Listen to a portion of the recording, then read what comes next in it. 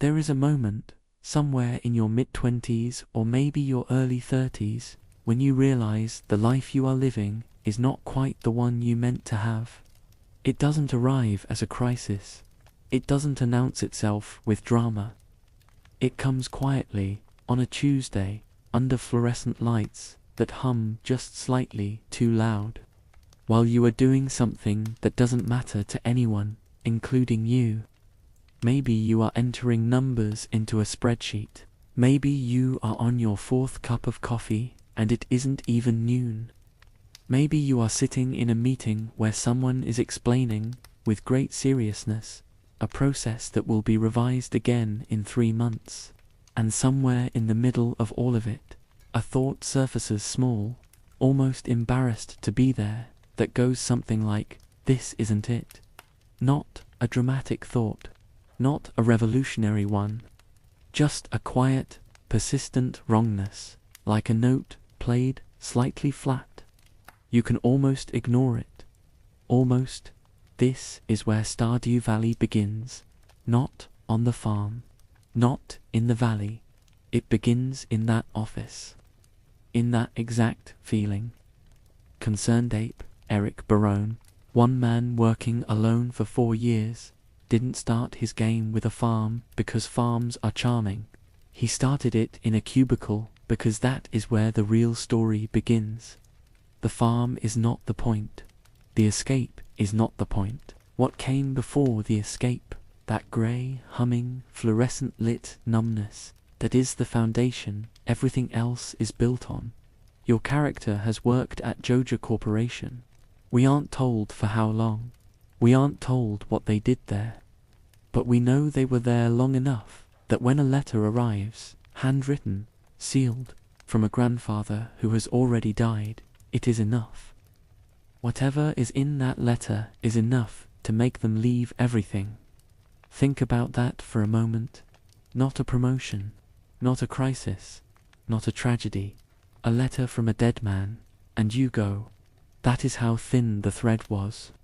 That is how close to the edge your character already was, before the game ever let you touch a watering can. The letter itself is simple. Your grandfather tells you that he has left you something. A plot of land in a place called Stardew Valley. He says that someday you'll feel that the world has become too much. He says that when that day comes, this farm will be waiting for you. He says, this is your gift. He wrote that letter before he died, sealed it, trusted that eventually you would need it.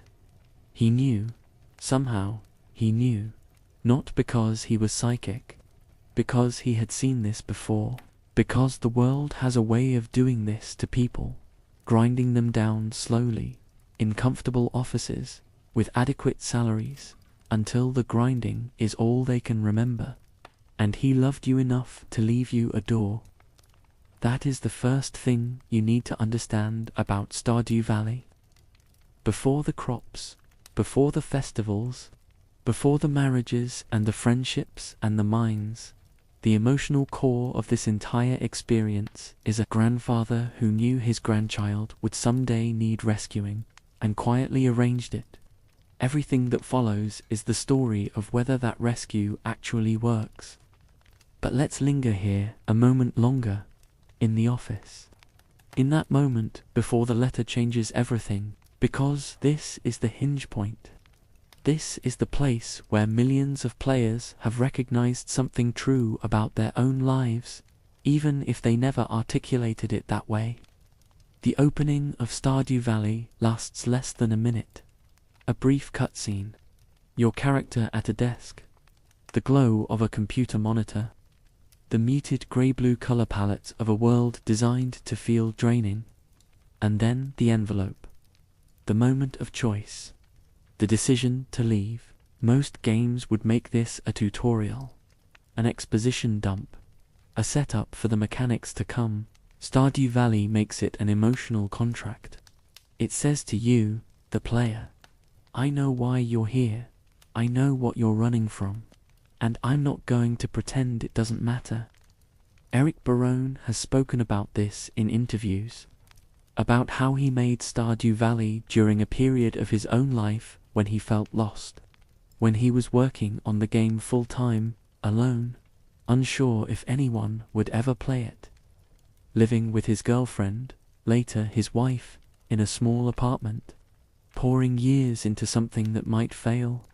The game is, in many ways, about the same thing he was doing while he made it, trying to build something meaningful in a world that often doesn't reward that kind of labor. Trying to create a space where care and attention and time spent slowly matter more than efficiency and scale and quarterly returns. The office your character works in is a Joja Corporation office. This is not a subtle detail. Joja is, within the world of Stardew Valley, the face of everything that went wrong, the entity that turned community into transactions, relationships into metrics, life into optimization, and your character worked there. You were part of it. Not the villain, but complicit. Not by choice, but by necessity. Because this is how the world works now. This is the shape of modern life for millions of people. And the game knows that, and it doesn't judge you for it. It just offers you a way out. The letter says your grandfather has left you the farm, but what he really left you was permission. Permission to stop. Permission to step off the treadmill. Permission to take seriously the quiet voice in your head that has been saying, for months or maybe years, that this isn't working, that something has to change, that if you don't do something different, you will wake up 10 years from now in the same chair, under the same lights, entering the same numbers, and the wrongness will have calcified into something you no longer even notice. Your grandfather knew this because he lived it. The game doesn't spell this out directly, but the implications are there in the margins. He had a farm in Stardew Valley. He left it. He must have had reasons, economic reasons, family reasons,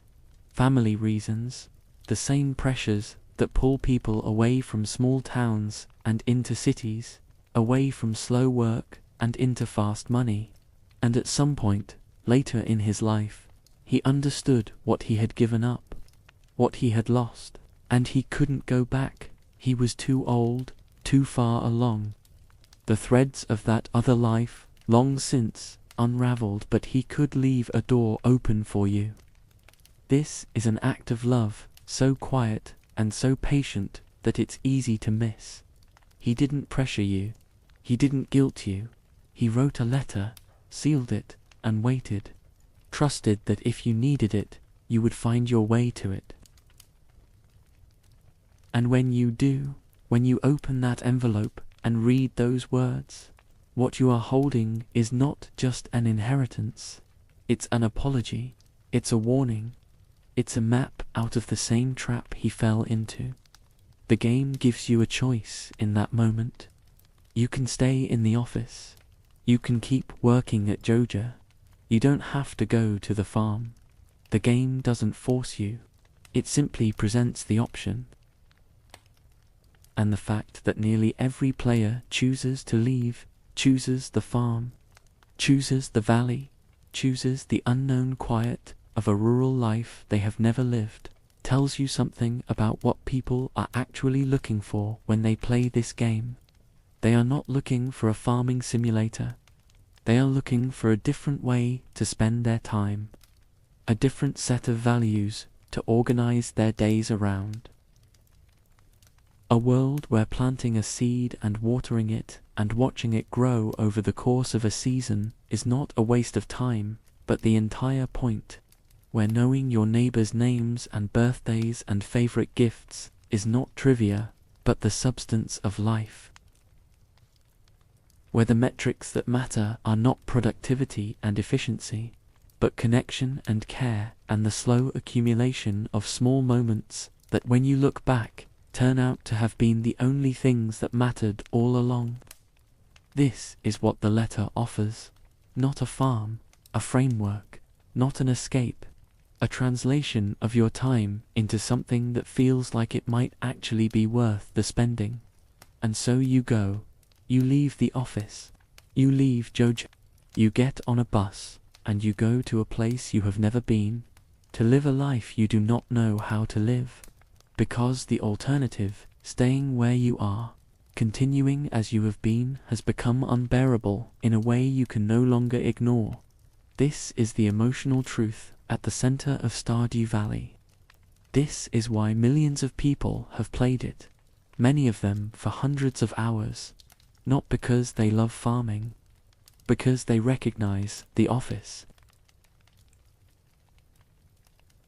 because they know the fluorescent hum, because they, too, have felt the quiet wrongness of a life that is perfectly fine and completely unsustainable at the same time. The game begins in that office for a reason. Everything that comes after the farm, the town, the people, the magic, the mines, the festivals, the seasons, the slow restoration of a community that was falling apart long before you arrived, all of it is downstream from that first moment, that recognition, that choice, that letter from a man who loved you enough to leave you a way out, even though he couldn't take it himself. Your grandfather is dead when the game begins. You never meet him. You never hear his voice.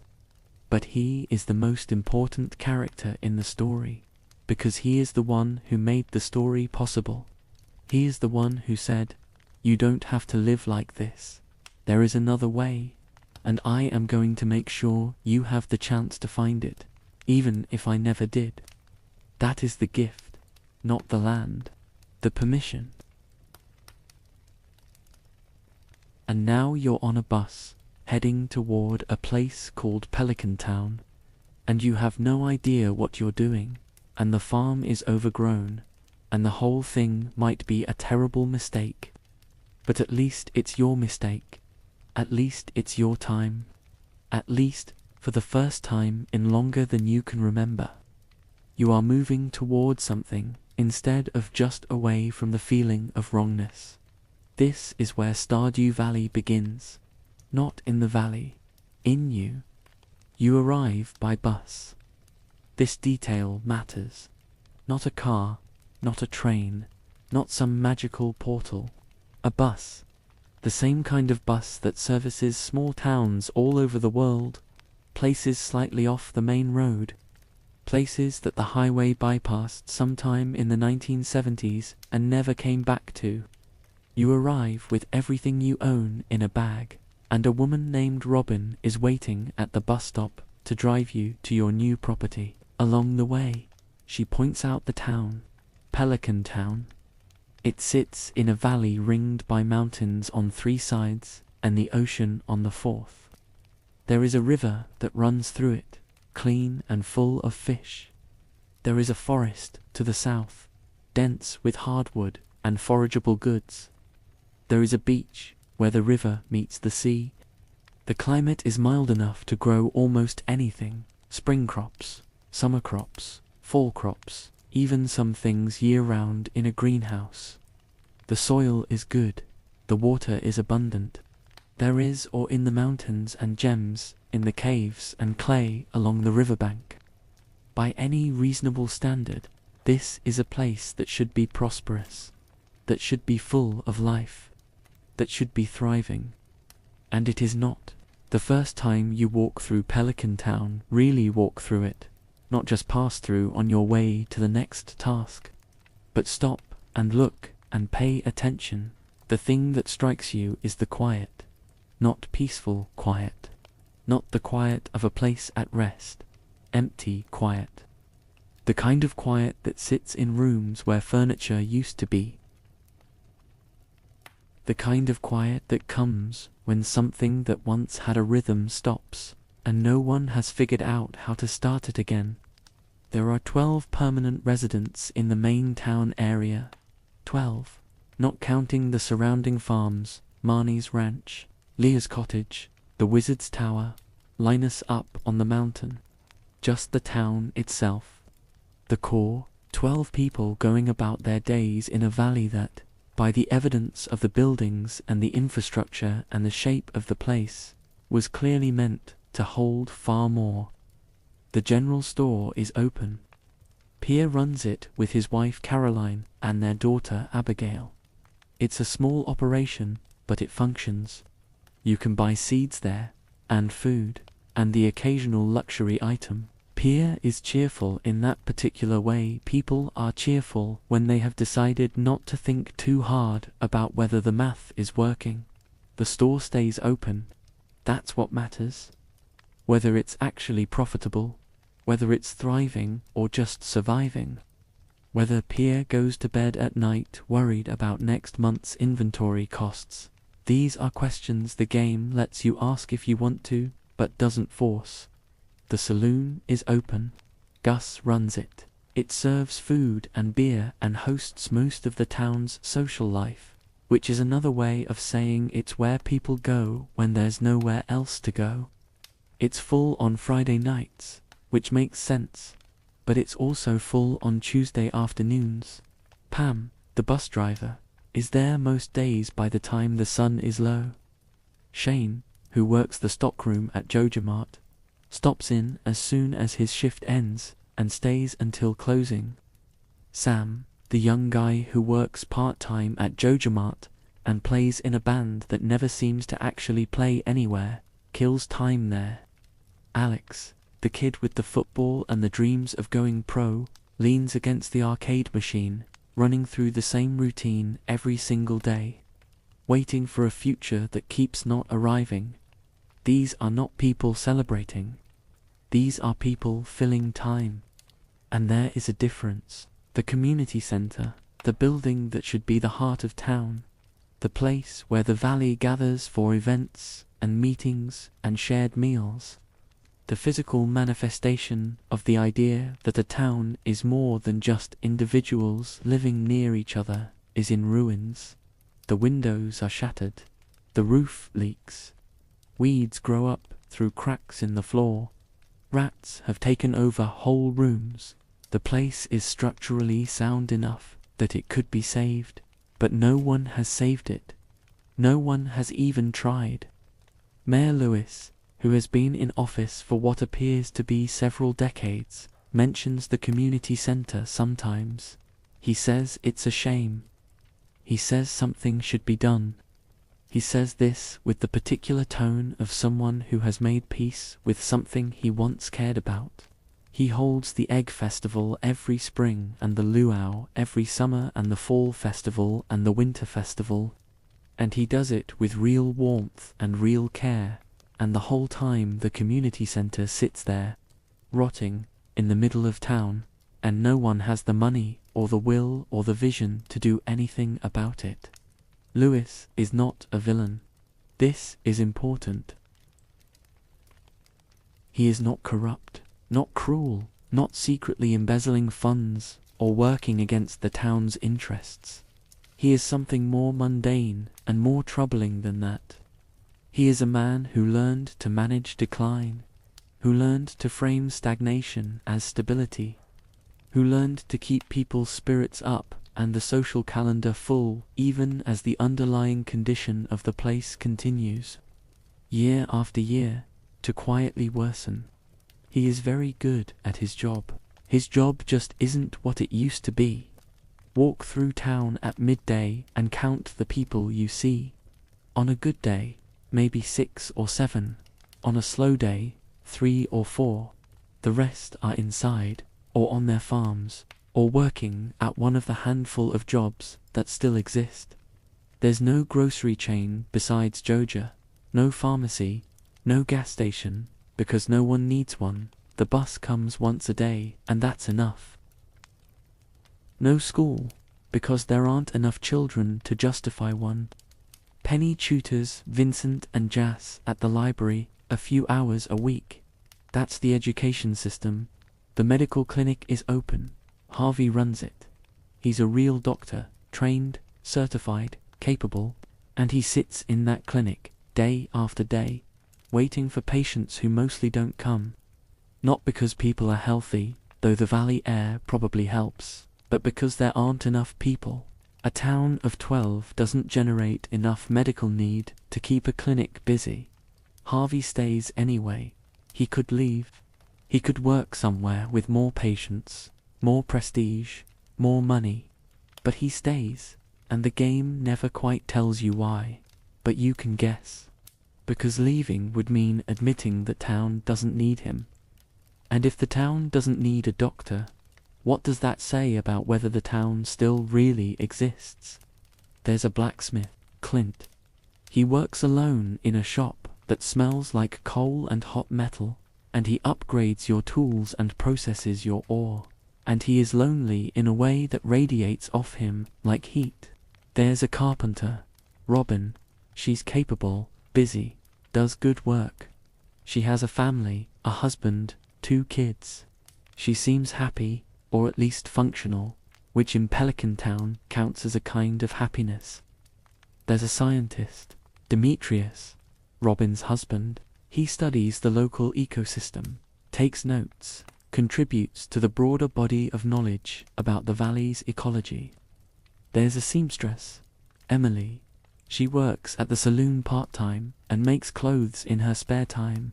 And she has this relentless optimism that feels both genuine and slightly desperate. Like she has decided that if she stays cheerful enough, the world might start reflecting it back. And then there's everyone else. Jody, raising 2 kids, largely alone, while her husband Kent is away at war. And when he comes back, when he finally comes home, he brings a version of war back with him, the kind that lives in sudden loud noises, and the look in his eyes when he's somewhere else entirely. Evelyn and George, the elderly couple who have been in the valley their whole lives, who remember when the place was different, when it was alive in a way it no longer is. George is in a wheelchair, bitter, frustrated, stuck in a house and a body and a town that all feel too small for the life he thought he'd have. Evelyn is kind in the way people are kind when they have decided that kindness is the only thing left they can control. And then there's Linus. Linus lives in a tent on the mountain, not because he's homeless in the sense of having nowhere to go. He has chosen this. Or at least, he says he has chosen it, and the game lets that be true if you want it to be true. But look closer and you see the way the town talks about him, the way he's tolerated but not included, the way people leave food for him like he's a stray animal, not a neighbor, the way he rummages through trash cans for supplies and no one stops him but no one helps him either. Linus is not a failure of the individual.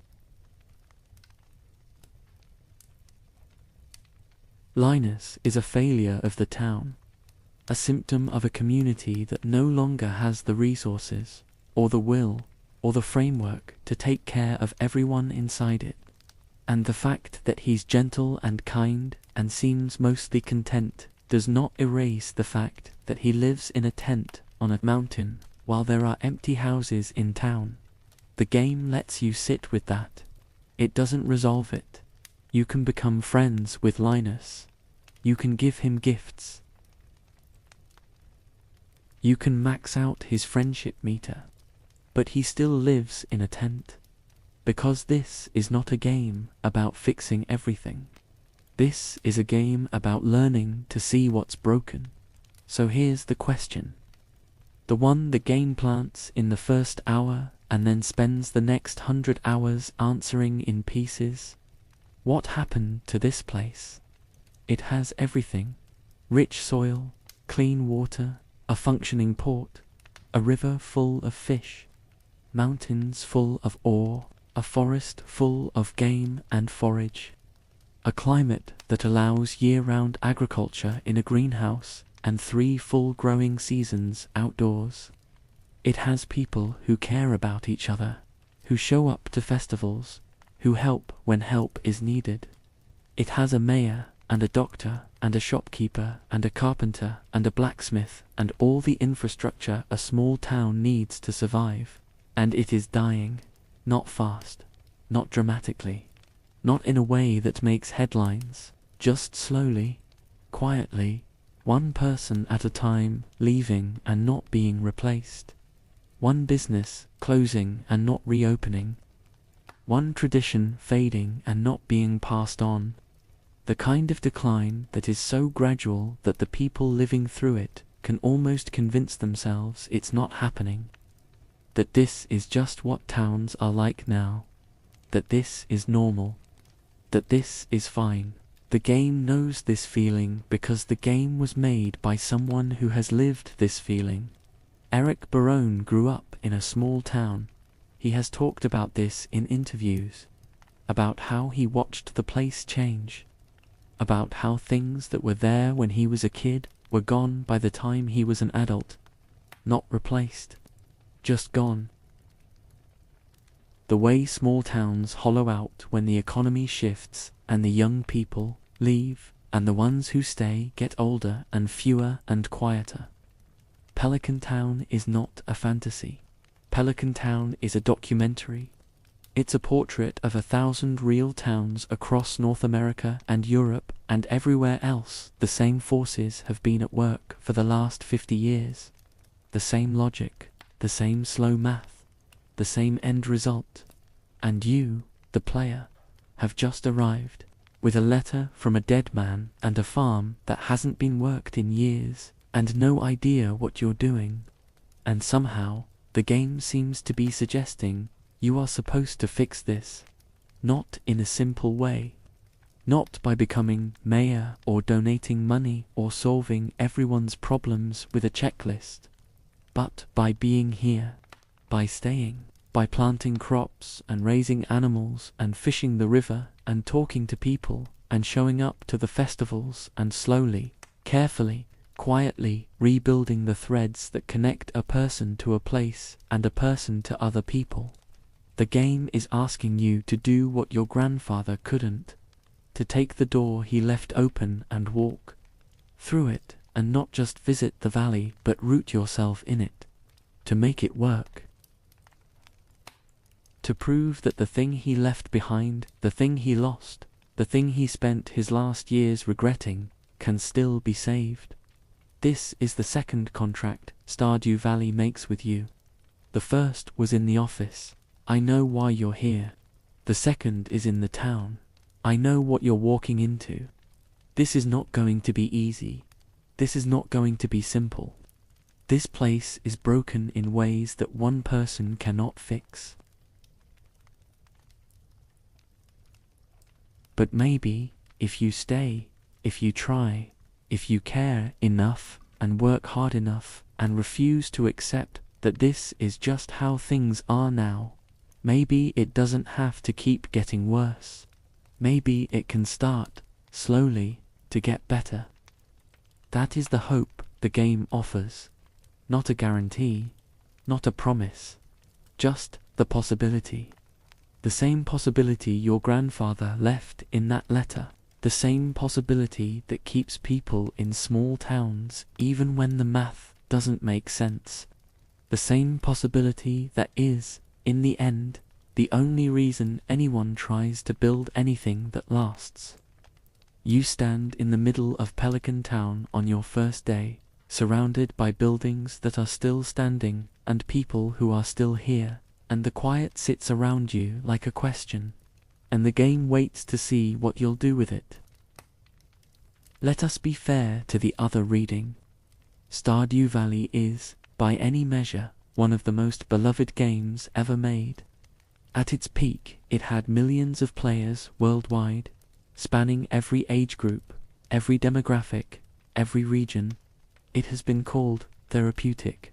It has been credited with helping people through depression, through grief, through burnout, through the particular modern exhaustion that doesn't have a clean, clinical name, but everyone recognizes the moment you describe it. Players describe returning to it the way you return to a favorite book, not for new information, but for the feeling of being held by something familiar and safe. And the feeling it offers is real. The music is genuinely beautiful. composed by ConcernedApe himself, every track. The spring theme with its gentle piano and the promise of new beginnings. The summer theme with its warmth and energy. The fall theme with its melancholy and richness.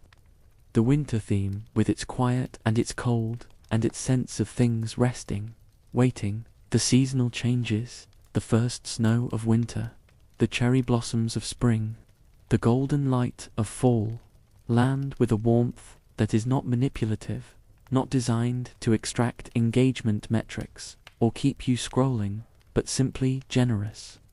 ConcernedApe made something that feels safe, something that feels like the word cozy was invented specifically to describe it. The dominant narrative around Stardew Valley, the one that exists in reviews and recommendation threads, and the conversations people have when they introduce it to a friend, goes roughly like this. It's a farming game.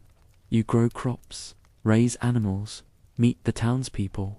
You can fish, you can mine, you can get married if you want. It's relaxing, it's charming. There's no real pressure. You can play at your own pace. It's the perfect game to unwind with after a long day. It's the opposite of stressful. It's healing. This is not wrong. It is genuinely all of those things. Millions of people have played Stardew Valley exactly this way and found exactly this experience. And it has given them genuine comfort and genuine joy and genuine rest in a world that offers very little of any of those things. But it is incomplete in a way that matters. The cozy reading of Stardew Valley requires you not to look too closely at Shane's dialogue after he's had a few drinks. It requires you to treat Linus living in a tent on the mountain as a quirky character detail rather than a portrait of a man the town quietly failed. It requires you to accept Pam's alcoholism as background flavor rather than a symptom of someone whose life stopped meaning something a long time ago, and who never found a way to start it again. It requires you to see Penny tutoring 2 children in a library instead of a school, and not ask why there's no school. It requires you to accept the community center being in ruins as a gameplay mechanic, a checklist of items to collect, bundles to complete, rather than a symbol of everything the valley lost before you arrived. The cozy reading requires, in other words, exactly the same thing that Mayor Lewis requires of the townspeople. That you manage your perception of the decline, that you attend the festivals and enjoy the good weather and appreciate the produce and the fishing and the relationships, and not ask too carefully why the town only has 12 people in it, why half the buildings are empty, why everyone seems to be either very young or very old, with almost no one in between. Why the one thriving business in town is JojaMart, the corporate chain, and the one independent shop is barely holding on. There is nothing wrong with playing the game on these terms. There is nothing wrong with taking Stardew Valley as the cozy farming simulator it presents itself as on the surface. Millions of people have done exactly that, and the game has been good to them, and they have been good to the game. And that exchange is real and valuable and worth defending.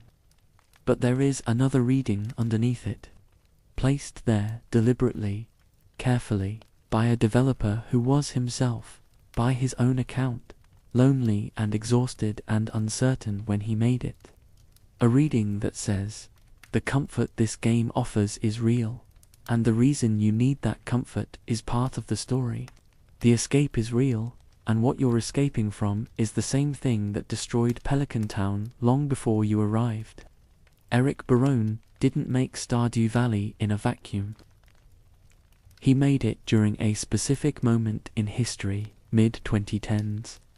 After the financial crisis, after the long, slow unraveling of the promise that hard work equals security, after a generation of people realized that the life their parents had is not going to be available to them at anywhere near the same cost, He made it while living in a small apartment, working on the game full-time with no income, supported by his girlfriend, who would later become his wife.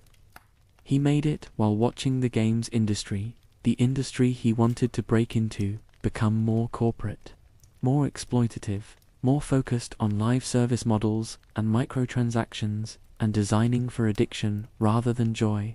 And he made a game about a person who works at a corporation and hates it, who inherits a farm in a dying town, and who has to decide whether to restore the community center, the symbol of collective care and local tradition, or side with Joja Corporation and turn it into a warehouse.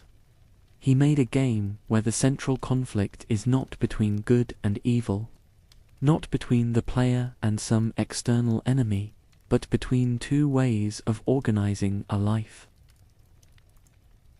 To frameworks for what matters, to answers to the question of what a community is for. This is not subtle, but it's easy to miss if you're not looking for it, because the game is so gentle, because it never preaches, because it lets you make your own choices and never punishes you for them, never tells you you're wrong, never frames itself as a moral lesson. You can complete the Joja route and the game doesn't stop you, it doesn't scold you. It just shows you what happens. The community center becomes a warehouse. The town continues to function. The people are still there. The festivals still happen. Everything is fine. Except it isn't fine. And the game trusts you to feel that, even if it doesn't say it. Stardew Valley is a game about restoration.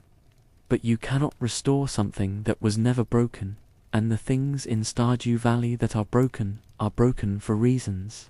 Reasons that have names. Reasons that rhyme with the office you left, and the letter that pulled you out, and the quiet wrongness of a Tuesday morning under fluorescent lights. The valley is not just charming. The valley is a mirror. And to look into it clearly, to see what it's actually showing you, you have to be willing to let go of the cozy reading just enough to see the other one underneath. Not instead of, underneath. The way a river has a surface and a current, and both are real, and both are part of the same body of water. The cozy reading says, this is a game about farming and friendship and finding peace in a simple life. The other reading says, this is a game about what happens to communities when the things that hold them together, shared space, collective care, local ownership, non-transactional relationships, are slowly replaced by systems that value efficiency and profit above all else. And it is also a game about whether one person, showing up and staying and caring and working, can make any difference at all in the face of that. Both readings are true. The game holds both. That is part of what makes it so effective. It offers you comfort, real comfort, and it also asks you to think about why you need that comfort. It gives you a farm and a town and a set of relationships that feel wholesome and good, and it also quietly insists that you notice what's missing, what's been lost, what had to break in order for this place to become what it is when you arrive. The popularity of Stardew Valley, the way it exploded, the way it became one of the most played games on Steam, the way it found audiences far beyond the typical farming sim demographic, tells you something. It tells you that millions of people recognized something in that office at the beginning, that they felt the same fluorescent hum, that they understood, on some level they might not even articulate, that the game was offering them more than just a nice farm and some cute animals. It was offering them a framework, a way to think about their own lives, a language for the thing they've been feeling, a story that says, you're not wrong to be tired, you're not wrong to want something different. You're not wrong to think that the way we've organized modern life might be fundamentally broken in ways that no amount of productivity hacks or self-care routines can fix. And then it says, here is a valley, here is a farm, here are some people. They're not doing great. The place is falling apart, but it's still here. And you can choose, if you want, to try, to stay, to care, to plant things and water them and wait, to show up to the festivals even when you're tired, to give gifts even when you're not sure it matters, to rebuild the community center one bundle at a time, one ingredient at a time, one small act of care at a time. You can choose to believe that it's possible, that one person staying and trying and refusing to accept that this is just how things are now can make a difference. Not a dramatic difference, not a world-changing difference, but enough of a difference that the place is a little better than it was, that the people are a little less alone than they were, that the threads connecting them to each other and to the place are a little stronger than they were. The game doesn't promise you this will work. It just offers you the chance to try. And millions of people have taken that offer, have planted those crops, have watered them, have shown up, have stayed, have cared, have completed the community center and restored the greenhouse and maxed out the friendships and married their chosen partner and had kids and built the perfect farm layout and done all the things the game lets you do. And in doing so, they've participated in a story that is both a fantasy and a documentary. A fantasy because, in real life, one person cannot save a dying town. A documentary because, in real life, the only thing that ever does save a town, when it's saved at all, is people choosing to stay and care and work, even when the math doesn't make sense. Stardew Valley sits in the tension between those two truths. It knows that the problems it's depicting, the hollowing out of rural communities, the replacement of local economies with corporate chains, the erosion of third spaces and collective care, are not problems one person can solve. And it also knows that the only way those problems ever get better, even a little bit, is if individuals decide those problems are worth their time and effort and care. This is the lie we tell ourselves, the one in the chapter title. Not that Stardew Valley is cozy and relaxing and a nice escape. That's true. The lie is that those things are all it is. That you can take the comfort without seeing the loss. That you can enjoy the farm without noticing the ruins of the community center. That you can build relationships with the townspeople without asking why there are so few of them left. The game is kind enough to let you tell yourself that lie if you need to. It never forces the other reading on you. It never makes you confront the implications if you don't want to. You can play Stardew Valley as a pure, cozy farming game for hundreds of hours and never once think about corporate consolidation or rural decline or the pre-systematic dismantling of the social structures that used to hold communities together. But the other reading is there, waiting, built into every detail. In the ruined community center and the empty buildings and the way Shane drinks, and the way Linus lives in a tent, and the way Mayor Lewis has learned to manage decline instead of fight it. In the fact that the only choice that feels truly wrong in the entire game, the one that lands with a sense of betrayal even though the game never tells you it should, is choosing Joja over the community center. The game knows what it's about. It just has the courtesy not to tell you directly. It trusts you to see it, or not see it, based on what you bring to it, based on what you need from it, based on what you're ready to look at.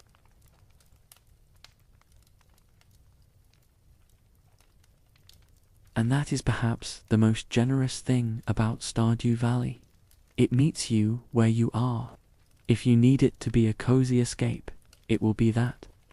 If you need it to be a meditation on community and care, and what gets lost when we optimize everything for efficiency, it will be that too. If you need it to be both at once, comfort and critique, escape and mirror, fantasy and documentary, it will hold that tension for you without resolving it. Because that tension is real. That tension is the thing we all live in. The need for comfort and the need to see clearly. The desire to rest and the refusal to accept that things have to be this way. The exhaustion and the hope. The grief and the possibility. Stardew Valley doesn't solve that tension. It just gives you a place to feel it. A farm, a town, a set of relationships, a ruined community center, and a choice about what to do with it. And then it waits to see what you choose, what you notice, what you care about enough to spend your time on. And in that waiting, in that space of choice, the game becomes whatever you need it to be, which is another way of saying it becomes true. There is a building on the east side of Pelican Town that doesn't match the rest of the architecture. It's newer, cleaner. The paint isn't weathered. The sign is backlit, bright, even in daylight. Blue and white, corporate colors, the kind that show up in every town, the same shade of blue, the same font, the same promise. Jojamart, you see it on your first day in the valley, and if you're paying attention, you notice something. It's the only building in town that looks like it belongs to the present. Everything else Pierre's general store, the saloon, the clinic, the blacksmith, even your grandfather's farmhouse, has the warning quality of things that have been there a long time, things that have weathered, things that have settled into the landscape. Jojamart looks like it was dropped there, like it arrived from somewhere else and never quite integrated. Which is exactly what happened. The game doesn't tell you when Jojamart opened. It doesn't give you a date. But the implications are there in the details. In the way Pierre talks about it, not with rage, but with resignation. In the way Mayor Lewis mentions it carefully, like someone trying not to acknowledge a problem they don't know how to solve. In the way the townspeople shop there, even though they know what it represents. Because it's convenient. Because the prices are good. Because sometimes convenience and price are enough to make you ignore what you're participating in. Jojamart is not evil in a cartoonish way. That would be easier. That would be simpler. That would let you fight it with a clear conscience and a straightforward moral framework. Jojamart is something more insidious than evil. Jojamart is efficient. It's open every day. It has everything you need. Seeds, fertilizer, tools, furniture, wallpaper, food. The prices are competitive. Sometimes better than Pierre's. The selection is wider. The hours are longer. If you need something at 8 p.m. on a Wednesday, Jojamart is there. Pierre's store is closed. From a purely practical standpoint, Jojamart makes sense. It serves a function. It fills a need. And in a town as small as Pelican Town, where options are limited and money is tight, that function matters. People shop there not because they're stupid or because they don't care. They shop there because the alternative is often worse. Higher prices, limited selection, inconvenient hours, or no option at all. This is how it works. This is how it always works. The mechanism is not mysterious. A corporation moves into a small town. It offers lower prices because it can, because it buys in bulk, because it operates at scale, because it can afford to undercut local businesses until those businesses close. It offers convenience because it can, because it has the capital to stay open longer hours, to stock more products, to build infrastructure that a local shop simply cannot match. And slowly, inevitably, the local businesses fold. One at a time, or they survive, barely, serving the customers who still choose them out of loyalty or principle, but never thriving, always one bad season away from closure. Pierre's shop is still open when you arrive, but Pierre is not thriving. Talk to him enough, and the cracks show. He worries about money. He worries about competition. He worries that the shop his family has run for generations might not make it through his tenure. And the worst part, the part that sits in his voice when he talks about it, is that he doesn't know what to do. There's no obvious solution. He can't match JojaMart's prices. He can't match their hours. He can't stock what they stock. The tools available to him, loyalty, quality, personal service, are real, but they're not always enough. Not against the sheer mechanical advantage of scale. This is what makes JojaMart such an effective villain in the game's structure. It's not a person. It's not someone you can confront. It's not evil in a way you can argue with. It's a system, a logic, a set of incentives that makes perfect sense from the inside and slowly erodes everything around it from the outside. JojaMart doesn't care about Pelican Town. That's not cruelty. That's not malice. JojaMart doesn't care about Pelican Town the way a river doesn't care about the shape of a stone. It's not personal. It's structural. JojaMart exists to generate profit for its shareholders. That is its purpose. That is what it was designed to do. And it does that very well. The fact that its presence makes it harder for Pierre to stay in business. The fact that it shifts spending away from local ownership and toward corporate extraction. The fact that it slowly changes the texture of the town from a place where people know each other to a place where people are customers. These are not failures of JojaMart. These are features. Predictable consequences of a system working exactly as designed. The game knows this. And the game is smart enough not to pretend the solution is simple. You arrive in Pelican Town, and eventually, after you've cleared some of the farm, after you've met some people, after you've started to feel the rhythms of the place, you receive a letter. Maurice, the manager of JojaMart, invites you to consider a membership. Become a Joja member, and you'll get discounts, access, convenience, and there's another option too, he mentions. If you're interested in community development, Joja is prepared to invest. They can improve the town, upgrade infrastructure, make things better. All it takes is money. Pay Joja and they'll handle everything. This is where the game presents its central moral choice, though it never frames it that way explicitly. It just offers you two paths. Path 1, restore the community center. Gather items, complete bundles, work with the Junimos, strange forest spirits who appear when you first enter the ruined building, and slowly, over time, bring the community center back to life. This path is slow. It's labor-intensive. It requires you to engage with the town, with the seasons, with the relationships between people and place. It requires fishing and foraging and farming and mining. It requires paying attention. It requires care. Path 2. Buy a Joja membership and fund the town upgrades through them. Pay money, a lot of money, but money you can earn, and Joja will handle the infrastructure improvements. The bus gets fixed. The minecarts get repaired. The bridge gets rebuilt. The greenhouse gets restored.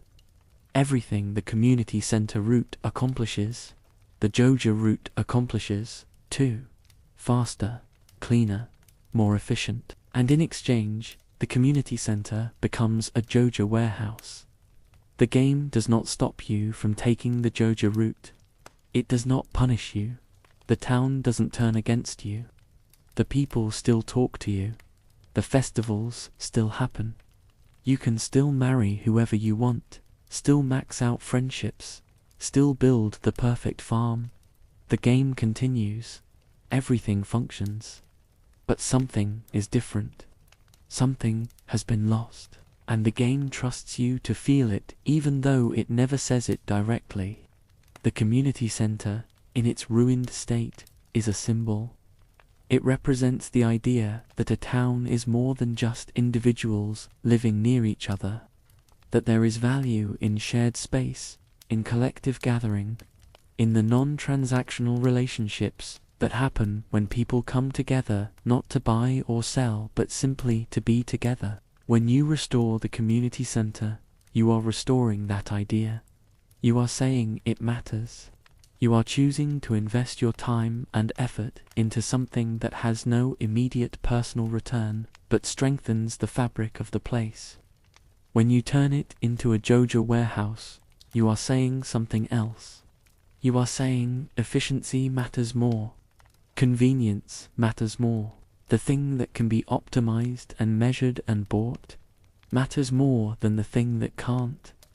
You are choosing the path that makes logical sense, that saves time, that gets results faster, and the town gets those results. The infrastructure improves. Everything works, but the center, the symbolic heart, the physical manifestation of the idea that people matter more than profit, is gone. Replaced by a warehouse, a storage facility for corporate goods. The space that used to be for gathering is now for inventory. This is the choice. And it's a real choice, because both paths have value. Both paths accomplish things. Both paths can be justified. That's what makes it effective. That's what makes it hurt when you choose Joja, even though the game doesn't tell you you should hurt. From a certain perspective, the Joja route makes sense. You're busy. You're trying to build a farm from nothing. You're one person with limited time and limited energy. The community center route requires you to complete 40 bundles across multiple seasons. It requires patience. It requires waiting for specific fish, specific forage items, specific crops. It requires you to engage with systems you might not care about: fishing, mining, animal husbandry. The Joja route lets you skip all that. Work the farm how you want. Make money, buy the upgrades. Done. And there's something seductive about that. About the idea that you can solve problems by throwing money at them. That you don't have to do everything yourself. That efficiency is not just acceptable, but preferable. The game lets you believe that if you want to, and then, quietly, it shows you what it costs. Maurice, the Jojamart manager, is not a villain in the traditional sense. He's polite, professional. He speaks in corporate language, synergies, opportunities, partnerships. He's doing his job. He's not trying to hurt anyone. He genuinely believes, or at least operates as though he believes, that Joja is good for Pelican Town. That investment is investment, regardless of the source. That economic development is economic development. And from his perspective, he's not wrong. Joja does invest. Joja does improve infrastructure. Joja does provide jobs. Shane works there. Sam works there. Without Joja, what would they do? Where would they work? The game doesn't provide easy answers to these questions, because there aren't easy answers. The problems Joja represents are not problems that can be solved by one person making different choices. They're systemic, structural, larger than any individual's moral framework can contain. But the game still asks you to choose. And it trusts that you'll feel the weight of that choice, even if you can't articulate why. When you complete the community center route, there's a ceremony. The whole town shows up. The Junimos do a little dance. The building transforms, clean, restored, full of life again. Mayor Lewis gives a speech about how this is what community means, about how people coming together can accomplish things that seem impossible. about how the town is stronger now than it was. And he's right. The town is stronger. Not because the infrastructure is better, though it is, but because the act of restoring the community center was itself an act of community.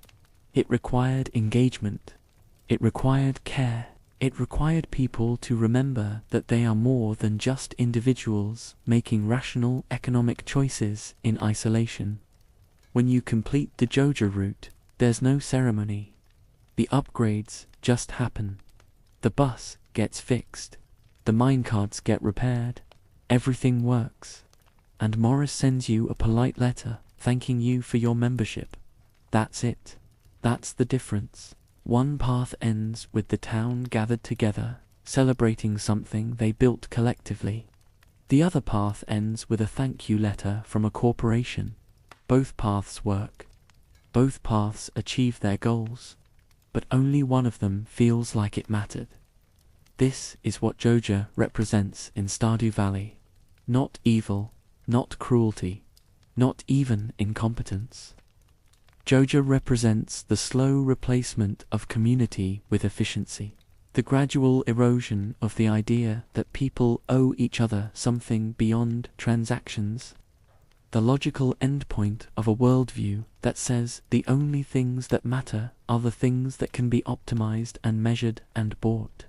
And the game doesn't tell you this is wrong. It just shows you what it looks like, and it trusts that you'll decide for yourself whether that's the world you want to live in. Most players choose the community center. Not all, but most. And that tells you something.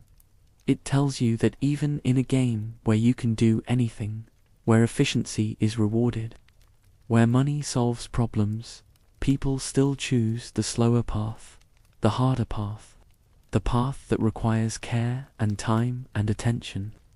They choose it not because it's easier, but because it feels right. Because somewhere deep down, they recognize that some things can't be optimized away without losing what made them valuable in the first place. Joja is still there at the end of the community center route. The building doesn't disappear. It's still open.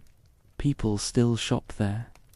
The game doesn't pretend that restoring the community center destroys the corporate presence. That would be fantasy. That would be wish fulfillment. The game is more honest than that. But something has changed. The town has an alternative now.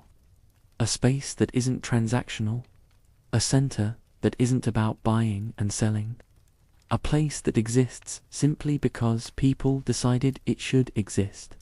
Because they cared enough to make it exist. Because they chose to believe that effort was worth something even though no one was going to pay them for it. That's the victory, not the destruction of Joja. The creation of something that can exist alongside Joja and offer a different answer to the question of what a town is for. And in that victory, quiet and incomplete as it is, the game plants its hope. There is a man in Pelican Town who doesn't want to talk to you. His name is Shane. He works at Jojamart, stockroom, mostly, stocking shelves, moving boxes, the kind of work that occupies your body, but not your mind, which is sometimes a blessing and sometimes the opposite. He lives with his Aunt Marnie on her ranch just outside town, along with his goddaughter, Jas, a small girl who is cheerful in the way children are cheerful when they haven't yet learned that the world might require otherwise. When you first meet Shane, he's rude. Not in a loud way. Not aggressive, just dismissive. Cold, he doesn't want to know you. He doesn't want to talk. He's at the saloon, or he's walking to work, or he's standing outside Marnie's ranch, staring at nothing in particular. And if you approach him, if you try to start a conversation, he makes it clear, leave me alone.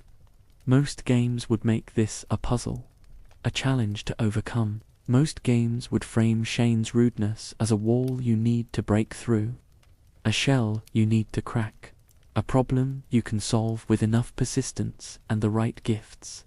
And Stardew Valley does have a friendship system. You can give Shane gifts. You can talk to him. You can, over time, increase your friendship level with him. The game has mechanics for this. But the game is also doing something else. Something quieter. Something that only becomes visible if you pay attention not just to what Shane says, but to how he says it, and when, and why. Shane is not rude because he dislikes you. Shane is rude because he is barely holding on and talking to new people, being friendly, engaging in the social niceties that small towns require. All of that takes energy he does not have. He's not being mean. He's triaging. He's deciding, consciously or not, that the limited energy he has needs to go toward making it through the day. And that doesn't leave room for strangers who just moved to town and want to be friends. This is a thing the game understands about depression that most media gets wrong. Depression is not always dramatic. It's not always visible. It doesn't always look like someone crying or lying in bed, unable to move. Sometimes it looks like someone going to work every day, doing their job, coming home, going to the saloon, having a few drinks, going to bed, and doing it again, over and over. A functional loop. A routine that works right up until it doesn't. Shane's routine works. He makes it to work on time. He does his job. He pays his bills. He helps take care of Jas. He shows up to family dinners at Marnie's. From the outside, Shane is fine. Tired, maybe, a little rough around the edges. But fine, except he's not fine. And if you persist, if you keep talking to him, if you give him the things he likes, hot peppers, pizza, beer, if you show up at the saloon on the right nights and trigger the right events, the game lets you see what's underneath. There's a cutscene. You find Shane on the cliffs above the ocean. It's night. He's standing at the edge. And when he turns around and sees you, when he realizes you've followed him, the mask drops. He tells you he was thinking about jumping. He tells you he doesn't see the point anymore. He tells you he feels like a burden, like everyone would be better off without him. He tells you he doesn't know why he's even still here. This is not a metaphor. This is not subtext. This is a man telling you, in clear language, that he has been thinking about killing himself. The game does not soften this. It does not frame it as a dramatic moment designed to tug at your heartstrings for emotional impact. It presents it plainly, honestly, the way someone in crisis might actually say these things if they trusted you enough, or if they were exhausted enough, or if they had simply run out of the energy required to keep pretending everything was fine. You can choose how to respond.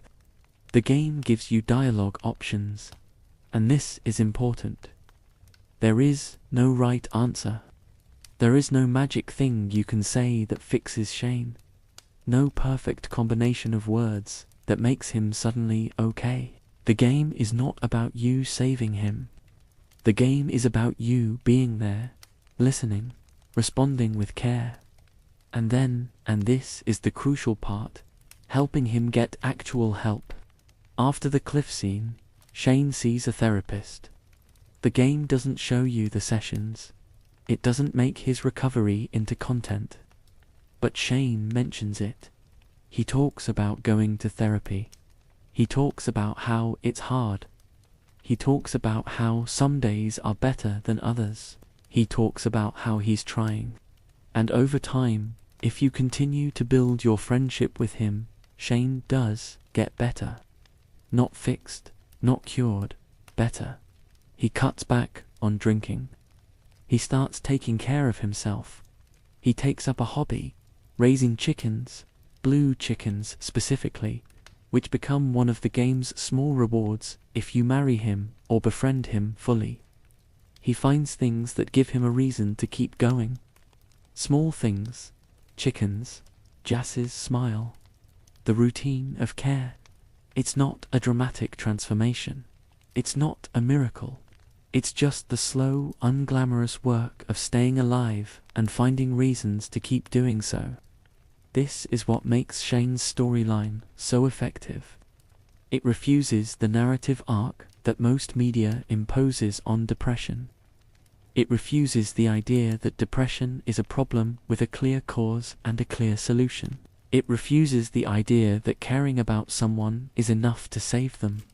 It refuses the fantasy that love or friendship or one good conversation can pull someone out of the hole. Shane's depression is not caused by Jojamart, though working there doesn't help. It's not caused by Pelican Town, though the isolation and decline probably don't help either. It's not caused by any one thing you can point to and fix. Shane is depressed because depression is a thing that happens to people, sometimes for reasons and sometimes for no reason at all. And the question is never why are you sad, but how do you keep going anyway? The game gives Shane tools, therapy, friendship, routine, purpose, small joys, and it shows him using those tools imperfectly, inconsistently, but persistently. Some days he's doing okay. Some days he's not. Some days he's back at the saloon drinking too much. Some days he's at home with his chickens, content. The game doesn't pretend recovery is linear. It doesn't pretend that because Shane had a breakthrough moment on the cliff, he's now fine forever. It shows recovery as what it actually is: ongoing work, daily work, work that doesn't end. And it does this without ever making Shane's depression into a character trait that defines him. Shane is not the depressed guy. Shane is a guy who likes gridball, who cares deeply about Jas, who has a complicated relationship with his Aunt Marnie, who works a job he hates because he needs the money, who has a crude sense of humor, who is protective of the people he cares about, who raises chickens, who used to have dreams he doesn't talk about anymore. He's a whole person, and part of being that whole person is that he has depression. It's part of the picture, not the whole picture. This is rare. This is important. Most media that depicts depression does so as a plot device. The depression exists to be overcome, to teach a lesson, to motivate a character arc, to create dramatic tension. Stardew Valley presents Shane's depression as a fact of his life, something he lives with, something he manages, something that shapes his experience but doesn't erase the rest of him. There's another layer to Shane's story that becomes visible if you pay attention to the broader context of Pelican Town.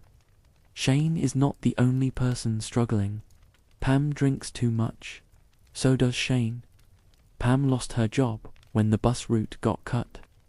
Shane works at Jojamart. Both of them are dealing with the same thing from different angles. The sense that the world they were supposed to be part of doesn't have a place for them anymore. That the life they thought they'd have isn't available. That they're trying to fit into an economy and a social structure that doesn't value the kind of work they can do or the kind of people they are. Pam used to be a bus driver. That was her job. That was her identity. And then the bus route closed, not because she did anything wrong, but because the infrastructure fell apart, because the money wasn't there, because the town declined. And what does a bus driver do when there's no bus to drive? She doesn't have other skills. She doesn't have savings. She doesn't have options. So she stays in Pelican Town, in her trailer, drinking, while her daughter Penny works as a tutor and tries to hold things together. Shane works at Jojamart, not because he loves it, not because it's fulfilling, because it's the job that's available, because someone has to pay for JS's needs, because he doesn't have other options either. And every day he goes to work in a store that represents everything that's wrong with the valley. And he stocks shelves, and he comes home, and he drinks, and he tries not to think too hard about what his life has become. The game doesn't say this directly, but it's there in the details. In the fact that Shane's storyline and Pam's storyline rhyme with each other. In the fact that both of them are dealing with the same underlying condition, a town that no longer has space for people like them, an economy that doesn't value their labor, a social structure that has quietly abandoned them while still expecting them to show up and function. And it's there in the fact that when you restore the community center, when you complete the bus bundle, Pam gets her job back. The bus starts running again. And Pam stops drinking as much. Not immediately, not perfectly, but noticeably, because she has a purpose again, because she has a routine that matters, because she's needed. The game is making an argument here, quietly, without preaching, but clearly. It's saying that some of what we call individual problems, depression, alcoholism, failure to thrive, are actually social problems, that people struggle not just because they're broken or weak or making bad choices, but because the structures that used to catch them have eroded, because the jobs that used to be available aren't anymore, because the communities that used to provide support and purpose and connection have hollowed out. Because we've built a world that optimizes for efficiency and profit and treats people as expendable. And then we're surprised when people start to crumble under the weight of that. Shane's story is not just about Shane. Shane's story is about what happens to people in a system that has stopped caring whether they make it or not. And the fact that therapy helps, that friendship helps, that routine and purpose and small joys help, that's all true. But it's also true that none of those things would be necessary if the underlying conditions were different. If the town was thriving instead of dying, if jobs paid enough and meant something, if people weren't so isolated, if the community center was still open and the bus was still running and the valley hadn't spent decades slowly falling apart. You can't fix Shane by yourself. You can be his friend. You can encourage him. You can support him. But the thing that actually helps Shane most in the game is not your friendship, as much as that matters. It's the restoration of the community. It's the fact that the town starts to come back together. It's the fact that when the community center reopens, when the bus runs again, when the infrastructure gets rebuilt, when the festivals start feeling like celebrations instead of just routines, people have more to hold on to, more reasons to stay, more threads connecting them to each other and to the place. Shane is still there at the end of the game. Even if you do everything right, he's still in therapy. He's still working through things. He's still dealing with depression. But he's also raising chickens and taking care of Jas and showing up to festivals and participating in the life of the town. He's still here. And in a game about a town that was dying, about a community that was falling apart, about people who were barely holding on, still being here, still trying, still finding small reasons to keep going, that's the victory. Not a dramatic victory, not a cinematic moment where everything gets fixed. Just the quiet, persistent, unglamorous work of staying alive in a world that doesn't make it easy. And the equally quiet, persistent, unglamorous work of building the kind of community that makes staying alive feel worth the effort. Shane's story is one of the heaviest in Stardew Valley, but it's also one of the most honest. It looks directly at the thing many games try to avoid or sanitize or turn into a redemption arc.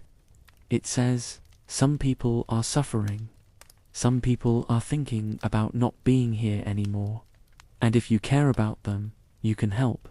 Not by saving them, not by fixing them, but by being present, by showing up, by building the kind of world where people have more to hold on to than just the next shift at a job they hate. This is the same argument the game is making everywhere else. The same structure, the same hope that one person can't save a dying town, but one person showing up and staying and caring can be part of what makes the town worth saving. That the threads connecting people to place and to each other are fragile and often broken, but they can be rebuilt slowly, one small act at a time. That the systems that broke these things are larger than any individual, but the work of rebuilding has to start with individuals deciding it's worth doing. Shane is still here, the town is still here, and that is, in the end, what the game is about. Not fixing everything, not solving every problem, just making sure that the people and places that matter have a chance to keep existing, to keep trying, to keep finding small joys in a world that often feels like it's running out of them. That's the game's hope. Quiet, unglamorous, incomplete, but real. And it starts with a man on a cliff, and you choosing to be there when he needs someone. Not because you can save him, because no one should have to stand on that cliff alone. There is a hole in the mountain north of Pelican Town. You find it early in the game, usually in your first week or two. The entrance is blocked at first, rocks and debris, the accumulation of years of neglect. But once you clear it, once you step inside, you discover something that doesn't quite fit the cozy farming aesthetic the game has been carefully constructing. The mines go down, deep, 120 floors deep. Though you don't know that at first. You know only that there's a ladder at the end of each floor leading further down, and that the deeper you go, the darker it gets, and the more dangerous, and the more valuable the resources you find. This is not decorative. This is not flavor. The mines are a fully realized system. Combat, resource gathering, progression mechanics, monsters that get harder as you descend, ores that get rarer and more valuable, gems hidden in rocks, geodes to crack open. A structure that rewards time and risk and skill, and the game never explains why they're there. Oh, there are hints, fragments of lore scattered around if you look.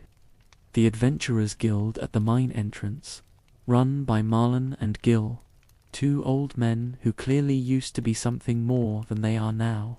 The museum, where Gunther accepts the artifacts and minerals you bring him and slowly fills in the collection. Each item with a small description that suggests history. The traveling cart merchant who appears in the forest on Fridays and Sundays, selling rare goods, mentioning things about the valley's past in passing. The wizard in his tower, who sees things others don't, who knows about the Junimos and the magic that still lives in the valley even though most people have stopped believing in it. The mines were active once, that much is clear. There was infrastructure, there was industry, people worked here, extracted or processed it, sold it. The mines were part of the valley's economy, part of what made it prosperous. And then, at some point, the mines closed, not destroyed, not collapsed, just abandoned, left to fill with monsters and darkness and the slow decay of places no one visits anymore. The game doesn't tell you when this happened. It doesn't tell you why, but the implications are there if you're paying attention. The mines closed around the same time everything else in Pelican Town started to decline. The same slow economic shift that made Jojamart necessary and killed the community center also killed the mines. The same forces. Mining is hard work, dangerous work, physical work, the kind of work that used to employ whole towns, that used to be the economic engine of rural communities all over the world. and then the economics shifted. Cheaper or from elsewhere. Automation, consolidation, safety regulations that made small operations unviable. 1,000 small pressures that add up to the same thing. The mine isn't profitable anymore, so it closes, and the people who worked there find other jobs if they can, or leave if they can't, and the infrastructure sits there, empty, waiting for someone to need it again. Except no one does. Because the world moved on.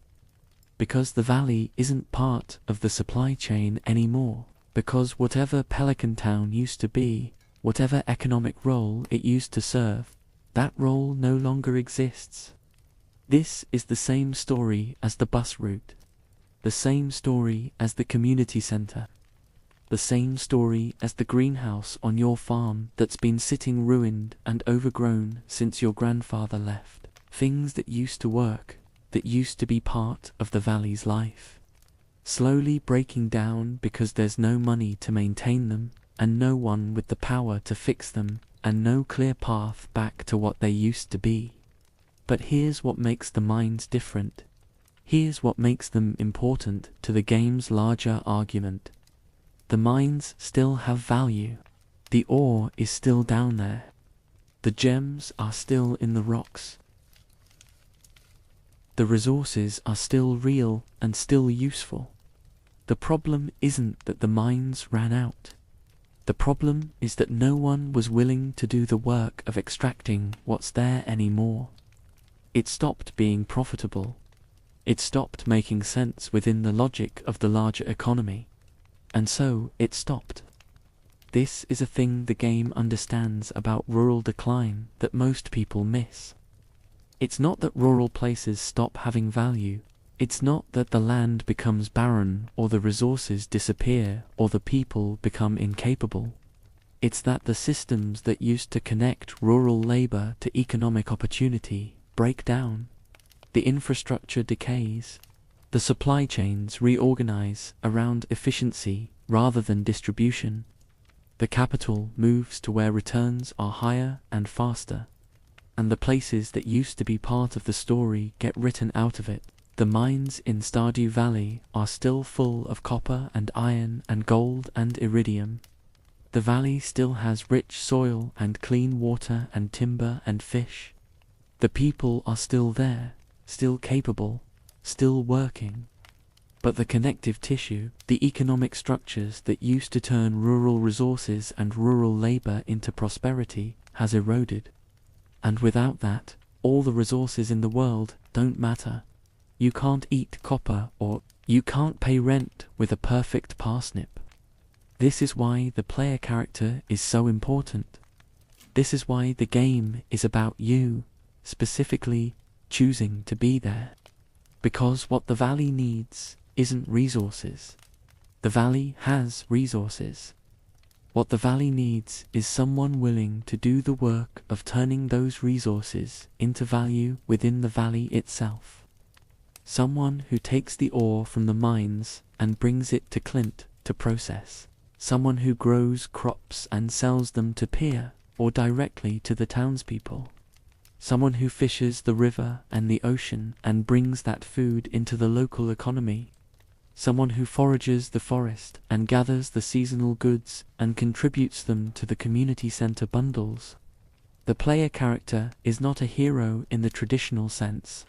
You don't save the town by defeating a villain or solving a mystery or making one dramatic choice that fixes everything.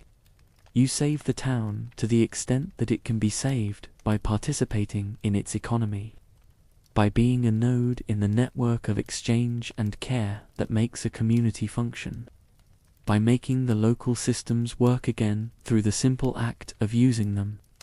This is what the mines represent in the game's structure. They're not just a gameplay system. They're not just a place to get resources and fight monsters. They're a symbol of everything that broke, of all the infrastructure that still exists, still has value, but stopped being part of the valley's life because the broader economy stopped caring whether it existed or not. And when you go into the mines, when you descend those floors, when you fight those monsters, when you bring that ore back up to the surface and take it to Clint's forge, you're not just gathering resources, you're making the mines matter again. You're reactivating a part of the valley's economy that had been dormant. You're proving that the work is still valuable, even if the systems that used to recognize that value have moved on. There's a poetry to the fact that the mines are full of monsters, that the deeper you go, the more dangerous it becomes, that you have to fight for every piece of ore, every gemstone, every resource, because that's the reality, isn't it? The work of keeping a rural community alive is dangerous. It is hard. It requires constant effort, constant vigilance, constant fighting against the forces, economic, social, structural, that want to let these places fade into nothing. The monsters in the mines are not metaphors for corporations or capitalism or any specific villain. The monsters are just the ambient danger of a place that has been abandoned. The natural consequence of letting infrastructure decay. When you stop maintaining something, when you stop caring for it, it fills with things that don't care about you either. And getting it back requires going down into that darkness and fighting your way through it. This is hard in the game. Genuinely hard. The mines are one of the most challenging parts of Stardew Valley, especially early on when you don't have good equipment or much health or experience with the combat system. You die sometimes. You lose items. You have to go back. You have to try again. You have to get better at reading the enemies, at managing your resources, at knowing when to push forward and when to retreat. And that difficulty is part of the point. The game is saying, this is not easy. Restoring something that's been broken for a long time is not a simple matter of deciding to care. It requires skill. It requires persistence. It requires risk. You might fail. You might lose things. You might have to start over. But if you keep trying, if you keep going back down, if you learn and adapt and refuse to accept that the mines are just going to stay dark forever, eventually you get to the bottom. Eventually you find the rarest ores. Eventually the work starts to pay off. There's another layer to the mines that becomes visible later in the game, once you reach floor 120. Once you get to the bottom of the original mines, you unlock access to the Skull Cavern in the desert, a place even more dangerous, even more resource-rich, even deeper. Infinite, actually, no bottom. You can keep descending forever if you're good enough and brave enough and have enough resources to sustain the dive. The Skull Cavern is not necessary. You don't have to go there.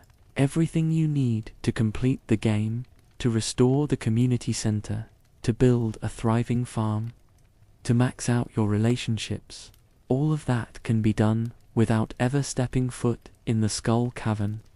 It's optional, extra, for the players who want more challenge, more risk, more reward, but it's there, and its presence says something. It says, there's always more.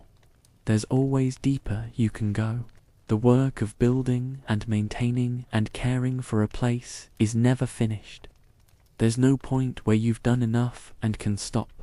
The valley will always need attention. The systems will always require maintenance. The darkness will always be there, waiting to creep back in if you stop fighting it. This is both exhausting and true, and the game doesn't pretend otherwise. But here's the thing, the game also knows. You don't have to do it alone. The Adventurers Guild is there. Marlon and Gil are there. They give you quests. They offer rewards. They're proof that other people have fought this fight before. That the work you're doing is part of a longer tradition. That you're not the first person to descend into the darkness and try to bring something valuable back up. Clint is there. He upgrades your tools. He processes your ore. He's the connection between the raw resources you extract and the useful tools that make the rest of the work possible. Without Clint, the ore is just ore. With him, it becomes the pickaxe that lets you go deeper, the hoe that lets you farm more efficiently, the axe that lets you clear the forest. The museum is there. Gunther is there, collecting the artifacts and minerals you bring him, preserving the history of the valley, making sure that what you're uncovering doesn't just disappear again. The museum is another form of community infrastructure, not economic, but cultural. A place that says, what happened here matters. What's buried here matters, and someone needs to remember it. And the other townspeople are there. They don't go into the mines. They don't fight the monsters. But they benefit from the fact that you do. They buy the ore and gems you sell. They eat the food you grow with the energy you needed to survive your trips underground. They live in a town that's a little more prosperous, a little more connected, because someone is doing the hard work of making the valley's dormant resources valuable again. This is the structure. This is how it works. Not one person saving everything alone, but one person doing the work that makes other people's work possible. One person reactivating systems that others can then use. One person going into the darkness so that the light in town can stay on a little longer. The mines remember what the valley used to be. They remember prosperity. They remember industry. They remember being part of something larger, and they sit there, dark and full of monsters, waiting for someone to remember them back. When you descend into the mines, when you clear floor after floor, when you bring the ore and gems back to the surface, you're not just playing a mini-game. You're not just optimizing a resource-gathering loop. You're participating in an act of recovery. You're saying, this place mattered once. It can matter again. The work is hard and dangerous and never finished, but it's worth doing anyway. Because the alternative is letting the darkness win. Letting the infrastructure decay completely. Letting the valley become nothing but a place people used to live, back when it made economic sense to be there. The mines are still there. The ore is still there. The work is still there. And as long as someone is willing to do it, the valley still has a chance. That's what the mines remember. And that's what they teach you, one brutal flaw at a time. Let's talk about what happens when you fall in love in a dying town. Stardew Valley has 12 marriageable characters. 6 women, 6 men, each with their own personality, their own daily routine, their own likes and dislikes, their own story. You can befriend them. You can romance them. You can, eventually, marry one of them and have them move onto your farm. This is a feature that most farming sims have. It's part of the genre. Harvest Moon had it. Rune Factory had it. The pattern is established. You arrive in a new place. You meet eligible singles. You court one. You marry them.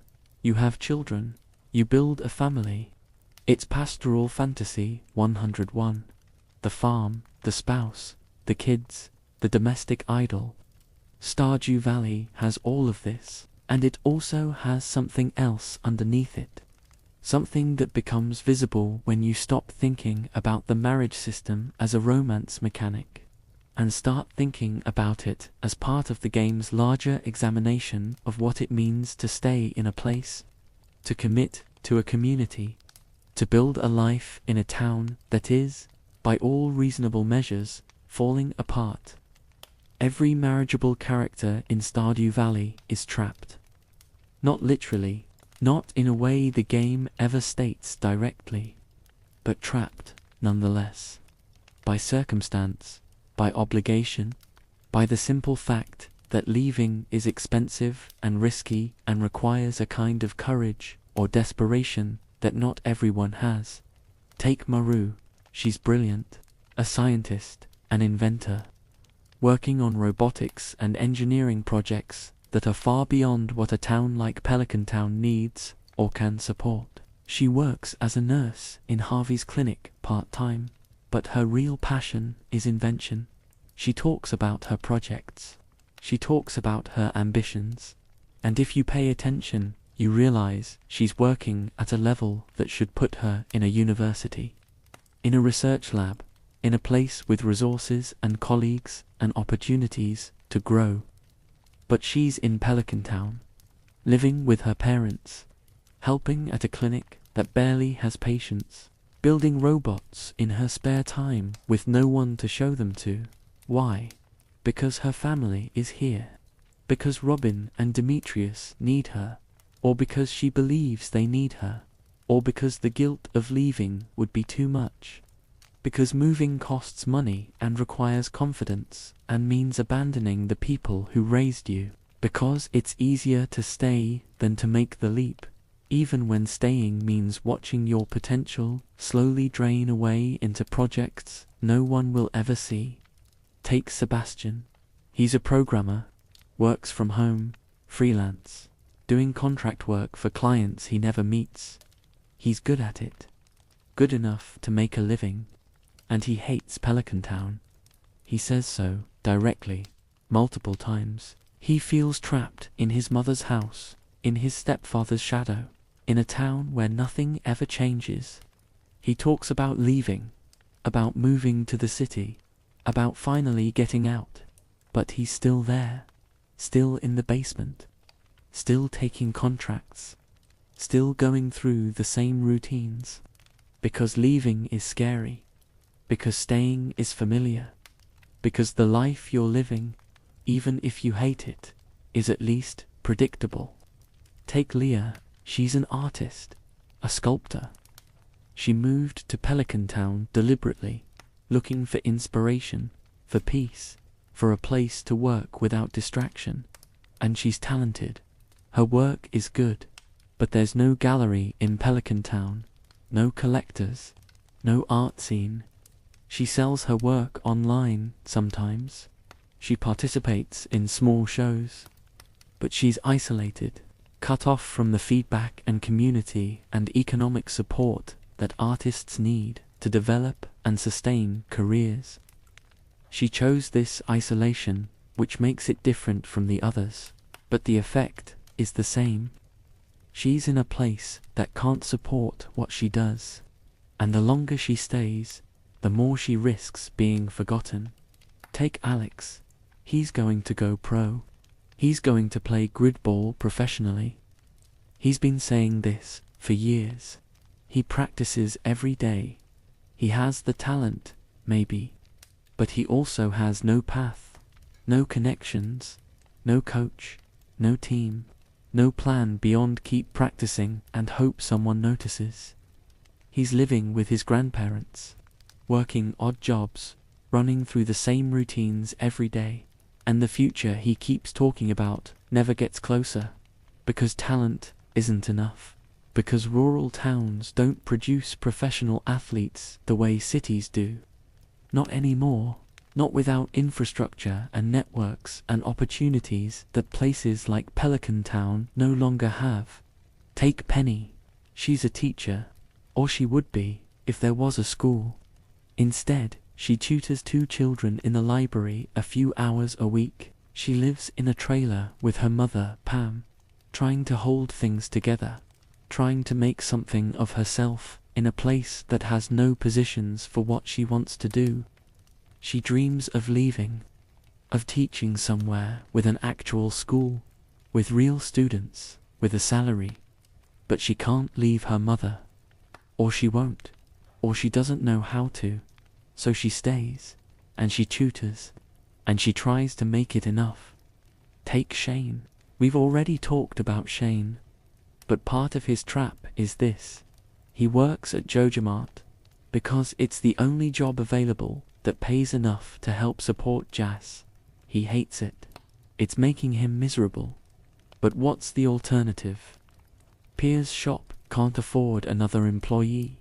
The clinic doesn't need another worker. The town has no other businesses. So Shane stocks shelves and drinks and tries to make it to tomorrow, over and over.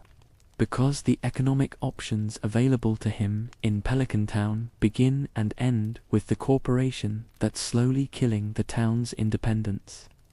Every single marriageable character is dealing with some version of this.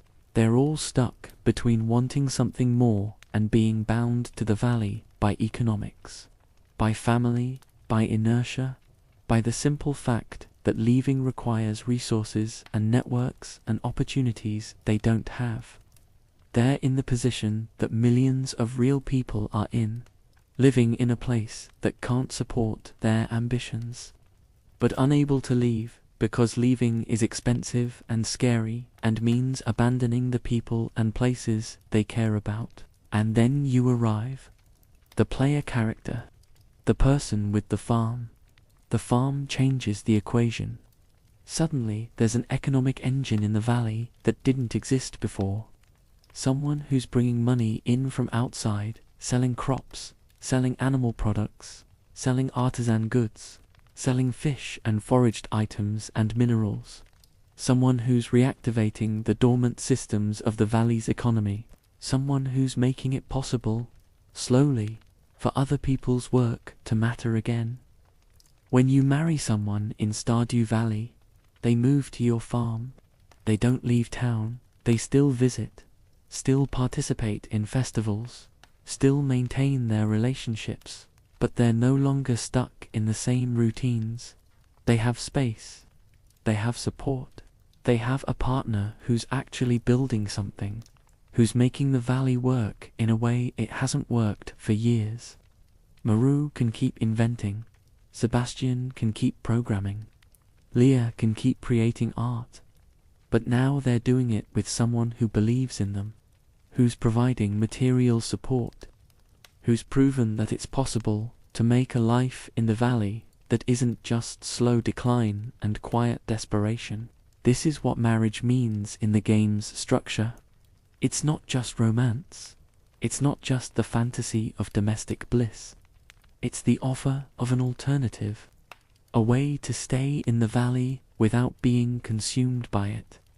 A partnership that makes staying feel less like giving up and more like choosing to build something together. The game is very careful about this. Your spouse doesn't stop being themselves when they move in. They keep their interests, their fears, their struggles. Sebastian still misses the city sometimes. Maru still works on her projects. Shane still goes to therapy. Marriage doesn't fix anyone. It doesn't solve their problems. But it changes the context those problems exist in. It gives them a base, a partnership, someone who's actively working to make the valley better, and who wants them to be part of that work. There's something quietly radical about this. The game is saying that individual ambition and community commitment don't have to be in opposition, that you don't have to choose between having a meaningful career and staying connected to the place you're from, that with the right support, with the right economic foundation, with the right partnership, people can build lives that honor both their ambitions and their roots. But, and this is important, the game only makes this possible because the player character is doing the work. The farm is thriving. The community center is being restored. The town is stabilizing. The marriage works because it's happening in the context of a broader revitalization. If you married someone and then just stopped farming, stopped engaging with the town, stopped doing the work, the marriage would be hollow, a fantasy, an escape into domesticity that doesn't actually address the underlying conditions that made everyone feel trapped in the first place. The game doesn't let you do this. Or rather, it lets you, but it quietly shows you the difference. If you focus only on your marriage, only on your domestic life, the town stays broken, the community center stays ruined, Jojamart stays dominant, and your spouse, living on your farm, is just trapped in a different location. Still cut off, still isolated, still in a valley that's dying. But if you keep working, if you keep farming and fishing and mining and gifting and talking to people and completing bundles and building relationships, then the marriage becomes part of something larger. Your spouse isn't just living with you. They're part of a community that's coming back together. They're part of a story that's moving from decline toward possibility. This is what makes Stardew Valley's marriage system more than just a feature. It's integrated into the game's central argument that relationships matter, that commitment matters, that choosing to stay and build a life with someone in a place that needs you is not giving up on your dreams. It's redefining what dreams can look like. It's saying that a meaningful life doesn't require leaving for the city, climbing a corporate ladder, optimizing for individual achievement at the cost of connection. A meaningful life can be built here, in this small town, with this person, doing this work. But only if the work gets done. Only if someone is willing to fight for the valley. Only if the systems of care and economy and community are rebuilt, slowly, persistently, one small act at a time.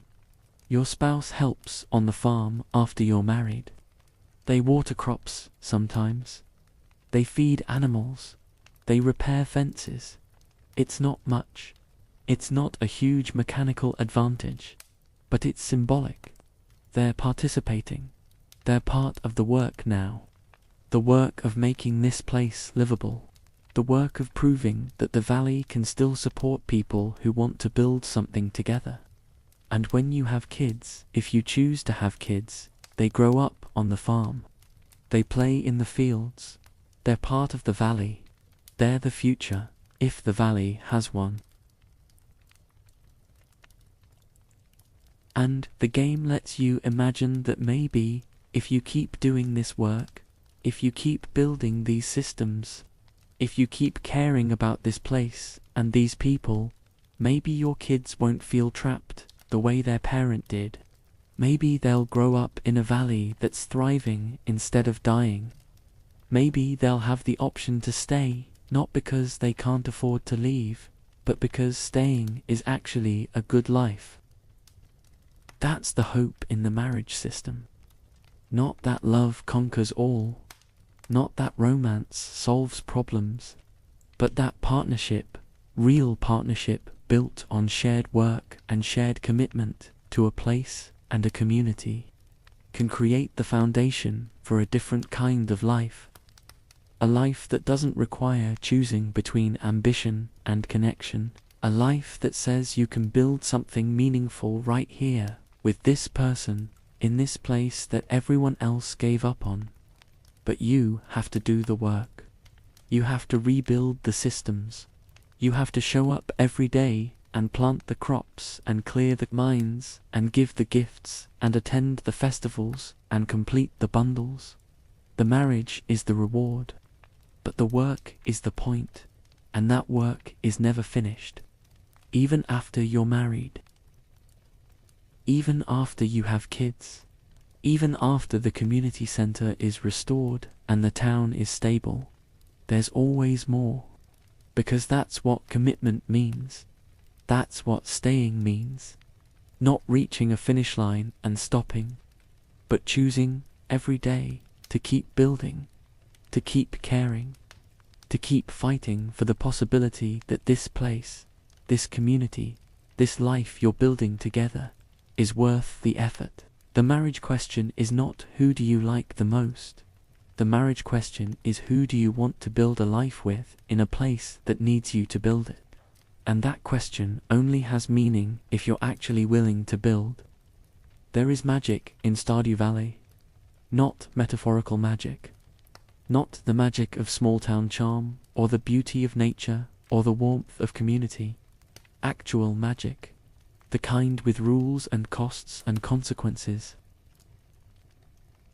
The kind that most people in Pelican Town have stopped believing in. Even though it's still there, still working, still shaping the valley in ways they no longer notice. The wizard lives in a tower at the edge of the forest. His name is Magnus Rasmodius, though most people just call him the wizard. He's been there longer than anyone can remember. Longer than the town has been declining. Longer than longer, probably, than most of the current residents have been alive. He doesn't come into town. He doesn't participate in festivals. He exists at the periphery, acknowledged but not integrated, the way small towns often have one person or place that everyone knows about but no one quite knows what to do with. You meet him early in the game, though the game doesn't force the meeting. You can ignore the wizard completely if you want. You can play through the entire game without ever stepping foot in his tower. But if you do visit, if you approach the door and trigger the cutscene, he recognizes you immediately. He's been waiting for you. He knew you would come. Because he knows things about the valley, about the forest, about the forces that used to sustain this place before most people forgot they existed. The wizard is the one who explains the Junimos to you. The Junimos are the forest spirits. Small, apple-shaped creatures with wide eyes. They live in the forest, unseen by most humans. They used to be part of the valley's life. They used to work alongside the people here, helping with harvests, maintaining the balance between human settlement and natural world, keeping the magic of the place alive. There are murals in the community center, faded, barely visible, that show them, evidence that people used to know, used to remember, used to honor the relationship, and then people stopped. They forgot. They stopped believing. They stopped maintaining the community center, stopped performing the rituals of care and offering that kept the connection alive, and the Junimos withdrew. Not out of anger, not as punishment. They simply stepped back, became invisible, waiting for someone who remembered, waiting for someone who would do the work of reconnection. That someone is you. When you first enter the ruined community center, when you see the golden scroll that appears in a flash of light, when you bring it to the wizard and he translates it, this is the moment the game makes explicit what it's been implying all along. The valley is not just a physical place. It's a living ecosystem of relationships. Between people and land, between present and past, between the material work of farming and the immaterial work of care. And those relationships have been broken, not destroyed, not gone, but dormant, waiting for someone to remember how to speak the language. The community center bundles are that language. Each bundle is an offering, a collection of specific items, crops, foraged goods, fish, minerals, artisan products that represent the valley's abundance. When you complete a bundle, when you place those items on the altar, the Junimos appear. They perform magic. They restore part of the community center. And in doing so, they restore part of the valley's infrastructure. The bus route, the minecarts, the greenhouse, the bridge. This is the game's central metaphor made literal. The work you do on the farm, planting, harvesting, fishing, foraging, crafting, is not just economic, it's ritual. It's the practice of attention and care that makes a place alive. And when you bring the fruits of that work to the community center, when you offer them up, not for profit, but for restoration, the magic responds. The invisible forces that have always sustained the valley, the ones most people stop believing in, become visible again. They work alongside you. They help. They make possible things that would be impossible through material effort alone. This is why the Joja route feels wrong, even though the game never tells you it does. when you buy a Joja membership, when you pay money to have the infrastructure restored. You're solving the material problem. The bus gets fixed. The bridge gets rebuilt. Everything functions. But you're not doing the ritual work. You're not making the offerings. You're not speaking the language that connects human effort to the valley's deeper life. You're treating the community center as a building instead of a relationship. And so the magic doesn't respond. The Junimos don't appear. The restoration happens without them. Which means it's just construction. Just capital. Just one more transaction in a world that's already too full of transactions. The game is saying something here about the difference between fixing and healing. Fixing is material, mechanical. You identify the problem, you apply resources, you restore function. Healing is deeper. It requires understanding the relationship that broke, not just the thing that's broken. It requires participation in the systems of care and reciprocity that sustain life. It requires remembering that some things can't be bought, only earned through the slow accumulation of attention and offering. The wizard understands this. He's been keeping the knowledge alive while everyone else forgot. He's been maintaining his practice, his potions, his magic, his understanding of how the valley actually works, even though it makes him strange. Isolated, the weird guy in the tower that people acknowledge but don't really engage with. He's been waiting for someone who would listen, someone who would do the work. And when you show up, when you prove you're willing to gather the items and complete the bundles and honor the old ways even though no one explained them to you, he helps. He gives you access to his tower. He teaches you things. He sells you magic items. He becomes an ally, not because you paid him, because you demonstrated that you understand or are willing to learn the kind of work the valley actually requires. There's a detail in the wizard's backstory that becomes visible if you pay attention to the dialogue. If you complete certain quests, if you reach high enough friendship levels with certain characters. The wizard used to have a wife. She left him, or he drove her away, or something broke between them. The details are vague, deliberately so, but the implication is clear.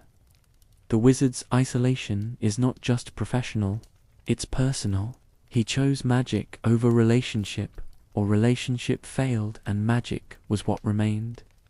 He's alone in that tower, not because he's content with solitude, but because it's what he has left after everything else fell apart. This makes him a mirror to the rest of the valley. He's another kind of trapped, another person dealing with loss, with the erosion of connection, with the question of how to keep going when the things you built your life around no longer work the way they used to.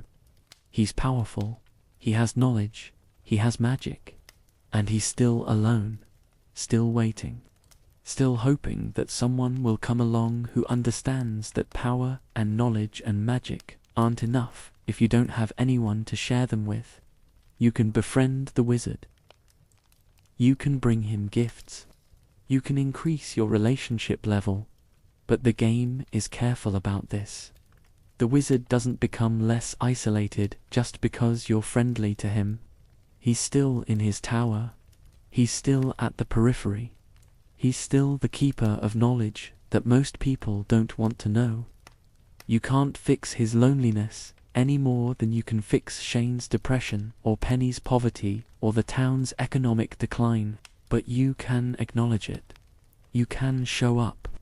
You can demonstrate that the work he's been doing, the keeping live of knowledge, the maintenance of the old ways, matters. That someone noticed, that someone cares. The Junimos, in contrast to the wizard, are not lonely. They're communal. They work together. They dance together. When you complete a bundle, they all appear. They collaborate on the restoration. They celebrate when it's done. They're a vision of what community looks like when it's functioning, when the relationships are alive, when everyone participates in the work of making and maintaining the shared space. And they only appear when you complete the bundles. When you do the work, when you prove, through sustained effort across multiple seasons, that you're not just interested in the valley's resources, but in the valley's life, that you're willing to engage with the full ecosystem, farming, fishing, foraging, mining, crafting, not just optimize one or two profitable loops, that you're paying attention to what the valley produces, what it offers, what it needs. This is the game teaching you, through mechanics, what it means to be in relationship with a place, not to extract from it, not to use it for your own ends, but to participate in its rhythms, to learn its seasons, to take what it offers and give back in the form of care and attention and the work of restoration. The bundles are designed to require this. You can't complete them quickly. You can't optimize them. They demand that you spend time in the valley, learning its patterns, waiting for the right seasons, fishing the right locations, foraging the right areas. They demand that you see the valley as a whole, not just as a resource to be exploited. And when you do this, when you complete the bundles, when the Junimos restore the community center, when the ceremony happens and the whole town gathers to celebrate, you've done more than fix a building. You've restored a relationship between the people and the forest, between the material and the magical, between the present and the past. You've proven that the old ways still work, that the magic is still there, that the valley is still alive, still responsive, still capable of healing if someone is willing to do the work of healing it. The wizard watches this happen. He's there at the ceremony, standing at the back, observing. And you can imagine what he's feeling. Relief, maybe, that the knowledge he kept alive has finally found someone to pass it to, that the work he's been doing in isolation has finally connected to something larger, that he's not the last one who remembers, that the magic will continue after he's gone. This is the role the wizard plays in the game's structure. He's the keeper of knowledge, the bridge between past and present, the person who remembers what everyone else forgot, and who waits, patiently, for someone to care enough to learn. He's necessary. The game doesn't work without him, but he's not sufficient. Knowledge alone doesn't restore the valley. Magic alone doesn't rebuild the community. It takes someone willing to do the work, to gather the items, to complete the bundles, to honor the relationship by participating in it. The Junimos are the valley's response to that work. They're what happens when you do things right, when you remember, when you care. They're the magic that was always there, waiting to be recognized, waiting for someone to speak the language of offering and care and sustained attention that makes relationship possible. And the community center, restored, is the proof. Not just that the building works again, but that the valley is still alive, that the connections between people and place, between labor and magic, between isolation and community, those connections can be rebuilt. Not easily, not quickly, but persistently, patiently, through the slow, unglamorous work of planting and harvesting and fishing and foraging and bringing the fruits of that work to the altar and trusting that the offering will be received. The wizard knows this. He's been doing his version of it for years, alone in his tower, maintaining his practice, keeping the knowledge alive, waiting for someone who would understand, waiting for you. And when you arrive, when you prove you're willing to learn, when you complete the bundles and restore the center and bring the magic back into the valley's daily life, the wizard has company again. Not physically, he's still in his tower, but he's part of something now, part of a network of care that includes you and the townspeople and the Junimos and the land itself. He's not the last one anymore. He's one node in a larger web of relationship that's being rewoven, thread by thread, offering by offering, season by season. The magic in Stardew Valley is real, but it's not separate from the material work. It's not an escape from the economic and social problems the valley faces. It's the deepening of those problems into their true dimension. The recognition that places are not just physical locations or economic zones, they're living relationships. And when those relationships break down, when the threads of connection and care and reciprocity fray and snap, you can't fix it with money or efficiency or optimization. You can only heal it with attention, with patience, with the kind of sustained, unglamorous, daily work that looks like farming but is actually a form of prayer. The Wizard and the Junimos are the game's way of saying this out loud, of making explicit what it's been implying all along, that the valley is alive, that it responds to how you treat it, that the work you do here matters in ways that go beyond profit or productivity or personal achievement, that you're not just building a farm, you're participating in a restoration, a healing, a reweaving of the connections that make a place worth living in. And that magic is real, not metaphorically, not symbolically, real if you know how to see it. If you're willing to do the work that makes it visible. The Wizard has been waiting for you. The Junimos have been waiting for you. The valley has been waiting for you. And now you're here, and the work begins. Now we need to talk about what this all becomes when you watch it on YouTube, because that's where most people encountered this story. Not by playing the game themselves, though millions did, but by watching someone else play it. By finding a Let's Play series at 2 in the morning when they couldn't sleep. By discovering a compilation of wholesome Stardew Valley moments in their recommended feed. By stumbling across a content creator who made Stardew Valley their primary content for months or years, building entire channels around the game's quiet rhythms. This is a different kind of engagement, a different relationship to the material. You're not making the choices. You're not doing the farming. You're not the one deciding whether to restore the community center or side with Joja.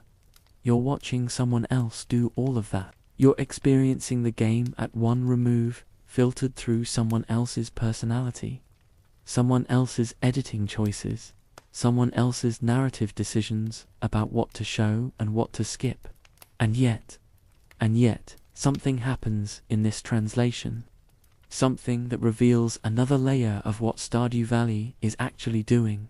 Something about storytelling and parasocial relationship and the particular way that watching someone play a game about building community can itself become a form of community. The best Stardew Valley content creators understand something crucial. They understand that they're not just showing gameplay. They're not just demonstrating optimal farming layouts or efficient fishing strategies or the fastest way to complete the community center. They're telling a story. And the story they're telling is the same story the game is telling. What does it mean to stay? What does it mean to build? What does it mean to care about a place and people who need you? This requires a particular kind of discipline, because YouTube rewards certain things. It rewards quick cuts and loud reactions and constant stimulation. It rewards drama and conflict and the appearance of high stakes. It rewards videos where something big happens, where there's a payoff, where the thumbnail can promise you won't believe what happened. Stardew Valley does not naturally provide these things. Stardew Valley is about planting crops and waiting for them to grow. About giving gifts to NPCs and slowly increasing friendship levels. about clearing your farm one tile at a time, about going into the mines and coming back with copper, or about fishing for 3 hours to catch one specific seasonal fish. The actual play experience is repetitive, slow, meditative. It's the opposite of what YouTube algorithms reward. And yet, the channels that succeed with Stardew Valley, the ones that build real audiences, real communities, real staying power, are the ones that refuse to betray the game's nature. They keep the slow pace. They show the repetitive work. They let you sit in the quiet moments. They understand that what people are coming for is not excitement, but something else. Something harder to name. Something that feels like the word companionship might be close to, but doesn't quite capture. You watch someone play Stardew Valley for the same reason you play it yourself. Because the world is exhausting. Because you worked all day at a job that didn't quite feel meaningful. Because you came home to an apartment that doesn't quite feel like home. Because you're tired in a way that sleep doesn't fix. And what you need is not entertainment, not distraction. What you need is to spend time in a place where the work feels like it matters, where effort accumulates into something visible, where people know each other's names and show up to festivals and help each other out, not because they have to, but because that's what people do in places that work. You need Pelican Town, but you also need someone to be there with you. Or someone to be there while you watch them be there, because the isolation is part of what's broken. The sense that you're navigating this exhausting world alone, that everyone else has figured something out that you haven't, that the life you're living is somehow disconnected from the lives everyone around you appears to be living. And then you find a channel, someone playing Stardew Valley, not performing it, not exaggerating for effect, just playing it, talking through their decisions, explaining why they're planting these crops and not those ones, wondering aloud whether they should marry Shane or Sebastian, getting genuinely excited when they finally catch that legendary fish on the last day of summer, and they upload consistently, every week or twice a week, or every day. They show up. They keep playing. They keep building their farm. They keep talking to the townspeople. They keep going, and you watch. Week after week, video after video, and something happens. You start to care about their farm, their relationships, their decisions, not because the gameplay is particularly skilled or the editing is particularly flashy, but because they keep showing up. They keep doing the work. They keep treating the game like it matters.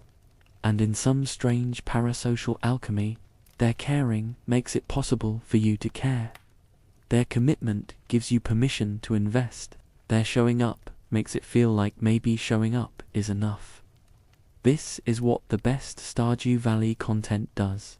It creates a space where caring about small things feels reasonable, where the work of building and maintaining and showing up day after day is not presented as boring or trivial, but as the actual substance of life, where the question of whether to give Penny a poppy or a diamond is treated with real consideration, because gifts matter, attention matters, the small choices that demonstrate care matter. The script for a Stardew Valley video essay, the thing we're building toward in this long examination, needs to understand this. It can't just be an analysis of the game's mechanics or themes. It can't just be here's what Stardew Valley is really about. It needs to create that same feeling, that same sense of companionship, that same space where caring about a small valley and its 12 residents feels not just reasonable, but necessary. This is why the script is unfinished. This is why we're still here, still building, still circling the same themes from different angles. Because the form has to match the content.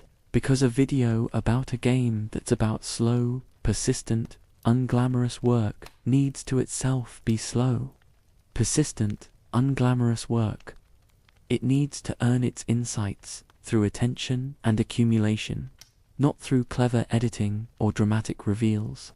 It needs to trust that the audience will stay with it, that they'll recognize the rhythm, that they came here for the same reason they play the game or watch other people play it, not for excitement, but for the feeling of being part of something that takes time and care seriously.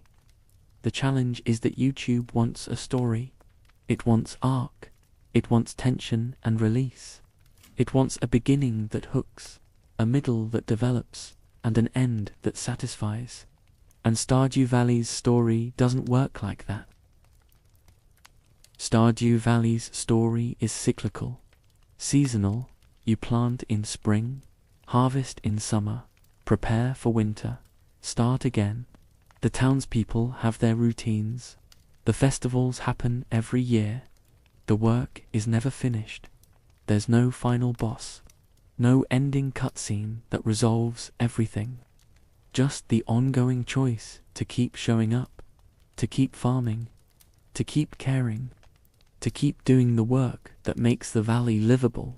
How do you make a video essay about that? How do you structure 30 or 40 or 50 minutes of content around a game whose deepest truth is that the structure is the loop, the cycle, the return? How do you create satisfying conclusion for a game whose argument is that there is no conclusion, only continuation? The answer is that you don't fight it. You build the script the way you build the farm, one section at a time, one insight at a time, slowly, patiently, trusting that the accumulation will mean something, trusting that the audience will feel the same thing watching the video that they feel playing the game, not the satisfaction of having completed something, but the satisfaction of having spent time with something worth spending time on. This is what the successful Stardew Valley content creators figured out. The game doesn't need hype. It doesn't need exaggeration. It doesn't need performance. It needs presence.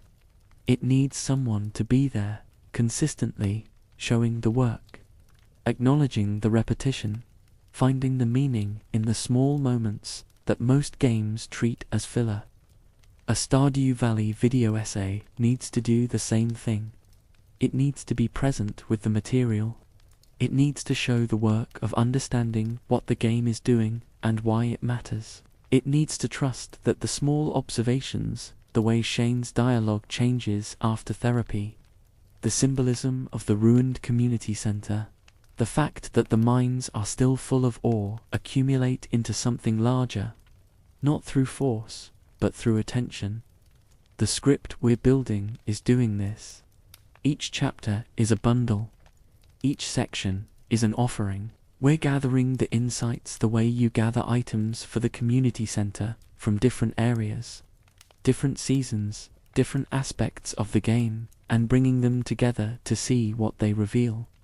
And what they reveal is not a single thesis, not one argument that explains everything, but a web of relationships between work and care, between economy and community, between isolation and connection, between the world as it is and the world as it could be if someone was willing to do the work of making it better.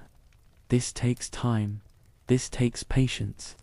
This takes trusting that the audience came here for the right reasons, that they're not looking for quick answers or hot takes or the YouTube equivalent of empty calories, that they're looking for the same thing they look for in the game, a place to spend time that feels like it might actually be worth the spending, a voice that takes seriously the things they take seriously, an examination of something they care about that doesn't betray that caring by treating it as naive or simple or just a nice farming game.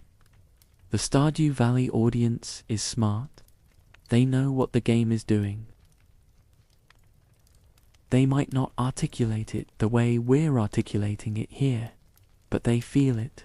They know the difference between a video that understands the game and a video that's just using the game as content. They know when someone is present with the material and when someone is just going through the motions, and they'll stay. They'll watch a 40-minute video essay about a farming game if the video earns it, if it does the work, if it shows up with the same care and attention and persistence that the game itself demands.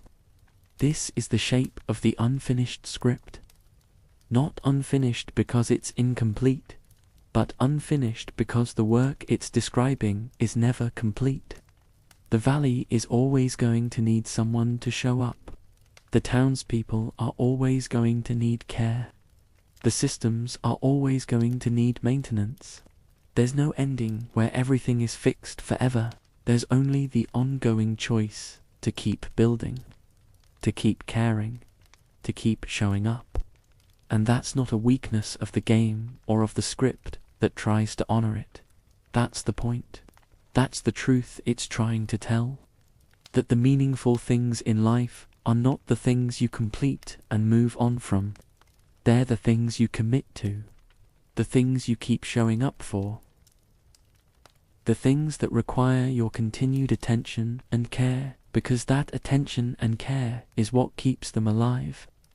A video essay about Stardew Valley is not complete when you finish scripting it. It's complete when you've built the kind of relationship with the material that the game itself is about. When you've done the work of understanding not just what it says, but how it says it, and why that matters. When you can present that understanding in a way that feels like showing up, like being present, like offering something worth watching, not because it's entertaining, but because it's true. We're getting there, section by section, chapter by chapter, bundle by bundle.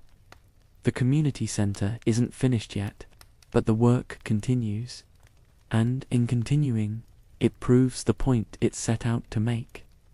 That the work itself is the point, that showing up is the point.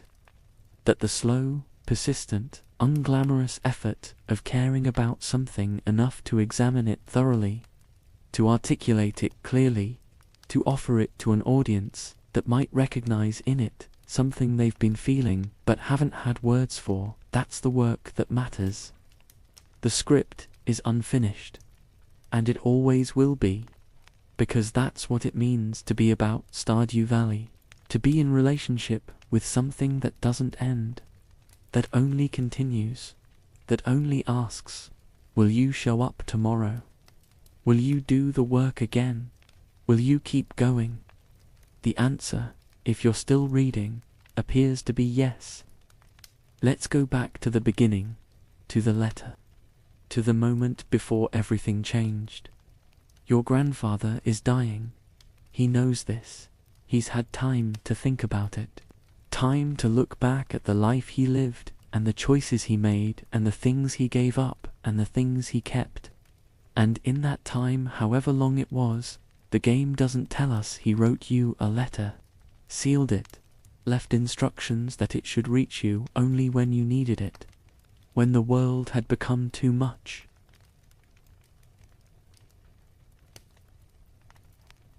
When you were standing at the edge of that same choice he once faced, between the life you're living and the life you might have lived. What did he know? What had he learned in all those years that made him so certain you would need what he was offering?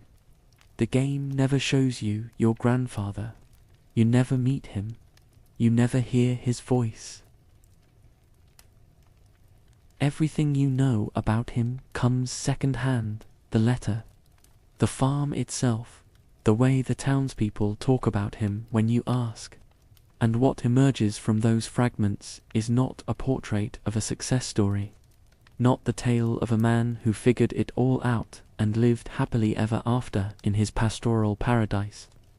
What emerges is something more complicated, more honest, more true. Your grandfather left the valley. That much is clear. He had the farm. He worked it.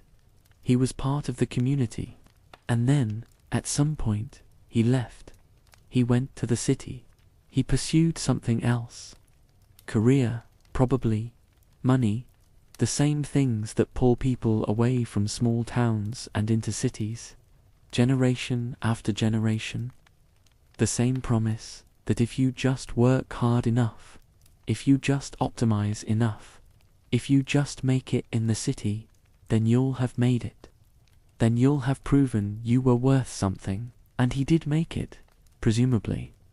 He had enough money to keep the farm, even though he wasn't using it. He had enough stability to raise a family, to have children who grew up to have you. He survived. He provided. He did what he was supposed to do. And somewhere in all of that surviving and providing and doing what he was supposed to do, he realized he had made a mistake. Not in leaving. Leaving was probably necessary, probably inevitable, probably the only rational choice given the economic conditions of the time. The mistake was in what he lost by leaving, what he gave up, what he slowly forgot was important until it was too late to get it back. This is speculation. The game doesn't spell it out, but it's there in the structure, in the fact that he kept the farm, in the fact that he wrote the letter, in the fact that he set up this elaborate plan to give you a way out of the same trap he fell into. He knew, by the end, he knew. And he couldn't go back too old, too far along, the threads of connection to the valley long since frayed. But he could make sure you had the option he no longer did. This is an act of love so profound it's easy to miss. He's not trying to pressure you. He's not saying you failed if you worked at Jojo.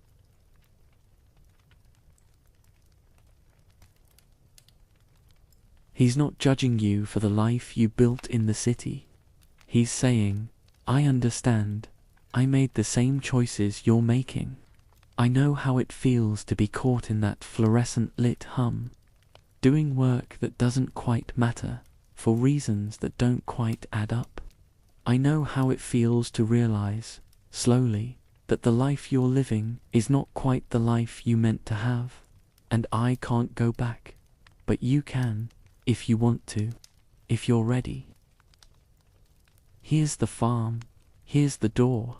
It's open, it's yours. You don't have to use it, but it's there. What your grandfather knew, what he learned the hard way, what he wants to save you from having to learn the same way, is that some things can't be optimized. Some things don't scale. Some things require your physical presence, your sustained attention, your daily commitment. And those things, the things that require presence and attention and commitment, turn out to be the things that make life feel like it means something. Not the career, not the salary, not the apartment in the city or the metrics at work or the appearance of having made it. The things that mean something are smaller than that, quieter than that, harder to quantify than that. They're the relationships you build by showing up, day after day, in the same place, with the same people, until you know each other's rhythms and histories and preferences. They're the work you do with your hands, in the dirt, watching things grow because you planted them and watered them and cared for them. They're the festivals and routines and shared meals that mark the seasons and give structure to time in a way that feels connected to something larger than your individual life. They're the sense that you're part of a place, not just occupying space in it, but woven into it, needed by it, shaped by it. Your grandfather had that once, in the valley, and he left it, and he spent the rest of his life understanding what that cost him. And he loved you enough to make sure you didn't have to learn the same lesson the same way. This is the emotional foundation of the entire game. This is why the opening works. This is why millions of people have felt that moment in the office and recognized it and chosen to leave, because the game is not offering you a fantasy. It's offering you a warning and a door, delivered by someone who walked the path you're on and wants you to know there's another way. There's always another way. But you have to choose it. You have to be willing to leave what you know for what you need. You have to be willing to do the work of building a different kind of life. Your grandfather can't tell you this directly. He's dead. But he structured the entire situation to teach you through experience. He didn't just give you the farm. He gave you a farm that was overgrown and neglected and required work. He gave you a town that was declining and broken and needed someone to care. He gave you a community center in ruins and a choice about whether to restore it. He gave you relationships to build and crops to plant and seasons to navigate and systems to learn. He gave you the raw materials of a meaningful life and trusted that if you did the work, if you showed up, if you stayed, if you cared, you would learn what he learned. But you would learn it while you were young enough to do something with it, while you still had time to build, while the valley could still be saved. This is the inheritance, not the farm, the knowledge. The hard one, understanding that the things that matter most are not the things the world tells you to optimize for. That success, real success, is not about climbing ladders or maximizing income or achieving some abstract standard of having made it. Real success is about being connected to place, to people, to work that feels like it matters. And that kind of connection requires presence, requires staying, requires doing the slow, unglamorous, daily work of care. Your grandfather learned this too late, but you don't have to. That's what the letter says. That's what the farm represents. That's what the entire game is offering you. Not an escape from the real world into a fantasy, but a framework for thinking about what the real world could be if we organized it differently. If we valued different things, if we measured success by different metrics, if we built systems that rewarded care and presence and sustained attention instead of efficiency and growth and scale. The game knows this is not easy. The game knows you can't just quit your job and move to a farm and expect everything to work out. The game knows the economic forces that hollowed out Pelican Town are real and powerful, and not defeated by one person deciding to care. But the game also knows that the only way those forces ever get challenged, the only way decline ever reverses, the only way communities ever heal, is when individuals decide the work is worth doing, when they choose to stay instead of leave, when they choose to build instead of extract, when they choose to show up day after day, even when the math doesn't make sense, because some things are worth more than what they cost. Your grandfather knew this, and he gave you the chance to learn it. And every player who has read that letter, who has left that office, who has taken the bus to Pelican Town and started clearing their farm, they're all taking the same leap of faith. They're all choosing to believe that what your grandfather is offering might actually be worth something, that the work might actually matter, that the valley might actually be safe. And the game rewards that faith, not immediately, not with a quick win or an easy payoff, but slowly, over seasons, over years of game time. You clear the farm, tile by tile. You build relationships, gift by gift. You complete bundles, item by item. You restore the community center, room by room. And somewhere in the middle of all that slow, patient, unglamorous work, you realize something has changed. Not just in the game, in you. You start to care about Pelican Town, about the townspeople, about your crops, about the festivals, about the question of whether Shane is doing okay or whether Penny needs support or whether the fish are biting today. You start to check the calendar for birthdays. You start to plan your seasons around the bundles you need to complete. You start to think about which crops to plant, not just for profit, but for variety, for completion, for the satisfaction of having grown everything the valley can produce. You start to treat the game like it matters, and in treating it like it matters, you prove your grandfather's point. That care creates meaning. That attention creates connection, that the work of showing up and staying and building is not wasted, even when it's hard, even when it's slow, even when the world keeps telling you to optimize for something else. Your grandfather gave you permission to care about small things, to invest your time and energy in a place that needs you, to build a life that feels connected to something larger than your individual ambition. And in doing so, he gave you the same gift he wishes someone had given him, the chance to avoid his regrets, the chance to make a different choice, the chance to build a life that, when you're old and looking back, you won't wish you could have lived differently. This is what he knew. This is what the letter contains. Underneath the words about the farm and the valley and the envelope sealed until you're ready. He knew that the world would grind you down, that the office would feel wrong, that the life you were building would eventually reveal itself as unsustainable. And he knew that when that moment came, you would need someone to tell you it was okay to stop, to choose differently, to value different things. He knew because he lived it, because he didn't have anyone to give him that permission. Because he made the rational choice, the economically sensible choice, the choice everyone told him to make. And he survived. He provided. He built a life, and it wasn't enough. It was never enough. Because the things he needed, connection, meaning, presence, care, weren't things you could achieve through optimization.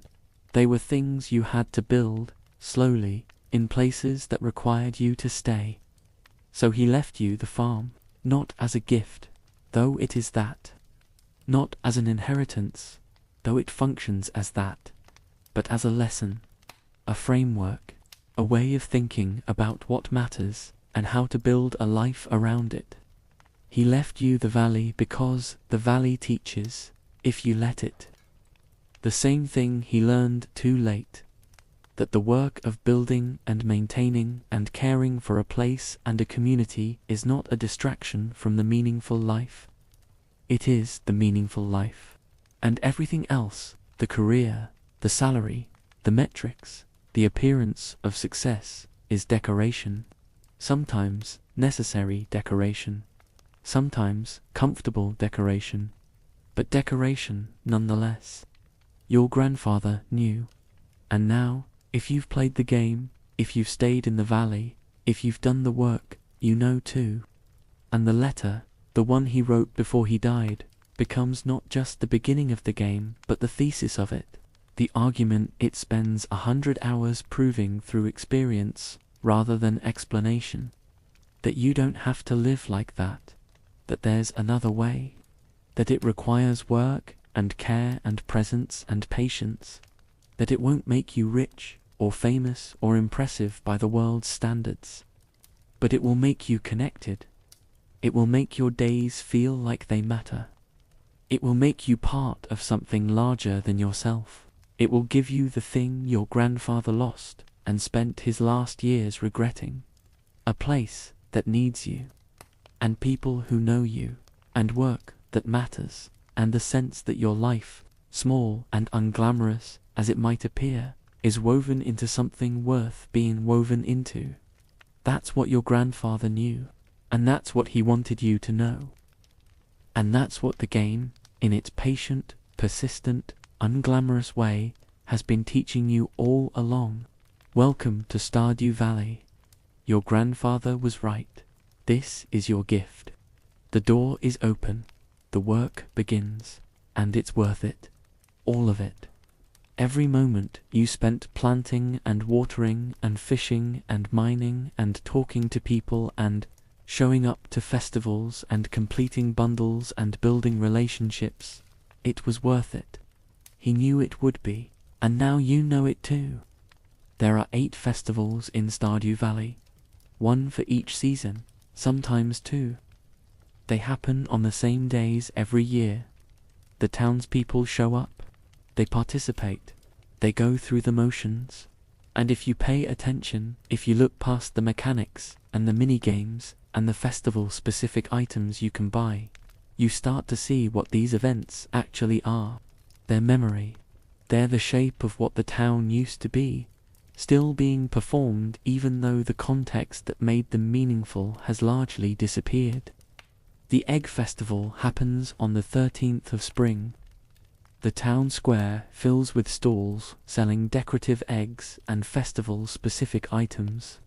There's an egg hunt for the children, Vincent and Jas, racing around looking for hidden eggs while the adults watch. Mayor Lewis stands in the center, cheerful, hosting. Everyone shows up.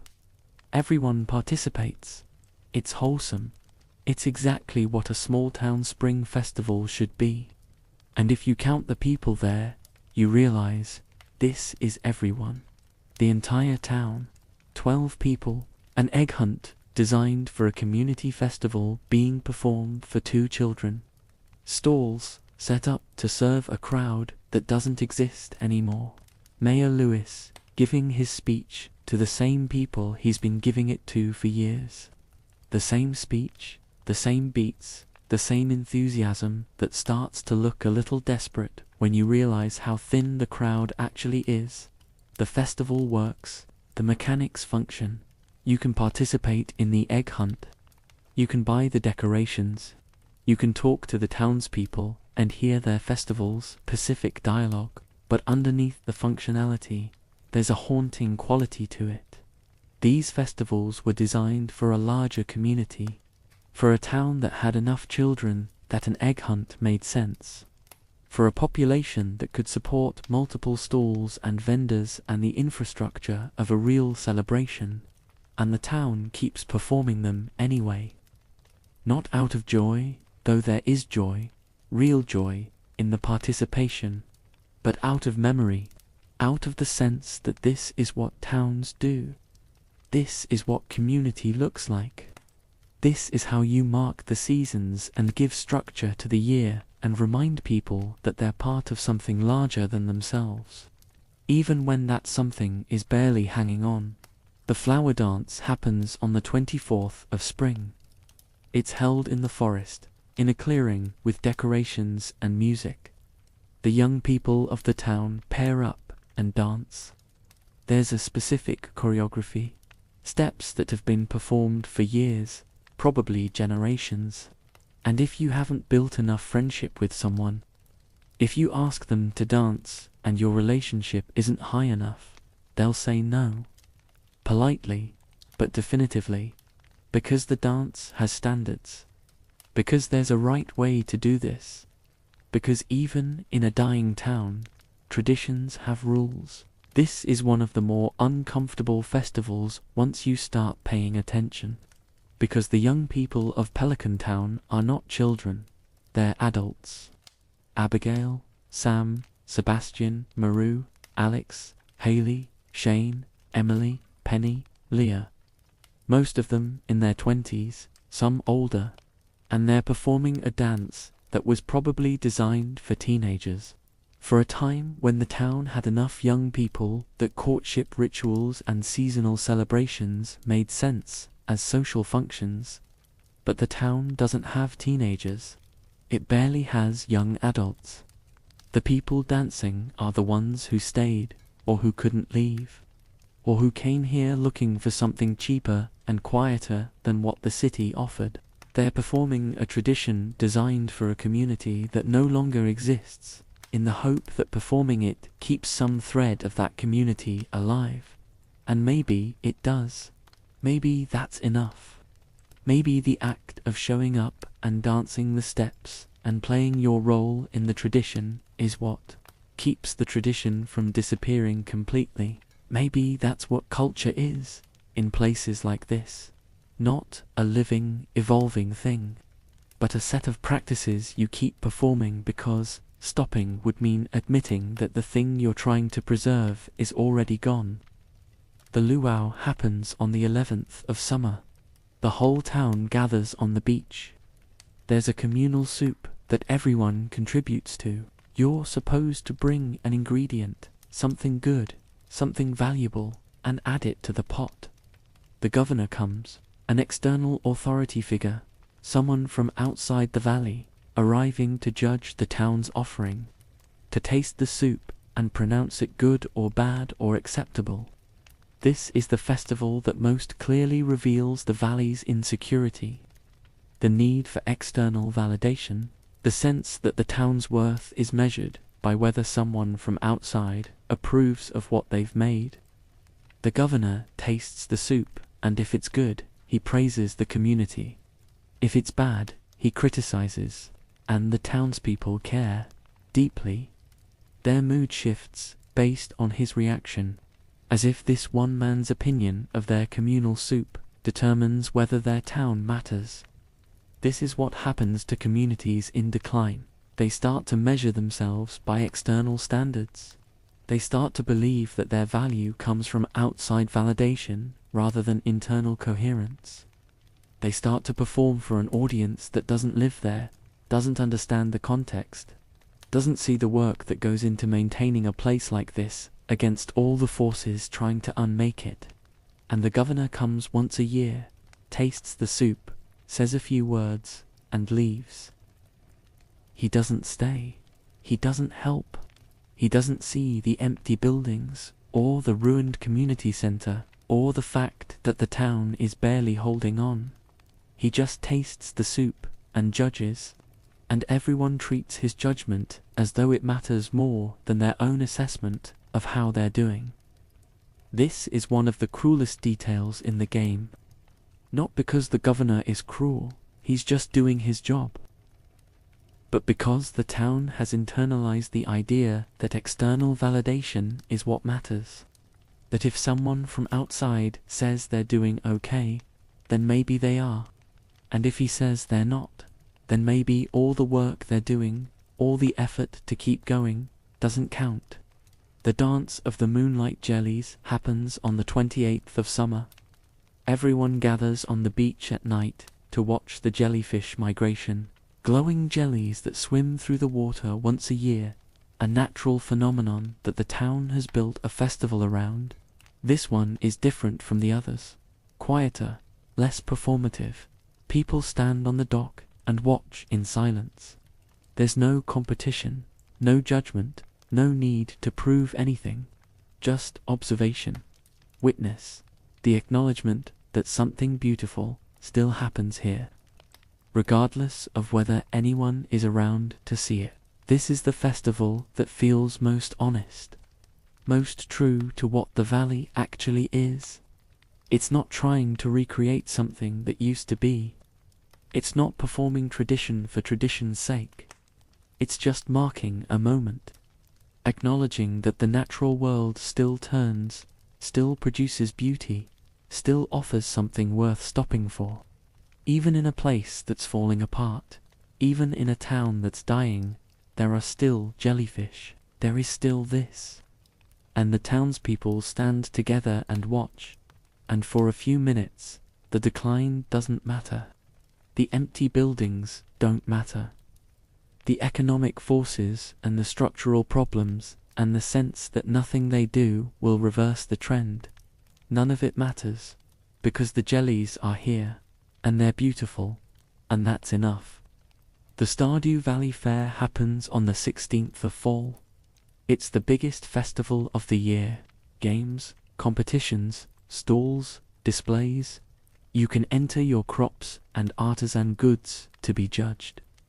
You can play carnival games to earn tokens. You can spend those tokens on prizes.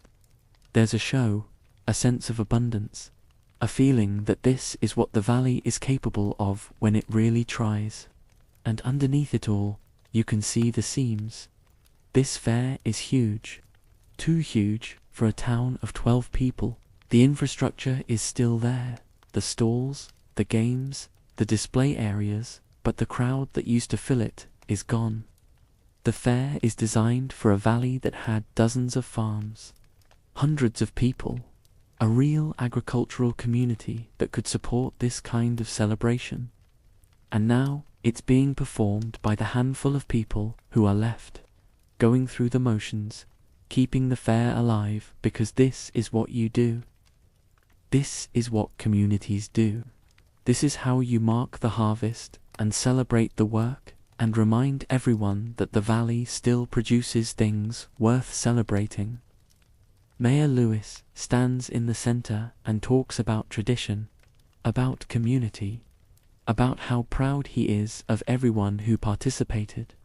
And his pride is real, but it's also sad, because he's old enough to remember when this fair actually matched the infrastructure, when there were enough people that the competitions mattered, when the displays filled with entries from dozens of farms, when the crowd was thick enough that you could get lost in it.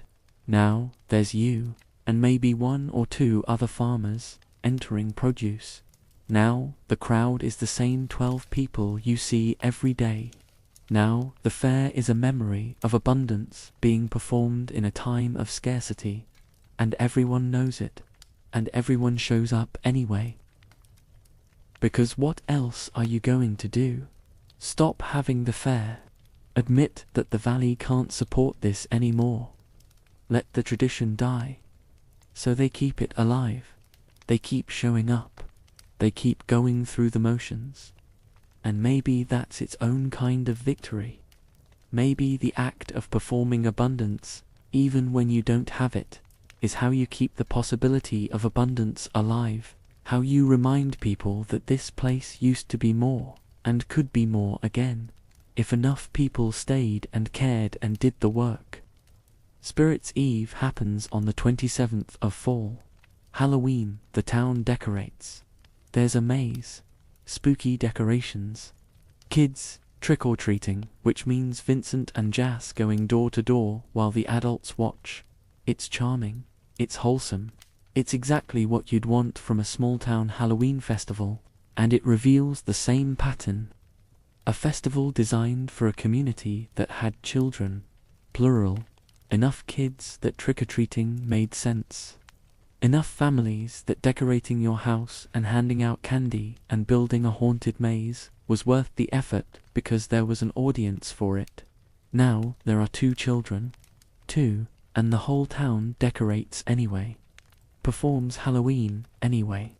Because this is what you do. This is what community looks like, even when the community is almost gone. The Festival of Ice happens on the 8th of winter. Ice fishing competition, decorations, winter celebration. The coldest time of year in the valley.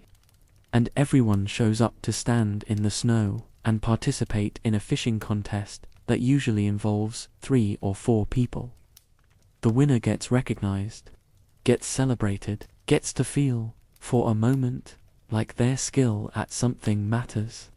Like the valley still has room for competition and excellence, and the pride that comes from being good at something. And then everyone goes home, and the winter continues. And the fish you caught don't change anything. But for a few hours, it mattered. For a few hours, the valley felt like a place where skills are recognized, where participation is celebrated, where showing up and trying is worth something. The Feast of the Winter Star happens on the 25th of winter. Secret gift exchange. Everyone draws a name and gives a present.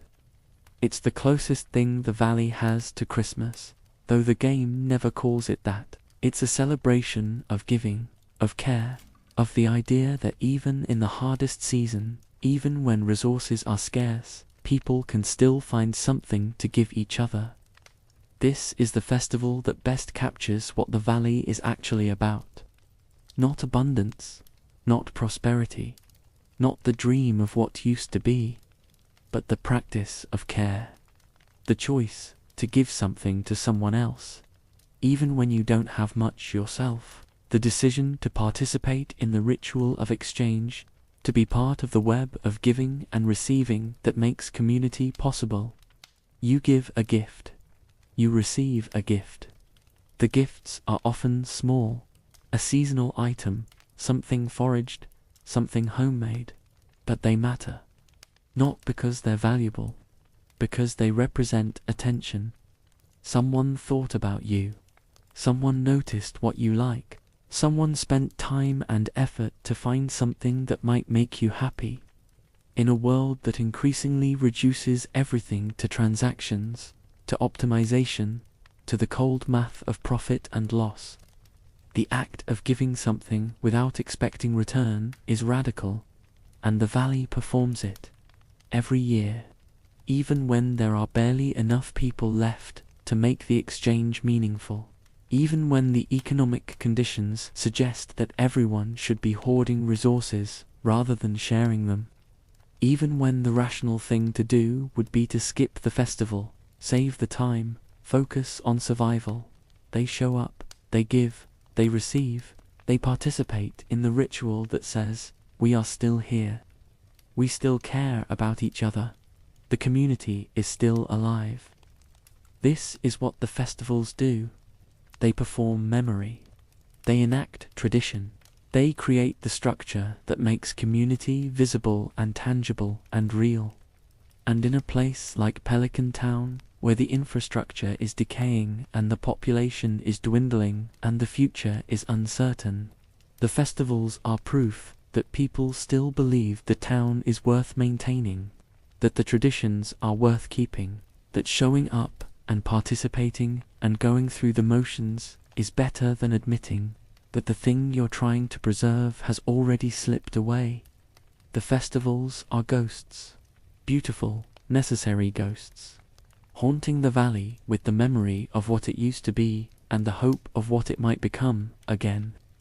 And as long as people keep showing up, as long as the traditions keep being performed, the town is still alive, not thriving, not restored, but alive, still breathing, still marking the seasons, still gathering, still here.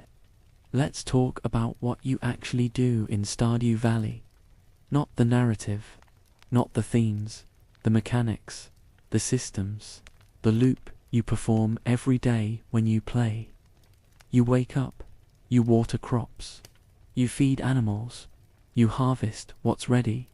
You plant new seeds, you clear debris, you talk to people, you give gifts, you go to the mines, you fish, you forage, you process raw materials into artisan goods, you sell what you've made, you use that money to buy more seeds, more animals, more equipment, you upgrade your tools, you expand your farm, you do it again tomorrow. This is the gameplay.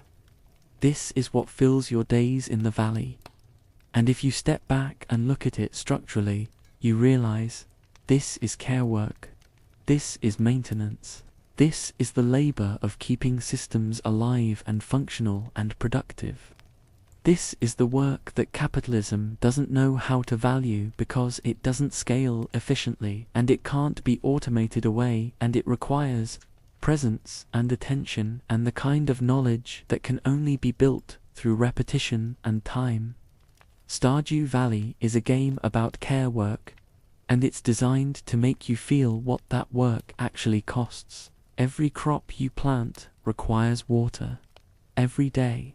If you don't water, the crop doesn't grow. Miss a day and you've delayed your harvest. Miss too many days and the season ends and the crop dies and you've lost everything you invested in those seeds. The game makes you feel the weight of daily maintenance, the fact that systems don't run themselves, that growth requires consistent input, that neglect has consequences. You can upgrade your watering can to water multiple tiles at once. You can build sprinklers to automate the watering. You can invest in infrastructure that makes the work easier, but you can't eliminate the work. Even with sprinklers, you still need to plant. You still need to harvest. You still need to clear the dead crops at the end of the season and prepare the soil for the next planting. The labor changes shape, but it doesn't disappear. This is what care work actually looks like. You can optimize it. You can build systems that reduce some of the burden. But you can't escape the fundamental requirement. Someone has to show up. Someone has to pay attention. Someone has to do the work. And that work is never finished. It's daily, seasonal, cyclical. It repeats forever, or until you stop doing it, at which point the system collapses. Your animals need feeding every day. They need to be let out of the barn in good weather. They need to be kept inside when it rains. They need to be petted to stay happy. Happy animals produce better quality goods. Neglected animals produce lower quality goods, or stop producing entirely. The game makes you responsible for their well-being. Not in a punishing way. You're not going to kill your animals by forgetting to feed them, but in a way that matters. In a way that creates consequences. In a way that makes their quality of life your responsibility. This is the work that gets invisibilized in modern economies. The work of maintaining living systems. The work of feeding and cleaning and caring for things that can't care for themselves.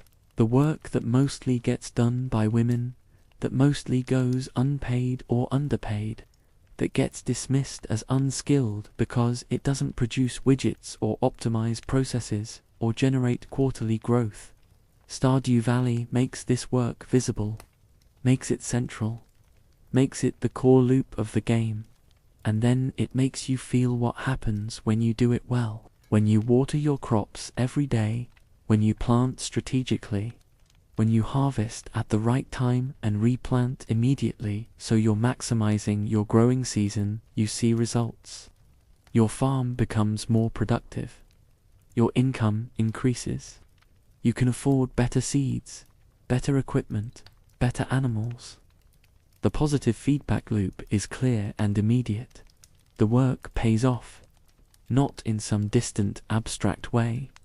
Right now, this season, next week, when you take care of your animals, when you pet them daily, when you let them graze and feed them and build relationships with them, they produce higher quality goods.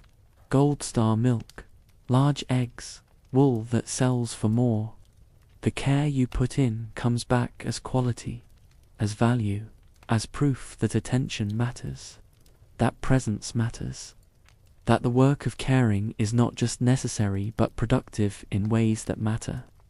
This is the fantasy, not that care work is easy, not that it doesn't require effort or time or consistent attention, but that it's valued, that it produces visible results, that the economy recognizes it and rewards it, that you can build a thriving farm, a sustainable life, a meaningful existence by doing work that in the real world is often treated as worthless.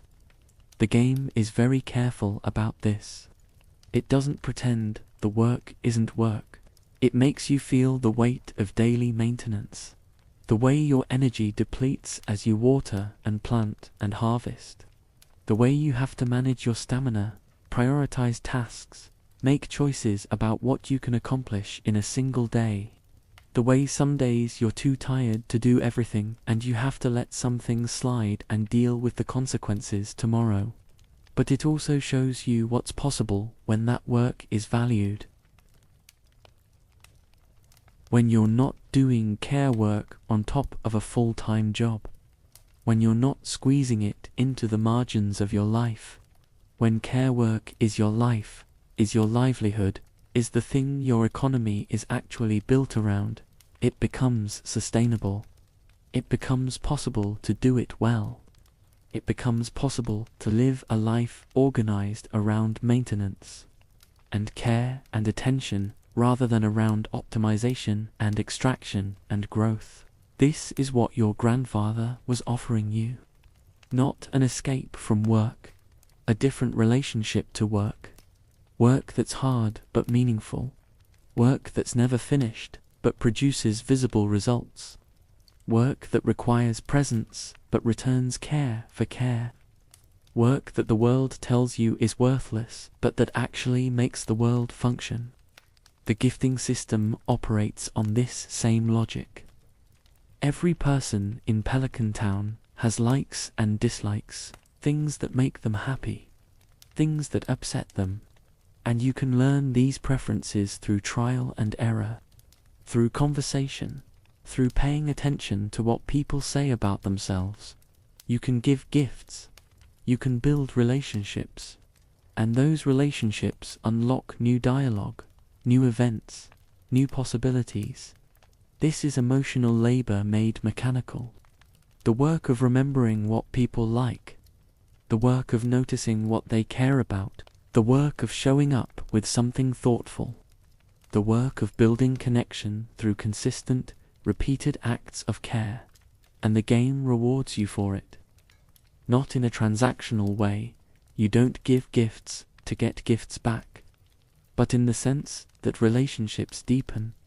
People trust you more, share more of themselves, become available in ways they weren't before. The town becomes less lonely. The valley becomes less empty. The work of care creates connection, and that connection makes the place more livable. This is what care work actually does. It maintains relationships. It builds community. It creates the conditions under which people can be vulnerable and honest and present with each other. And capitalism doesn't know how to value this because it doesn't produce commodities. It produces connection, and connection can't be sold, can't be scaled, can't be optimized. It can only be built slowly, through repeated acts of attention and presence and care. The game makes you do this work, makes you feel it, makes you manage the tension between productive work and relational work, between farming efficiently and spending time talking to people, between maximizing profit and maximizing connection. And then it shows you that these things aren't actually in opposition, that the farm thrives when you're connected to the community, that the community thrives when the farm provides economic stability, that care work and productive work aren't separate categories but different aspects of the same project, building a life that feels worth living. There's a moment that happens in every Stardew Valley playthrough, usually around the end of the first year. You've built up your farm. You've got systems running. You've automated some things with sprinklers and Junimo huts. You're making decent money, and you realize you don't need more money. You have enough, more than enough. The farm produces more than you can spend, and the question becomes, what now? This is when the game reveals what it's actually about, because the answer is not make more money. The answer is do the other work, the work of relationships, the work of exploration, the work of completing the community center, the work of helping people, the work of showing up for festivals, the work of being part of the town in ways that have nothing to do with profit. The game's economy is designed to support this, to get you to the point where money stops being the constraint, where you're no longer in survival mode, no longer scrambling to make enough to buy next season's seeds. You've achieved stability, and now the game asks, what do you do with stability? How do you live when the basic needs are met? And the answer the game offers is, you care for things, you maintain systems, you build relationships, you engage with community, you do the work that matters, even though it doesn't show up on a balance sheet. You organize your life around something other than accumulation. This is the radical center of Stardew Valley's design. It's a game where money matters, but only up to a point, where efficiency matters, but only as a means to create space for inefficiency, where optimization matters, but only so you can stop optimizing and start being present. The game gives you all the tools of capitalism, profit, growth, expansion, automation, and then uses them to build an economy where care work can flourish. Your farm is not an end in itself. It's infrastructure. It's the economic engine that makes everything else possible. The relationships, the festivals, the community center restoration, the slow work of being part of a place. None of that works if you're broke and struggling. The farm has to function. The economy has to work. But it works so that other things can matter more. This is what gets lost in most farming sims. They're about accumulation, about building the biggest farm, making the most money, achieving maximum efficiency. Stardew Valley has all of that. But it also has the moment where you realize accumulation is empty if there's nothing you're accumulating for. That efficiency is pointless if it doesn't create space for presence. That money is worthless if you're not connected to anything worth spending it on. The game is teaching you to value care work, to see it, to feel its weight and its importance and its productivity, to recognize that the work of maintenance, the work of attention, the work of showing up every day to water the crops and feed the animals and talk to the neighbors, that work is what makes life possible, not just economically, spiritually, socially, emotionally, and the fact that you're doing this work in a game where the stakes are low and the consequences are contained, that makes it possible to feel things you might not let yourself feel in real life, to feel the satisfaction of care work done well, to feel the weight of maintenance as something meaningful rather than just exhausting, to feel what it's like to live in an economy that values attention and presence and relationship as much as it values productivity and profit. This is the gift Stardew Valley gives you. Not an escape from work, a space to experience work differently, to feel what it might be like if the systems were organized around care instead of around extraction. If economies rewarded maintenance instead of just rewarding growth. If the work of keeping things alive and functional and connected was treated as valuable, not just as a cost to be minimized. The valley runs on care. Your farm runs on care. The relationships run on care. The festivals run on care. The community center restoration runs on care. Everything that makes the valley livable requires someone showing up every day and doing work that never finishes but always matters. And you're that someone. You're doing that work. And the game makes sure you feel what that means. The exhaustion and the satisfaction, the burden and the meaning, the way care work costs you something but returns something more valuable than money. The way showing up matters. The way attention matters, the way choosing to care every day, even when it's hard, even when you're tired, even when the work is never finished. That choice is what makes the difference between a place that's dying and a place that might live a little longer. The economics of care, not how to make care work profitable, but how to organize an economy around care. How to build systems where maintenance and attention and presence are valuable, where the work of keeping things alive is treated as productive, where showing up every day to water the crops and feed the animals and talk to your neighbors is recognized as the work that actually matters. That's the valley. That's the game. That's what you're learning every time you play. And maybe that's what you take with you when you log off. Not a solution, not a blueprint, just the memory of what it felt like. To do care work in a world that valued it, to show up every day for something that mattered, to be part of an economy organized around maintenance rather than growth. The memory of what that felt like, and the quiet, uncomfortable knowledge that it doesn't have to be fantasy, that the systems could be different, that we could choose to value care, that the work you're doing in the game, the daily, repetitive, never-finished work of keeping things alive, that work is already being done right now, in the real world, by millions of people who are doing it without recognition, without adequate compensation, without the fantasy of an economy that values it.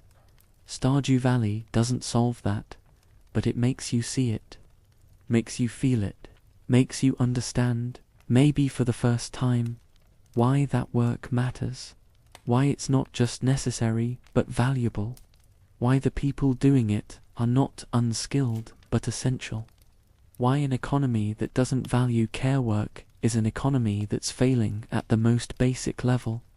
The crops need watering, the animals need feeding, the neighbors need gifts, the festivals need attendance, the community center needs bundles. The work continues, every day, forever, and that's not a problem to be solved. That's life.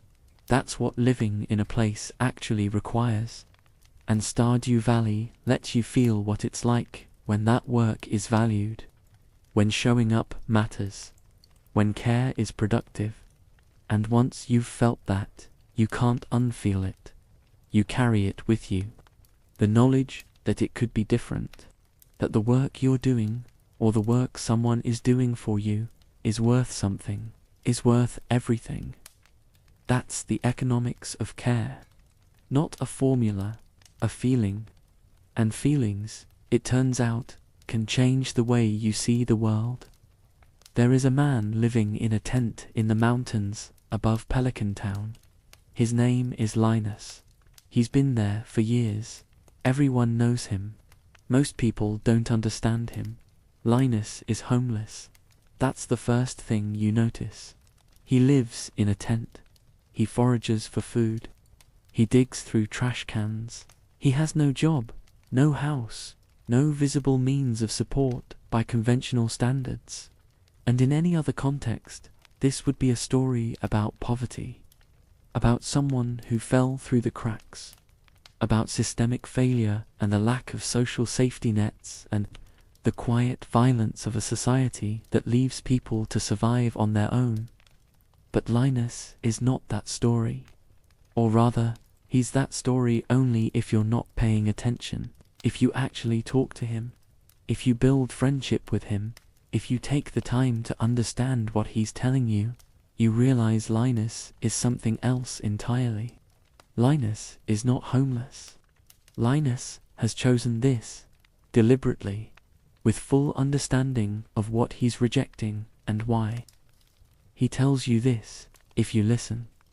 He's had offers. People have offered him houses, jobs, conventional stability.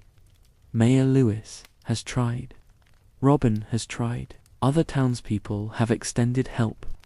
And Linus has said no. Not because he's proud, not because he's stubborn, but because he doesn't want what they're offering, because the thing they think he needs is the thing he's specifically trying to escape. Linus has rejected modernity. He's rejected the bargain. He's rejected the idea that a meaningful life requires participation in economic systems, in property ownership, in the structures of conventional success. He's chosen to live on the margins, not because he can't survive within the system, because he's looked at the system and decided it's not worth what it costs. This makes people uncomfortable. The game knows this. The townspeople are uncomfortable with Linus. Some of them are kind. Gus gives him food. Emily defends him. You can build genuine friendship with him. But others are dismissive, suspicious, uncomfortable with the fact that someone could look at the life they're all struggling to maintain and say, "No thank you, I'd rather live in a tent." Because that's what Linus is doing. He's looking at Pelican Town, at the houses and jobs and mortgages and debts and social obligations, at the whole apparatus of normal life in a dying town, and he's saying, "This is not for me. I choose something else. I choose the tent and the mountains and the freedom to move through the world without owing anything to systems I don't believe in." Linus is the game's anarchist, its monk, its dropout, its refusal, and the game treats him with remarkable respect. It doesn't punish him for his choice. It doesn't present him as damaged or broken or in need of saving. It presents him as someone who's made a different calculation about what matters, and who's living according to that calculation, and who's largely at peace with what that costs. This is radical in a way that's easy to miss, because most games that include homeless characters present them as problems to be solved, as people in need of rescue, as evidence of systemic failure that the player hero can fix by providing housing or jobs or resources. The homeless person is a quest objective, a moral test, a way for the player to demonstrate their goodness by helping someone less fortunate. Stardew Valley doesn't do this. You can't fix Linus. You can't convince him to move into a house. You can't give him a job. You can't solve his homelessness because his homelessness is not a problem from his perspective. It's a solution. It's what he's chosen as an alternative to the problem of conventional life. What you can do is build friendship with him. You can give him gifts. He likes foraged goods, wild foods, things from the land. You can talk to him. You can see his heart events, the cutscenes that unlock as your friendship deepens. And through those events, you start to understand what Linus actually values and what he's actually afraid of. There's an event where you find Linus digging through trash behind the saloon, and you have a choice. You can judge him, be uncomfortable, react with the socially conditioned disgust that says this is shameful, this is wrong, this is not what people should have to do. Or you can accept it. Acknowledge that he's doing what he needs to do to survive on his own terms, and that there's no shame in that unless we decide there is. Your choice matters. It affects how Linus sees you, whether he trusts you, whether he opens up about his actual life and his actual reasons for living the way he does.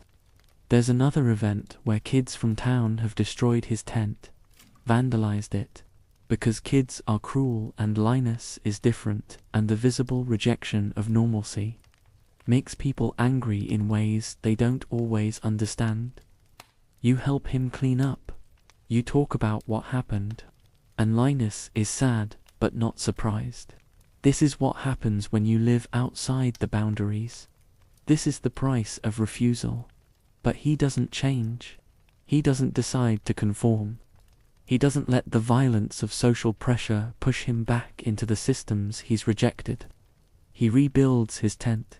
He continues, because the violence of conformity would be worse than the violence of refusal. This is what the game is showing you through Linus. That opting out is possible. That rejecting the dominant systems of value and meaning and success is an actual choice you can make. But that choice comes with costs. Isolation, judgment, misunderstanding, sometimes violence. The world does not like it when people refuse to participate. When people look at what everyone else is striving for and say, "That's not worth it. I choose something else." And the game asks you to sit with this. To not turn Linus into a project. To not try to fix him. To just be his friend. To accept that he's made different choices and that those choices are valid even though they make other people uncomfortable. To recognize that maybe he's seeing something the rest of the town isn't. That maybe his refusal is based on wisdom rather than damage. Linus knows how to survive. He's not helpless. He can forage. He can fish. He can identify wild foods and medicinal plants. He understands the natural systems of the valley in ways that most of the townspeople don't. He's adapted to a life that doesn't require money or property or participation in economic systems. He's learned to live lightly, to need less, to find sufficiency in what the land provides rather than in what the market offers. This is knowledge that used to be common. That used to be how people lived before industrial capitalism reorganized society around wage labor and property ownership, and the idea that survival requires participation in economic systems controlled by distant powers. Linus is carrying old knowledge, pre-modern knowledge, the kind of knowledge that says you can live outside the system if you're willing to accept what that requires. And what it requires is being okay with discomfort, with cold, with hunger sometimes, with social isolation, with being misunderstood, with being seen as a failure by people who measure success through property and stability and conformity. Linus has accepted these costs, has decided they're worth it, has chosen the freedom of refusal over the security of participation. The game never explicitly says whether Linus is right. It doesn't need to. It just shows you who he is, what he's chosen, what it costs him, what it gives him, and it lets you decide what you think about that, whether his choice is inspiring or sad, whether he's free or just lying to himself about his circumstances, whether opting out is wisdom or resignation. Different players read Linus differently. Some see him as tragic, someone who should be helped, who should be brought back into the fold, whose rejection of society is really just trauma that needs healing. Others see him as aspirational, someone who's figured out how to escape the trap, who's found a way to live that doesn't require selling your time and your labor and your life to systems that don't care about you, who's achieved a kind of freedom that everyone else in town is too scared to reach for. The game supports both readings, because both are true, because opting out is both liberating and limiting, because refusing to participate in oppressive systems is both brave and lonely, because there are no clean answers here, just choices and consequences and the question of what you value more. Security or freedom, belonging or autonomy, comfort or independence. But here's what the game does make clear. Linus is not mentally ill. He's not broken. He's not unable to function in society. He's capable, knowledgeable, self-sufficient. He's made a choice, and choices made from a position of understanding are different from circumstances imposed by lack of options. Linus has options. He's choosing this one, and that choice deserves respect, even if you wouldn't make it yourself.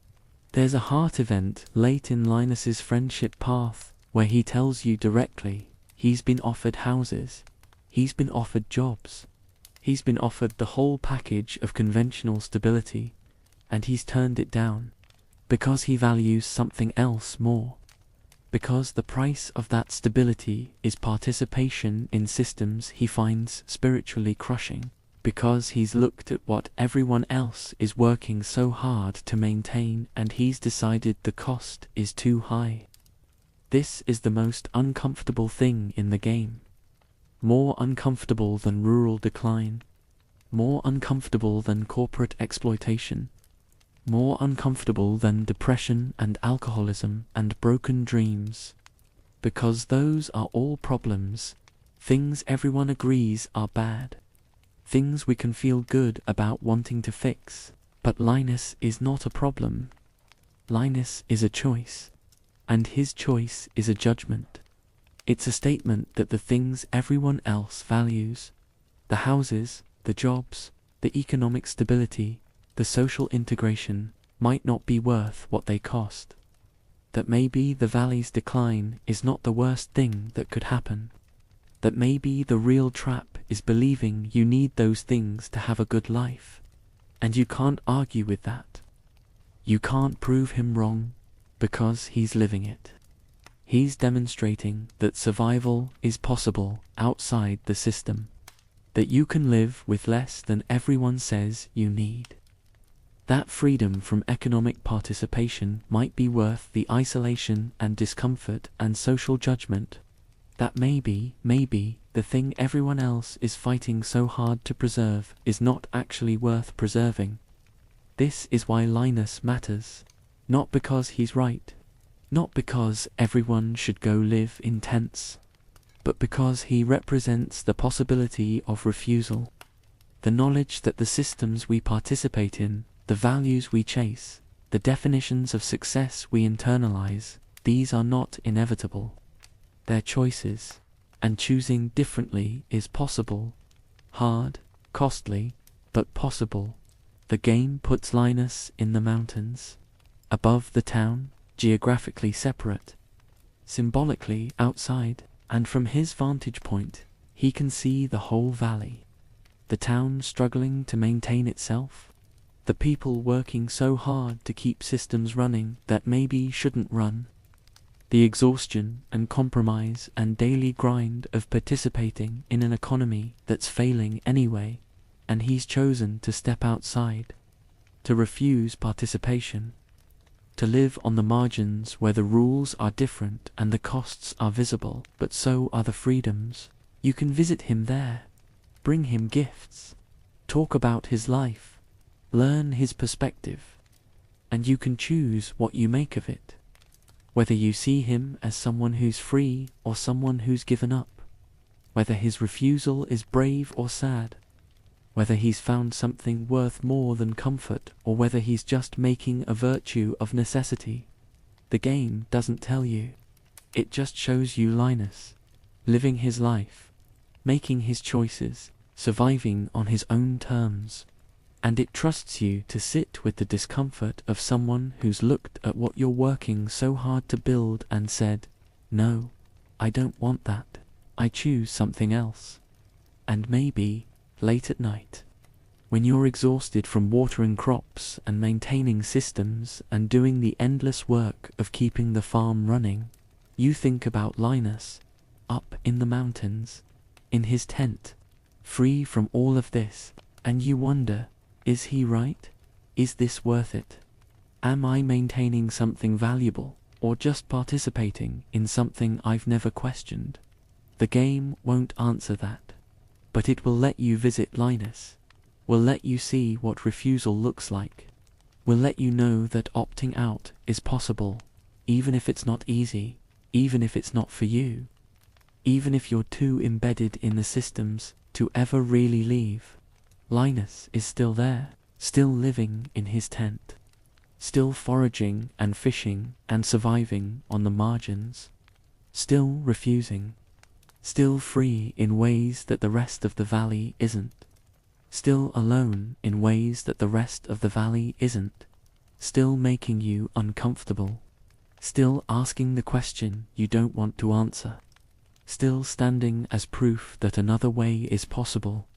Even if that way is harder, even if that way is lonelier, even if that way means giving up things everyone else says you need. Still there, still choosing, still refusing, still free. There is a bus stop at the edge of Pelican Town, east side, past the community center, past the last buildings. A bus shelter with a bench and a broken down bus that hasn't run in years. The service stopped. The route was cancelled. The connection to the outside world was severed, and the valley became more isolated, more cut off, more trapped. One of the community center bundles or one of the Joja development projects, depending on your path restores the bus. Fix the bus stop, and Pam becomes the bus driver. Suddenly the route is active again. Suddenly you can leave. You can go to the Calico Desert. You can access a space outside the valley, outside Pelican Town, outside the systems you've been operating in, and the desert is strange, different, wrong in ways that take a moment to identify. The desert is capitalist space, pure, undiluted. transactional in a way that Pelican Town isn't. There's a shop there, Oasis, run by someone named Sandy, who's friendly enough but who exists primarily to sell you things you can't get in the valley. There's a casino, a place to gamble, to exchange money for the chance of more money, with the odds carefully structured to extract value over time. There's Skull Cavern, a more dangerous version of the mines, with better rewards but higher risks. And there's Mr. Key, a mysterious figure who offers you challenges, quests, special rewards for completing difficult tasks.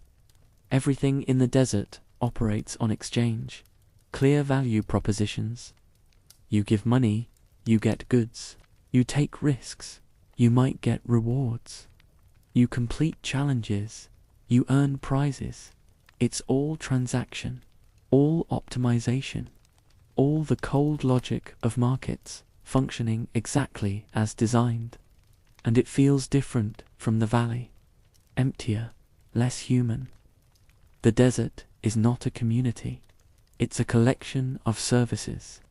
Sandy is nice, but you can't build deep friendship with her the way you can with the townspeople.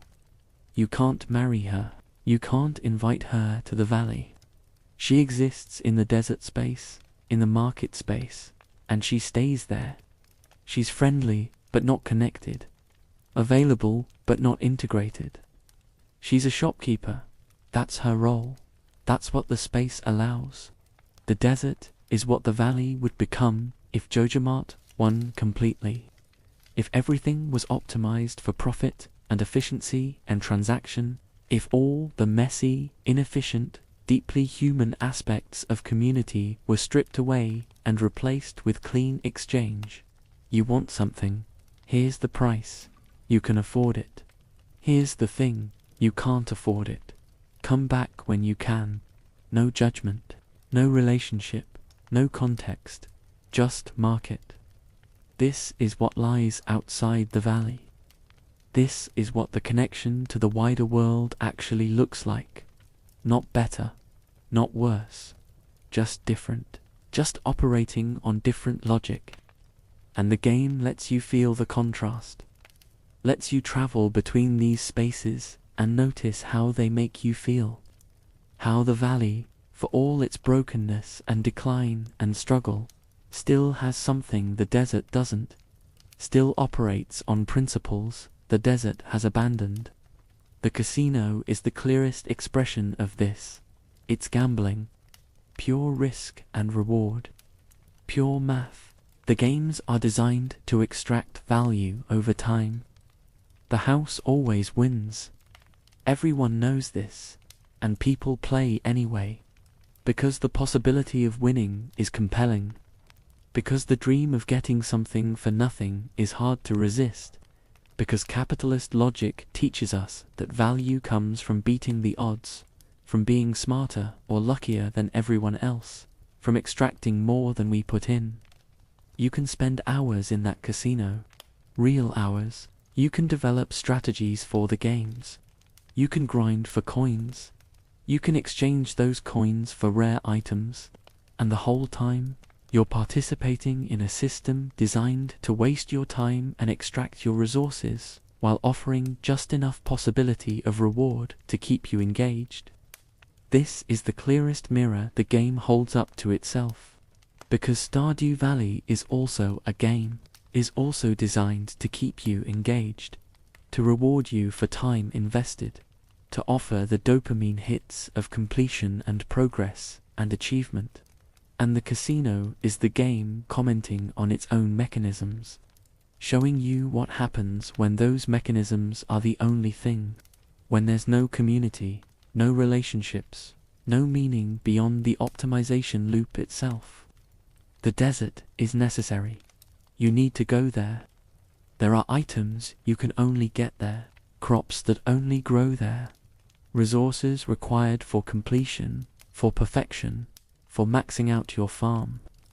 The game makes you participate in this space, makes you engage with pure transactional logic, makes you feel what it's like to operate in a space where everything is exchange and nothing is connection.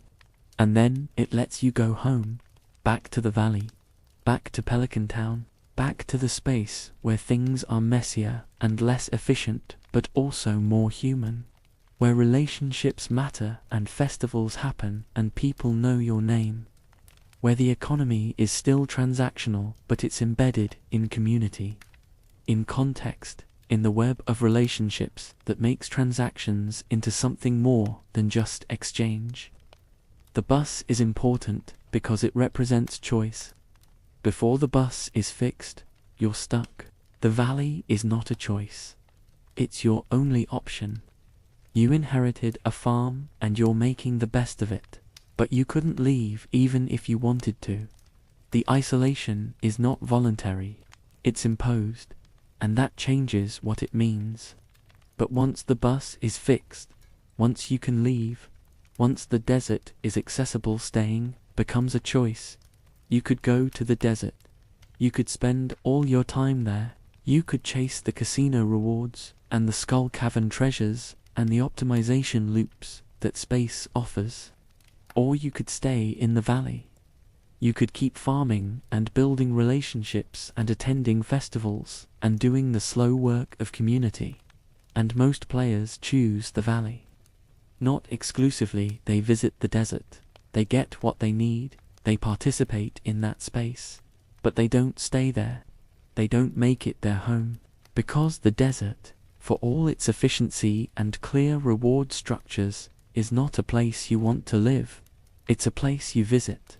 A place you extract from, a place that serves a function, but not a place that matters.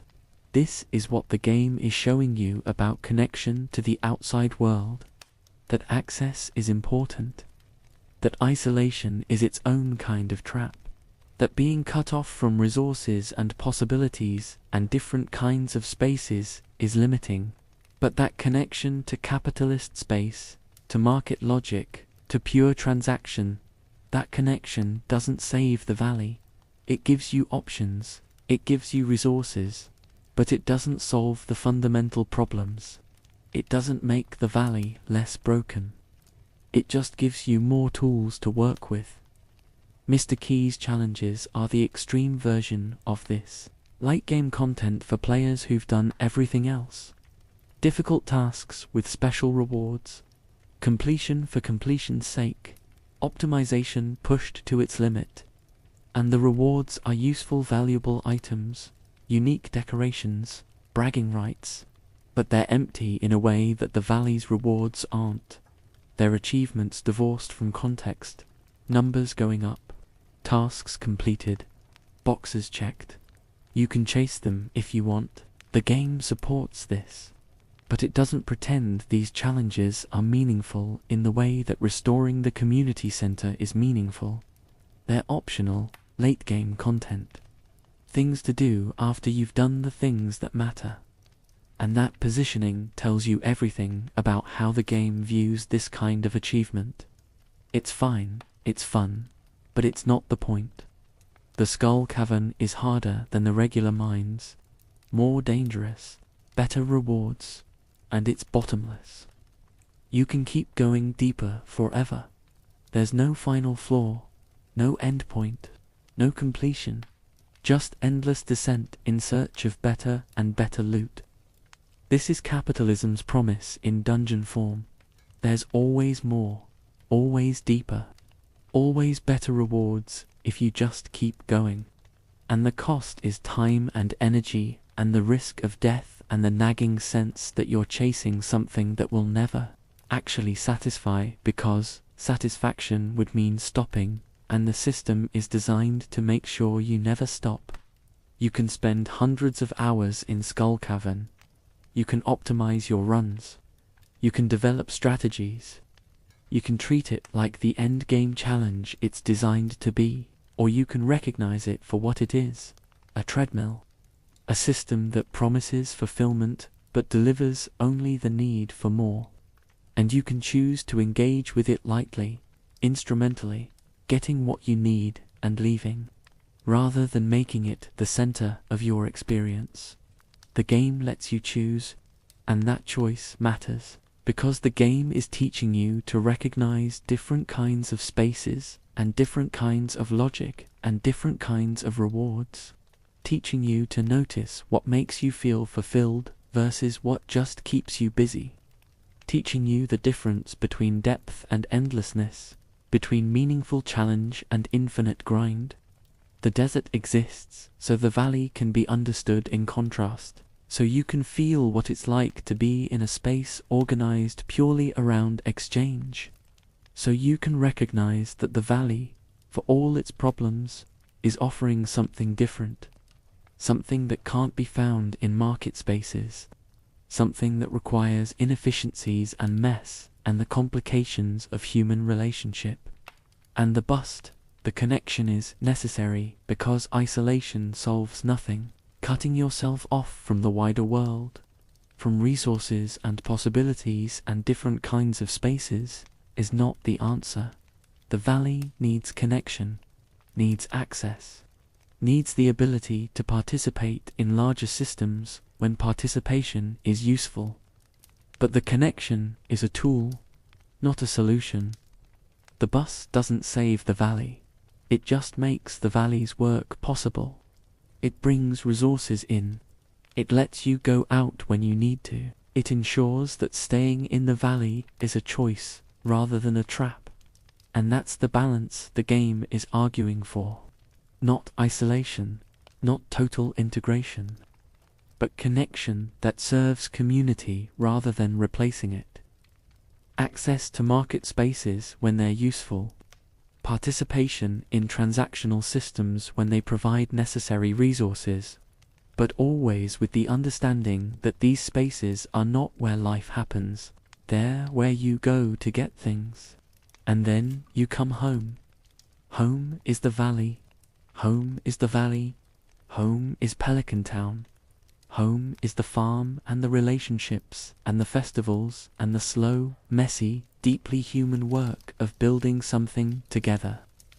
Home is the place where you're not just a customer, where transactions are embedded in context, where people know your name and remember your birthday and care whether you show up. The desert is useful. The desert provides things the valley can't, but the desert is not home. And recognizing that difference, feeling that difference is part of what the game is teaching you. That efficiency is not the same as meaning. That optimization is not the same as fulfillment. That access to resources is not the same as having a place worth living in. That connection to the wider world is necessary but not sufficient. That you need both the community and the access, the roots and the roots. The place you belong and the places you can go. The bus is fixed. The desert is accessible. You can leave whenever you want, and that freedom makes staying meaningful. Makes the valley a choice rather than a prison. Makes the work you're doing feel like commitment rather than resignation. And on the days when the valley feels too small, too broken, too limited, you can get on the bus. You can go to the desert. You can remind yourself that the wider world is still there, still accessible, still offering its own kinds of possibilities. And then you can come home, back to the place that matters, back to the people who know you, back to the work that's never finished but always meaningful. The desert taught you what you'd be giving up if you left. And the valley taught you what you'd be gaining by staying. And the bus taught you that you can have both. That connection and commitment aren't opposites. That you can be rooted in a place and still have access to the world. That home is not a prison. It's a choice. And you keep choosing it. Day after day. Season after season. Even when the desert is right there. Even when leaving is possible, you keep choosing home, and that choice is what makes it matter. There is something strange about Emily. You notice it early if you're paying attention. The way she talks, the things she says, the events that happen when you build friendship with her. Emily operates on different logic than the rest of the town. Dream logic, spiritual logic, the logic of someone who sees connections the rational world doesn't acknowledge. Emily works at the saloon. She's Haley's older sister. She lives in the same house, deals with the same declining town, faces the same limited opportunities. But Emily doesn't seem trapped the way others do. She doesn't talk about leaving. She doesn't complain about the valley's limitations. She's here, fully here, engaged with the place on terms that don't quite make sense if you're thinking economically or practically. Emily sees things. She has visions, dreams that bleed into waking life, and the game doesn't explain this, doesn't diagnose it, doesn't frame it as mental illness or magical realism or metaphor. Emily just is this way, and the world accommodates it. The game accommodates it. You can accept it or be confused by it, but you can't deny it, because it happens, right there on screen. Emily's dream sequences, her spiritual interpretations, her conviction that crystals and energy and cosmic connections are real and meaningful. This is deeply weird in a game that's otherwise fairly grounded. Stardew Valley has magic, the Junimos, the wizard, certain supernatural elements, but those are explained within the game's internal logic. They're part of the world's rules. Emily is different. Emily is a regular person, working a regular job, living a regular life, who also happens to perceive reality in a way that's fundamentally different from consensus understanding. And the game treats this as valid. There's a heart event where Emily invites you into one of her dreams.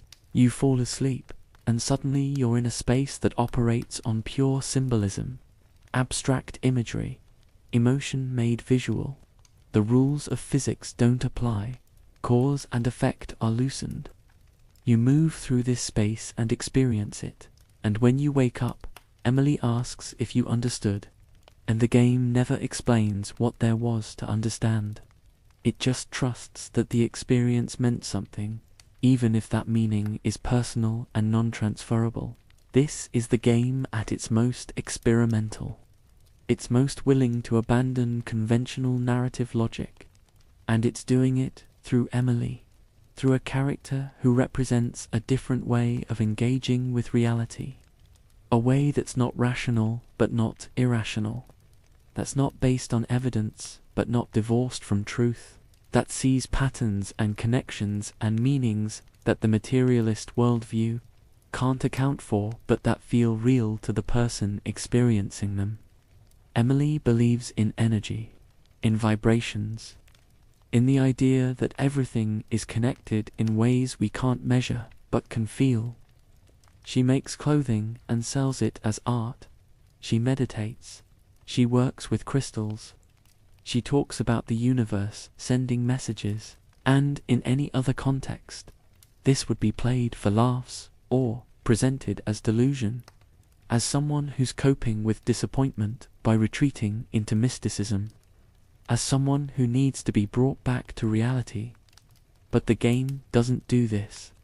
The game takes Emily seriously, treats her perspective as valid, shows you her dream sequences without irony or judgment, lets her talk about energy and connection and spiritual truth without undermining her or suggesting she's wrong. Because, from the game's perspective, she's not wrong. She's seeing something real. Maybe not literally real in the way that crops and animals and money are real, but real in the way that meaning is real, in the way that subjective experience is real, in the way that some truths can't be captured by materialist frameworks but matter anyway. This is important because Emily represents an alternative to the game's central tension. Most of the town is trapped between capitalist logic, Jojamart, efficiency, optimization, profit and community logic, relationships, festivals, care work, presence. Emily offers a third option, spiritual logic, The logic that says reality is more than what can be measured, or bought, or optimized. That there are dimensions of experience that require different ways of seeing. That meaning doesn't have to be rational to be real, and the game lets you choose how to engage with this. You can build friendship with Emily. You can participate in her dream sequences. You can listen to her talk about crystals and energy and cosmic connection. You can marry her if you want, and she'll move to your farm and continue being exactly who she is, someone who sees the world through lenses that don't quite match anyone else's, but who's found a way to live authentically anyway. Or you can ignore her. You can dismiss her perspective. You can treat her as the weird one and focus on relationships with characters who make more conventional sense. The game doesn't force you to accept Emily's worldview. It just presents it as an option, as a way of being in the world that's available if you're open to it. But here's what's interesting. Emily's perspective becomes more compelling the longer you play. In the early game, when you're focused on survival and building infrastructure and figuring out the basic systems, Emily's talk about energy and connection can feel irrelevant, abstract, disconnected from the practical work of making the farm function. But later, when the farm is stable and the community center is restored and you're no longer in crisis, Emily's perspective starts to make sense in a different way. Because once the material needs are met, once the systems are functioning, the question becomes, what now? What's the point of all this? What does it mean? And Emily has an answer. Not the answer, but an answer. The point is connection. Not just social connection, though that matters, but cosmic connection. The sense that you're part of something larger, that the work you're doing, the life you're building, the care you're putting into the farm and the town and the relationships, it's all part of a pattern, an energy, a web of meaning that connects everything to everything else. This is what spirituality offers that rationalism can't. Not explanations, meaning, the sense that your individual actions matter in a cosmic sense.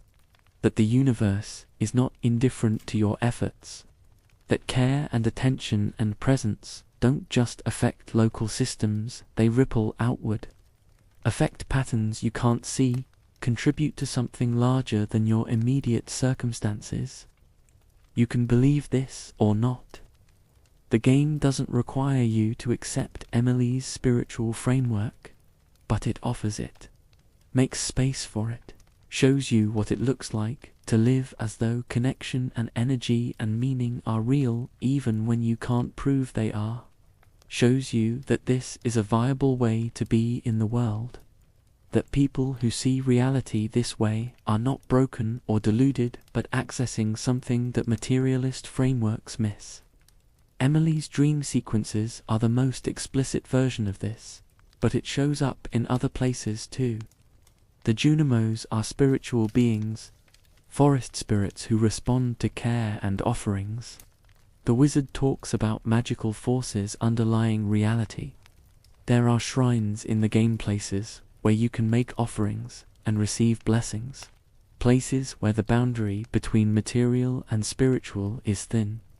And all of this operates on faith logic. You put something in an offering, attention, Karand, you get something out. Not transactionally. Not because you paid the right price, but because the universe responds to certain kinds of actions, rewards certain kinds of attention, recognizes care when it's offered authentically. This is very different from market logic. Market logic says, you get what you pay for. You receive proportional to what you give, mediated by prices and competition and supply and demand. Faith logic says, you get what you need if you're open to it. You receive grace.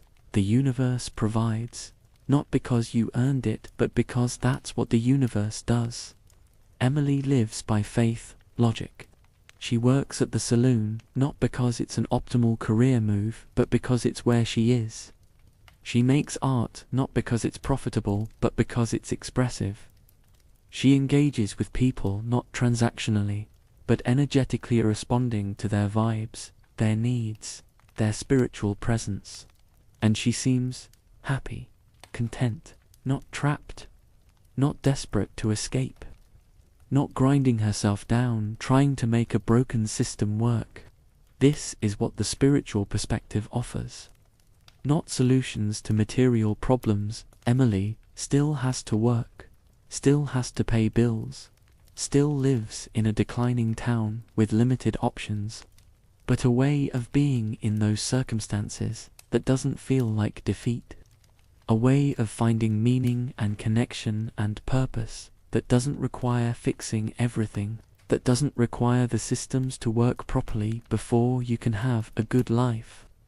Emily is proof that you can be poor and spiritually rich, that you can have limited material options and still feel free, that you can live in a dying town and still experience cosmic connection, that the circumstances of your life don't determine whether your life has meaning. How you see those circumstances, how you relate to them, how you find patterns and beauty and connection within them, that's what determines meaning.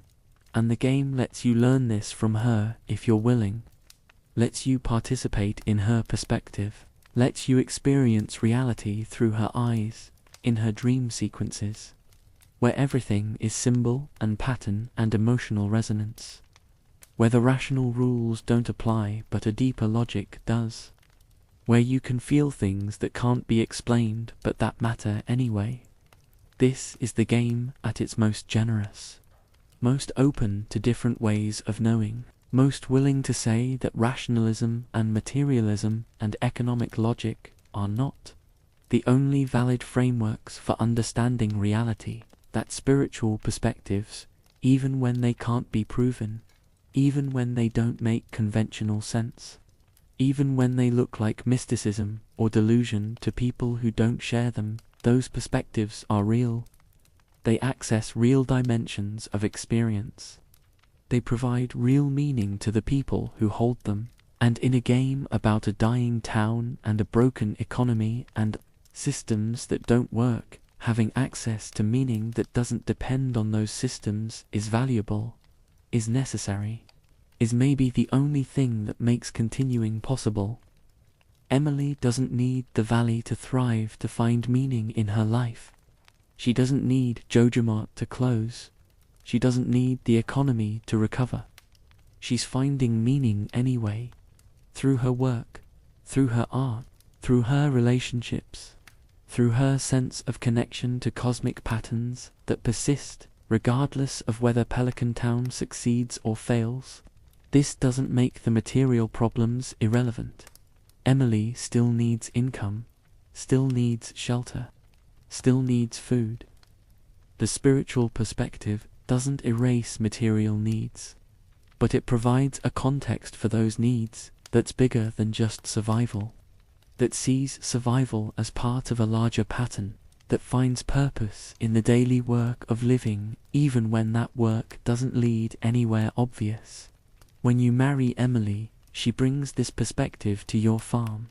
She still meditates, still works with crystals, still talks about energy, and your farm becomes a place where that perspective is validated, where the practical work of farming exists alongside the spiritual work of connection, where you can believe that watering crops and feeding animals and building relationships is not just economic activity but participation in cosmic patterns, that your farm is not just a business but a sacred space, that the work you're doing matters not just locally but universally. You don't have to believe this. The game doesn't require it, but it offers it, makes space for it, shows you what it looks like, and for some players, that perspective is transformative. It changes why they're playing, changes what the farm means, changes how they think about the work they're doing in the valley. For others, Emily remains weird, incomprehensible, a character who talks in ways that don't pass, and that's fine too. The game accommodates both responses. Lets Emily be Emily, regardless of whether you understand her. Lets her dream logic exist alongside the economic logic and the community logic and all the other frameworks the game is juggling. Because the game is arguing that reality is big enough for multiple perspectives. That you don't have to choose between rational and spiritual, between material and meaningful, between practical and cosmic. That all of these perspectives are partial. That none of them captures everything. That the fullest understanding comes from holding multiple frameworks simultaneously, even when they contradict each other, even when they operate on incompatible logic. Emily is the spiritual pole. The reminder that there are ways of seeing that don't fit into economic or social or rational frameworks, that don't solve problems but provide meaning anyway, that don't change material circumstances but change how you experience those circumstances, that don't make the valley less broken but make living in the broken valley feel less like defeat and more like participation in something larger. And in a game about fighting battles you can't win, about doing work that's never finished, about caring for systems that keep declining no matter how hard you work, having access to meaning that transcends those failures matters, makes the work sustainable, makes showing up possible, makes the choice to stay feel less like resignation and more like faith. Emily dreams, and in her dreams everything connects, everything means something. The universe is alive and responsive and full of patterns that reward attention and care. And when you wake up from her dream, you're back in the valley, back in the broken town, back in material reality with all its limitations and failures and declining systems. But something has shifted. You've seen through different eyes, felt a different kind of logic, experienced meaning that doesn't depend on success or progress or fixing everything. And maybe that's enough. Maybe that's what spirituality is for. Not escaping reality, changing how you see it, finding the sacred in the ordinary, the cosmic in the local, the meaningful in the daily grind. Emily knows this, lives this, and the game lets you learn it from her if you're willing to enter her dreams and see what she sees.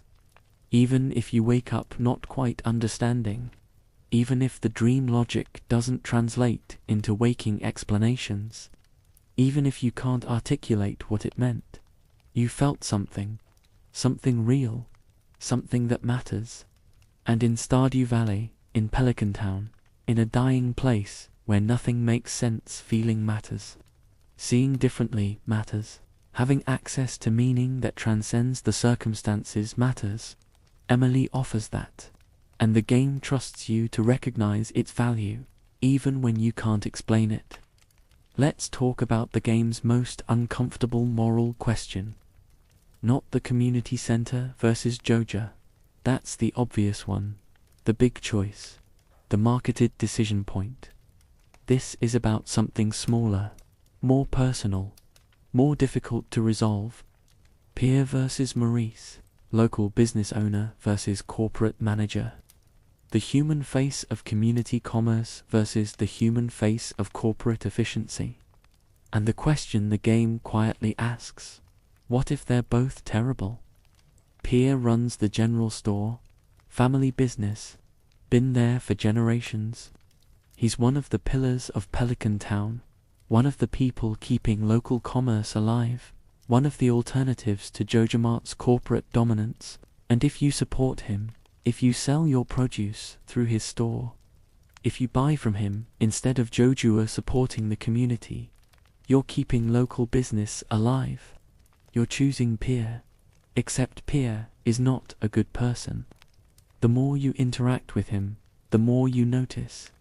He's obsessed with competing against Joja, but his obsession is less about community values and more about not losing market share. He's paranoid that Maurice is trying to drive him out of business, which is true, but His response is not to improve his service or build community connection. His response is to complain, to stress, to occasionally engage in practices that are just as exploitative as what he's competing against. If you sell high-quality produce to Pierre, he resells it at his store and claims he grew it himself, takes credit for your work, builds his reputation on your labor.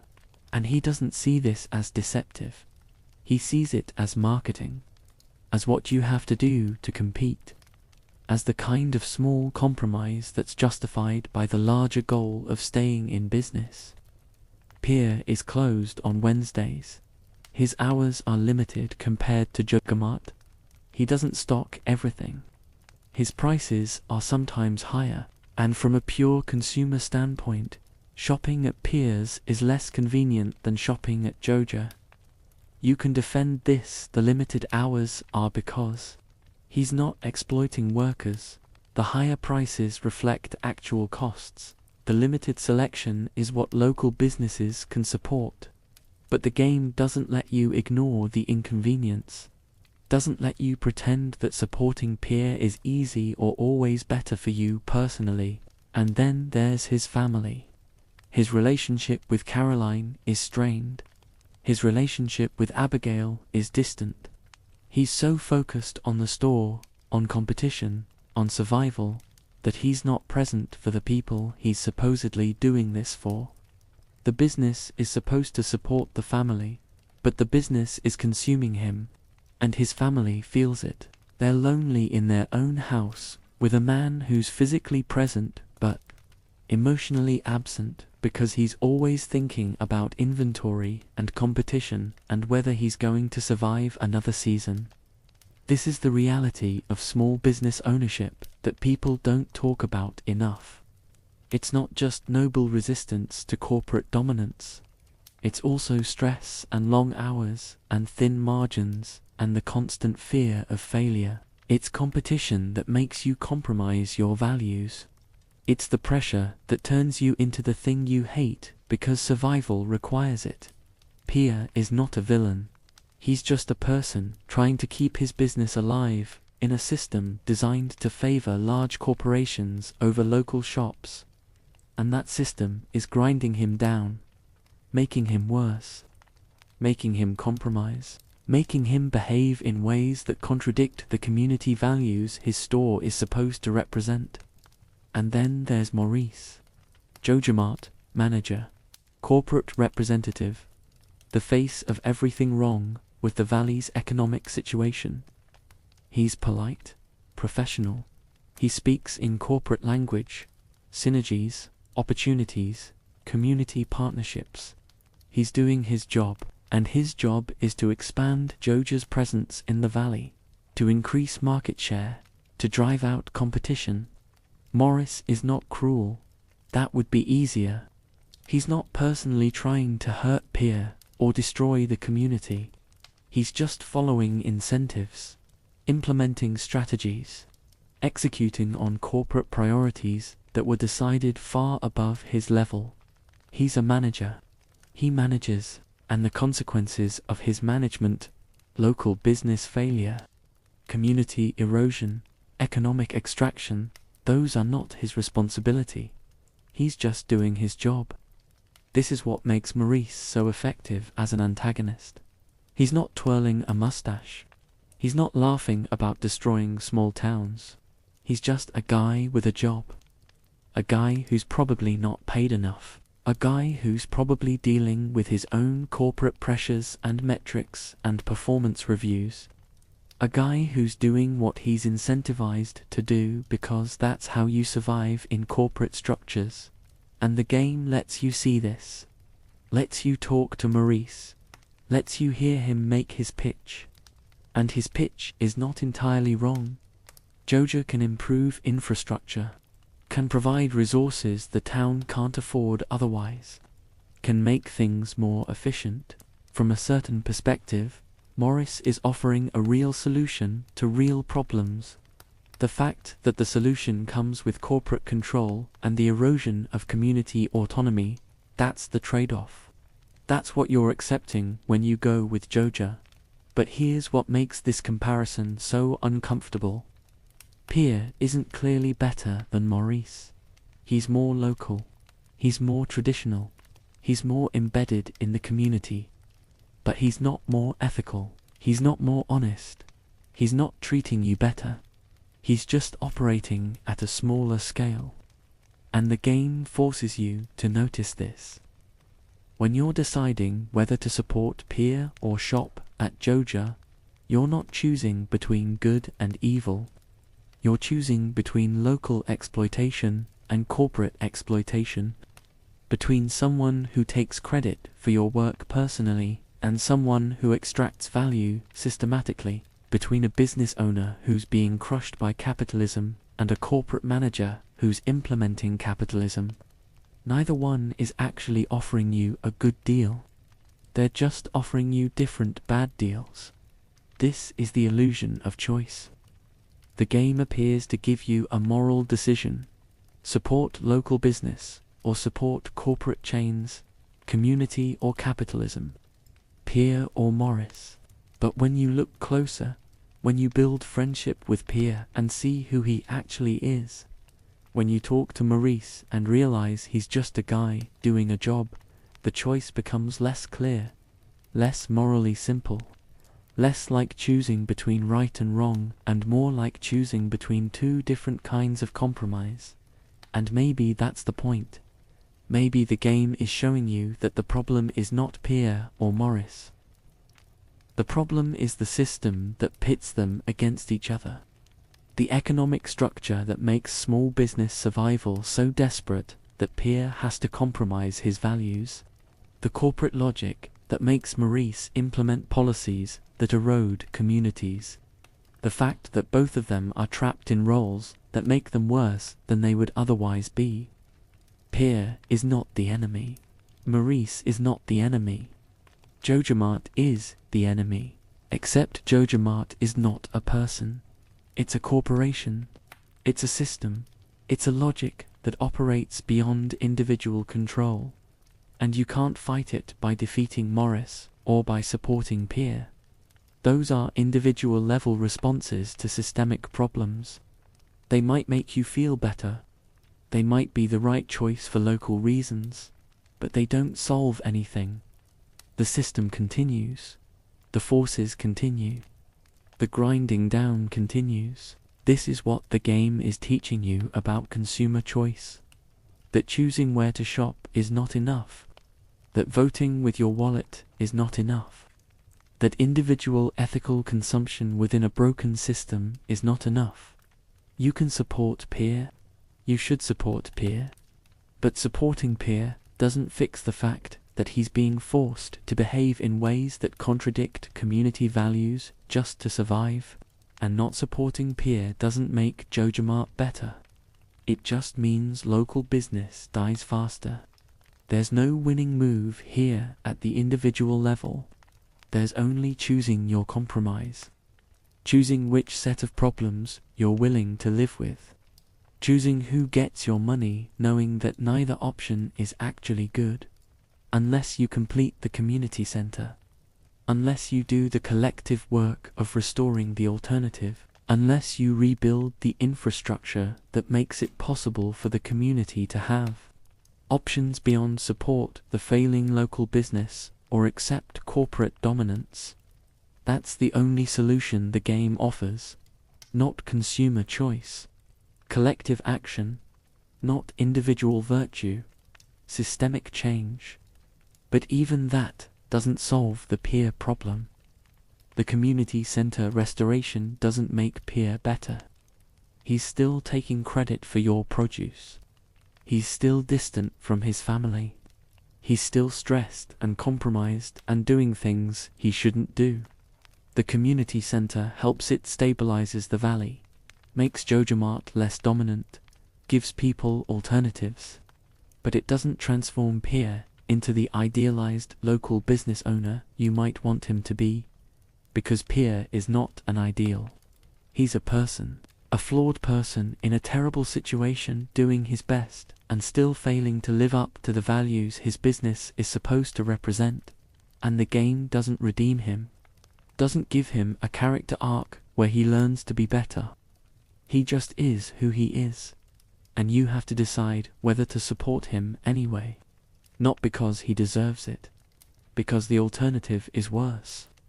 This is the most mature moral position the game takes.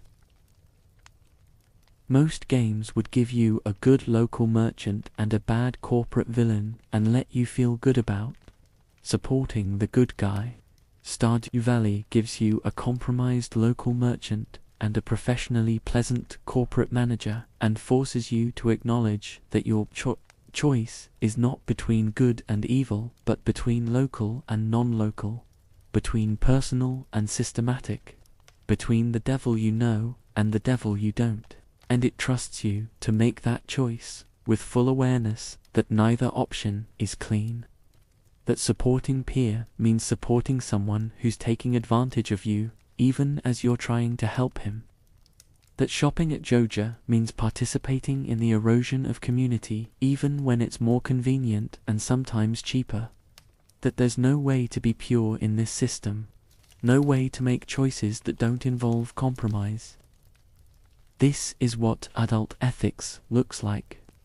Not clear moral lines, not heroes and villains, just people in bad systems trying to survive. And your role is not to judge them or save them, but to recognize them, to see them clearly, to acknowledge that peers' compromises are what the system forces from small business owners, that Morris's professional courtesy is what the system requires from corporate managers, that both of them are trapped in roles they didn't create and can't escape, and then to do the work anyway, to support the community center, to build relationships, to strengthen local networks, not because it will make peer suddenly become ethical, not because it will drive Joja out entirely, but because it creates alternatives, creates space, creates the possibility that people might have choices beyond which exploitation do you prefer. The game never resolves the peer versus Maurice question. It just lives with it, acknowledges it, shows you that the choice between local and corporate is more complicated than you wanted it to be, that the good guys are compromised and the bad guys are just doing their jobs, and the real enemy is not a person you can defeat, but a system that makes everyone worse. And in that honesty, in that refusal to simplify, the game does something more valuable than giving you a clear moral victory. It teaches you to see the actual shape of the problem, to recognize that individual choices matter but aren't sufficient,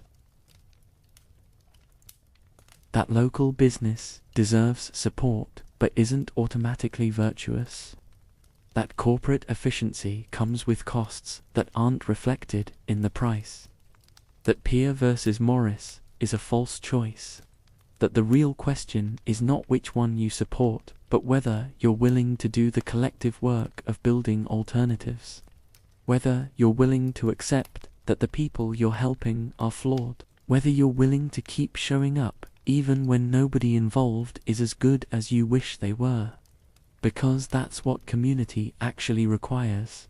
Not perfect people, not clear moral lines, not heroes to support and villains to defeat, just people, flawed people, compromised people, people doing their best in bad systems and still failing to be everything you need them to be, and you support them anyway. Not because they deserve it, because you're part of the same community, because their failure is your failure, because the only way any of this works is if you keep showing up for each other even when everyone is compromised and nobody is clean and the choices are all bad. Pia is not a hero, Maurice is not a villain, they're just two people trapped in an economic system that makes both of them worse than they could be. And the game asks you to see that, to sit with that, to make your choices with that knowledge, and then to keep working, keep building, keep showing up for the community even when the community is full of people like Pia, who need your help but don't deserve it, who benefit from your work but don't acknowledge it. Who are fighting the same fight you are, but using methods you can't endorse. You support them anyway. Because the alternative is Maurice. Is letting the corporate logic win by default because you were too disappointed in local alternatives to show up for them. That's the choice. Not a good choice. Just the only choice that gives the community any chance at all. Late in the game, after the community center is complete, after the valley is stable, after you've done the work, a new area unlocks. Ginger Island, a tropical paradise accessed by boat, completely different from the valley. Warm, lush, abundant. No winter, no Jojamart, no declining infrastructure, no visible systems of decline. Ginger Island is the escape fantasy. The place you go when you've saved the valley and wonder, what if I just left? What if I took what I've learned and applied it somewhere easier? Somewhere that isn't broken? Somewhere that doesn't require constant maintenance just to keep from collapsing? The island is beautiful. Gorgeous pixel art, bright colors, new crops, new fish, new areas to explore. A whole separate farm you can develop. New characters: Leo, a child living alone on the island, and the island traders, people who've already made the escape, who've already chosen to live outside the systems that make places like Pelican Town so difficult. And the island works. The farm is productive. The ecosystem is thriving. There's no corruption, no corporate exploitation, no economic decline. It's what the valley would be if all the problems were removed. If you could just start over somewhere unspoiled, somewhere that hasn't been touched by the forces that hollowed out Pelican Town. This is the fantasy that the entire game has been building toward, in a way. The idea that if you work hard enough, if you're productive enough, if you save enough money and build enough skills, you can escape. You can find somewhere better. You can leave the broken places behind and build a new life in a place that isn't fighting against you. And the game gives you this. Lets you have it. Lets you build on the island. Lets you develop a whole separate farm in this tropical paradise. Lets you experience what it feels like to work in a place that isn't declining, that isn't struggling, that just works. But then the game does something subtle, something you might not notice immediately. It makes the island feel empty. Not empty like the valley felt empty at the beginning. Empty in a different way. The valley was empty because it was dying. The island is empty because it's disconnected. Because there's no community there. Because the people on the island, the traders, the scientists studying the volcano, even Leo, before you help him integrate into Pelican Town, they're all isolated. They're all running away from something. They're all people who chose escape over engagement. And their lives are fine. They're surviving. They've found beautiful places to live and ways to make it work. But they're alone. They don't have festivals. They don't have the complicated web of relationships that makes Pelican Town frustrating but also meaningful. They don't have the shared struggle that creates community. The island is what you get when you prioritize escape over commitment. When you choose the place that works over the place that needs you. When you optimize for your own comfort and productivity rather than for connection and community, and it's seductive. The island is genuinely better for farming. The climate is perfect. The land is fertile. You can grow crops year-round. You can make more money with less effort. From a purely practical standpoint, abandoning the valley and focusing on the island makes sense. You'd be more efficient, more productive, more successful by conventional metrics. But you don't do that. Or most players don't. Most players use the island as a supplement, a place to grow tropical crops and gather unique resources and complete the new content. But they don't move there. They don't abandon Pelican Town. They don't choose escape over the valley. Why? Because the valley matters in a way the island doesn't. Because the people matter. Because the work of maintaining the community, of showing up for festivals, of building relationships, of keeping the town alive, that work is meaningful in a way that optimizing a tropical farm isn't. The island is beautiful, but it's not home. It's productive, but it's not meaningful. It's easier, but it's not worth staying for. This is what the game is teaching you about escape fantasies. That they're real, that they're available, that if you work hard and accumulate enough resources, you can find places that are easier to live in than broken communities. You can optimize for your own comfort. You can choose the path of least resistance. But that path doesn't give you what the valley gives you. Doesn't give you community. Doesn't give you the sense that your work matters to people you care about. Doesn't give you the deep satisfaction of maintaining something against the odds, of choosing to stay when you could leave, of fighting for something worth fighting for even when the fight is hard. The island reveals that the valley was never about escaping brokenness. It was about learning to live with brokenness, about finding meaning in the work of maintenance and care and presence, about building community not in ideal conditions but in difficult ones, about choosing commitment over optimization. And once you understand that, once you've internalized that lesson, the island loses its appeal. It's still beautiful, still useful, still worth visiting, but it's not where you want to be. It's not home. There's a quest line on the island where you help Leo integrate into Pelican Town. He's a child who's been living alone on the island, raised by parrots, disconnected from human community. And slowly, through your help, he moves to the valley, starts attending festivals, starts making friends, starts being part of the community. And this is the game's answer to the escape question. The island is not where people should live. Not alone, not disconnected. Leo needs the valley, needs the community, needs the messy, complicated, difficult work of being part of a human society.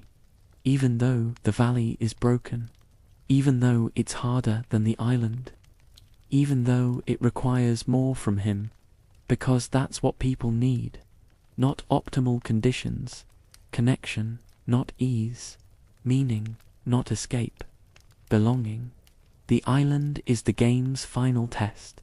After everything you've been through, after all the work you've done to save the valley, after the community center is restored and the relationships are built, here's paradise. Here's the easy option. Here's escape. And the game watches what you do. And most players choose the valley, choose the broken town, choose the place that needs them over the place that would be easier. Because they've learned what the game has been teaching all along, that meaning comes from commitment, not comfort. That community is worth more than optimization. That the places worth staying for are not the places that work perfectly, but the places where your presence matters. The island is there. You can visit whenever you want. You can farm there. You can gather resources. You can enjoy the tropical paradise the game built for you. But when the day ends, when you're tired and ready to sleep, you go home, back to the valley, back to the farm in Pelican Town, back to the place that matters. Because that's home, not because it's better, because you chose it, because you've invested in it. Because the people there need you and you need them, and that mutual need is what makes a place worth being in. The fantasy of escape is real, but it's empty. And Stardew Valley trusts you to figure that out. Trusts you to try the island and realize that what you actually want is not somewhere easier, but somewhere that matters. And the valley matters. The broken, declining, difficult valley matters. Not because it's perfect, Because it's yours. Because you chose to stay. Because you did the work. And no tropical paradise can replace that. There is an endgame in Stardew Valley. A completion state. A percentage tracker that measures how much of the game's content you've finished. And if you reach 100%, if you complete every bundle, max every friendship, catch every fish, ship every item, find every collectible, achieve every milestone, you reach perfection, and Grandpa's ghost appears, gives you a message, tells you he's proud, places a statue on your farm that produces iridium every day, valuable resources, permanent reward, the game's way of saying, you did it. You completed everything. You achieved perfection. This is the carrot. The thing completionists chase. The final goal for players who want to see everything, do everything, maximize everything, and it's real. It's achievable. The game supports this kind of play, rewards it, gives you systems to track your progress toward perfection and celebrates when you get there. But here's what the game knows. What it's quietly teaching you throughout the entire experience. Perfection doesn't matter. Not really. Not in the way you think it does. Because perfection is a number, a percentage, a checklist of tasks completed. It's extrinsic motivation, achievement for achievement's sake. The logic of completion divorced from the logic of meaning. And the game lets you chase it if you want, but it doesn't pretend that reaching it is the point. The point was always the work, the daily showing up, the relationships built slowly over seasons, the farm maintained despite setbacks, the community center restored bundle by bundle, the festivals attended year after year, the choice to stay when you could have left, the commitment to care even when the systems don't make it easy. Perfection is just what you call it when you've done all of that and also completed a bunch of additional tasks. It's an acknowledgement, a recognition, but it's not more meaningful than the work itself. It's not what makes the work valuable. And the game proves this through timing. You can't reach perfection quickly. It takes years, multiple in-game years of consistent effort, and by the time you're close to perfection, you've already experienced everything that makes Stardew Valley meaningful. You've already restored the community center. You've already married someone or chosen not to. You've already built relationships. You've already made the valley your home. Perfection is the last thing, the final checkbox. The thing you pursue after meaning has already been established, and that positioning tells you everything about how the game views it. Perfection is optional, late-game content for people who want to keep playing after the meaningful work is done. This is radically different from how most games treat completion. Most games build toward a final boss, a final challenge, a completion state that represents the culmination of everything you've been working toward. Beating the game is the point. Everything leads to that moment. Stardew Valley has no final boss, no end state, no moment where the game says you won. It's over. You can play forever. The cycles continue. The seasons turn. The work never stops. And perfection is just a milestone you might hit along the way if you're thorough. But it's not the destination, because there is no destination. There's only the continued choice to show up. This is what the game is teaching you about goals, about achievement, about the metrics we use to measure whether our lives are successful. That completion is not the same as meaning. That checking every box is not the same as doing what matters. That you can have a perfect farm and an empty life, or an imperfect farm and a meaningful existence. The game never tells you this directly, but it shows you through structure, through the way perfection is positioned, through what it requires, and what it rewards, through the fact that most players never reach it, and their experience is not diminished by that failure. They've had meaningful time in the valley. They've built relationships. They've done work that mattered. The fact that they didn't catch every fish or ship every item or max every friendship, that doesn't make their time less valuable. Perfection is the game's acknowledgement that some players need completion, need the checklist, need the achievement, and that's fine. The game supports that playstyle, rewards it, makes space for it, but it doesn't privilege that playstyle over others. Doesn't suggest that the completionist approach is more valid than the relationship-focused approach, or the profit-focused approach, or the just vibbing in valley approach. All of these are valid. All of these are ways to engage with the game, and perfection is just one metric among many. One way to measure engagement, one framework for understanding what it means to have finished, but not the only one, not the most important one. This is the game at its most mature, most confident, most willing to say that the metrics don't matter. That achievement is fine but not necessary. That you can engage with the game deeply and meaningfully without ever chasing perfection, without ever checking the percentage tracker, without ever caring about completion, because the game knows what matters, and it's not the percentage. It's the presence. It's the showing up. It's the daily choice to water the crops and talk to the neighbors and attend the festivals and do the work of being part of a place. That's what matters. That's what the game is about. And perfection is just a label you can apply to that work if you want the external validation of having done everything.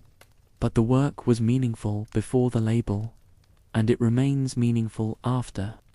The label changes nothing. The work is the point.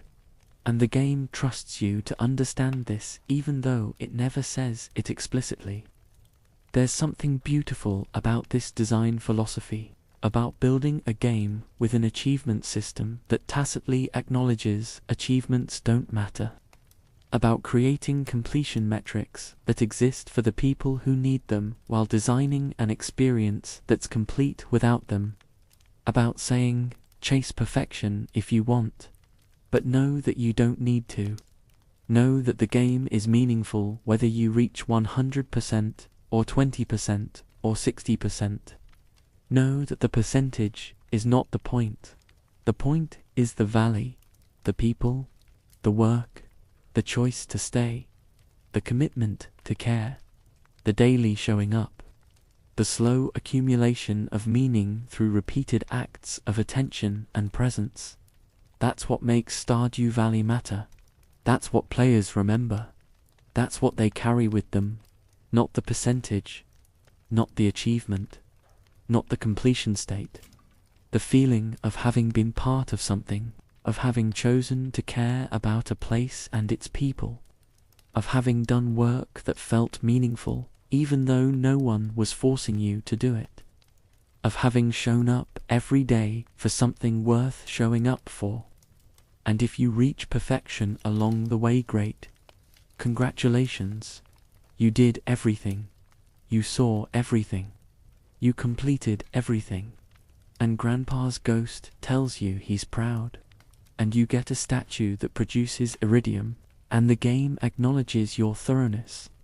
But the game also knows and trusts you to know that the players who stopped at 60%, who never completed every bundle, who never caught every fish, who never reached perfection, they had the same experience. They learned the same lessons. They felt the same things. They understood what the game was trying to teach, because the teaching was never in the completion. It was in the doing, in the daily practice, in the choice to engage, in the work itself. Perfection is the game's joke, its knowing wink, its acknowledgement that yes, you can complete everything, you can check every box, you can optimize every system and max every stat. And when you do, you get a nice statue and a message from your grandfather's ghost. But the real reward was the valley. The real achievement was staying. The real perfection was choosing to care about an imperfect place and making it a little bit better through your presence. That's the perfection that matters, and it can't be measured by a percentage, can't be tracked by a checklist, can't be reduced to completion metrics. It's the perfection of presence, of commitment, of caring about something even when it's hard, of showing up even when no one would notice if you didn't, of doing work that matters not because it will be acknowledged or rewarded or counted toward some total, but because it's worth doing. That's the perfection Stardew Valley teaches. And reaching 100% on the percentage tracker is just one way, not the most important way of expressing it. The game is complete when you decide it's complete, when you've done what you came to do, when the valley feels like home, when the work feels meaningful, when you can imagine logging off and feeling satisfied with what you've built, regardless of what percentage the tracker shows. That's completion. That's perfection, not a number. A feeling, the sense that you've done something worth doing, that you've been part of something worth being part of, that your time here mattered, and the game lets you have that feeling at any point. Doesn't gate it behind 100%, doesn't require you to complete everything to feel like you've completed something. You can walk away at 50% completion and have had a perfect experience, because you showed up, because you cared, because you did the work, and that's all that matters. That's all that ever mattered. The rest is just numbers. And numbers, the game quietly insists, are not the point. The point is the valley, and you were there, and you cared, and that was enough. That is enough. That will always be enough. Perfection is a metric. Meaning is a practice. And Stardew Valley teaches you to value the practice over the metric, to chase meaning over achievement, to measure your life not by completion percentage but by the quality of your presence. And if you learn that, if you take that lesson from the game into your life, then the game has done its job, has taught you what it was trying to teach, has given you what it was trying to give. Not perfection, something better, something real, something that lasts beyond the percentage tracker. The knowledge that showing up matters, that caring matters, that the work is the point and the point is the work, and completion is just a word we use for what happens when you stop doing something that could continue forever. The valley continues, the work continues, the meaning continues, whether you reach 100% or not. And that's perfect. That's actually perfect. Not the metric. The truth it's hiding. That you're already enough. That the work you're doing is already meaningful. That you don't need external validation to know that your presence here matters. You just need to keep showing up. Keep caring, keep doing the work. That's perfection. The only kind that lasts. The only kind that matters. And the game knew it all along, and yet it stands. This is what you return to, after everything. After the farm is built. After the community center is restored. After the marriages and the friendships and the festivals. After the mines are cleared and the crops are planted and the seasons have turned, over and over, in their patient rhythm, you return to the title, to the thing we noticed at the beginning but didn't fully understand. Stardew Valley, a town that should not still be standing. The town should not still be standing. By every reasonable economic metric, by every pattern of rural decline documented over the last 50 years, by every force that has hollowed out small towns across the developed world, Pelican Town should be gone. Not literally, not wiped off the map, but functionally extinct. a place where the last few holdouts live out their days until there's no one left to turn off the lights.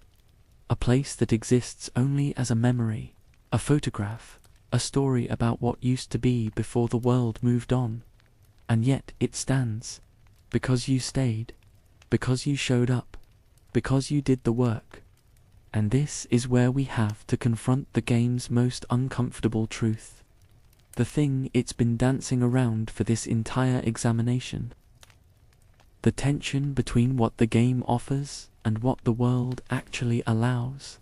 In Stardew Valley, one person can save a dying town.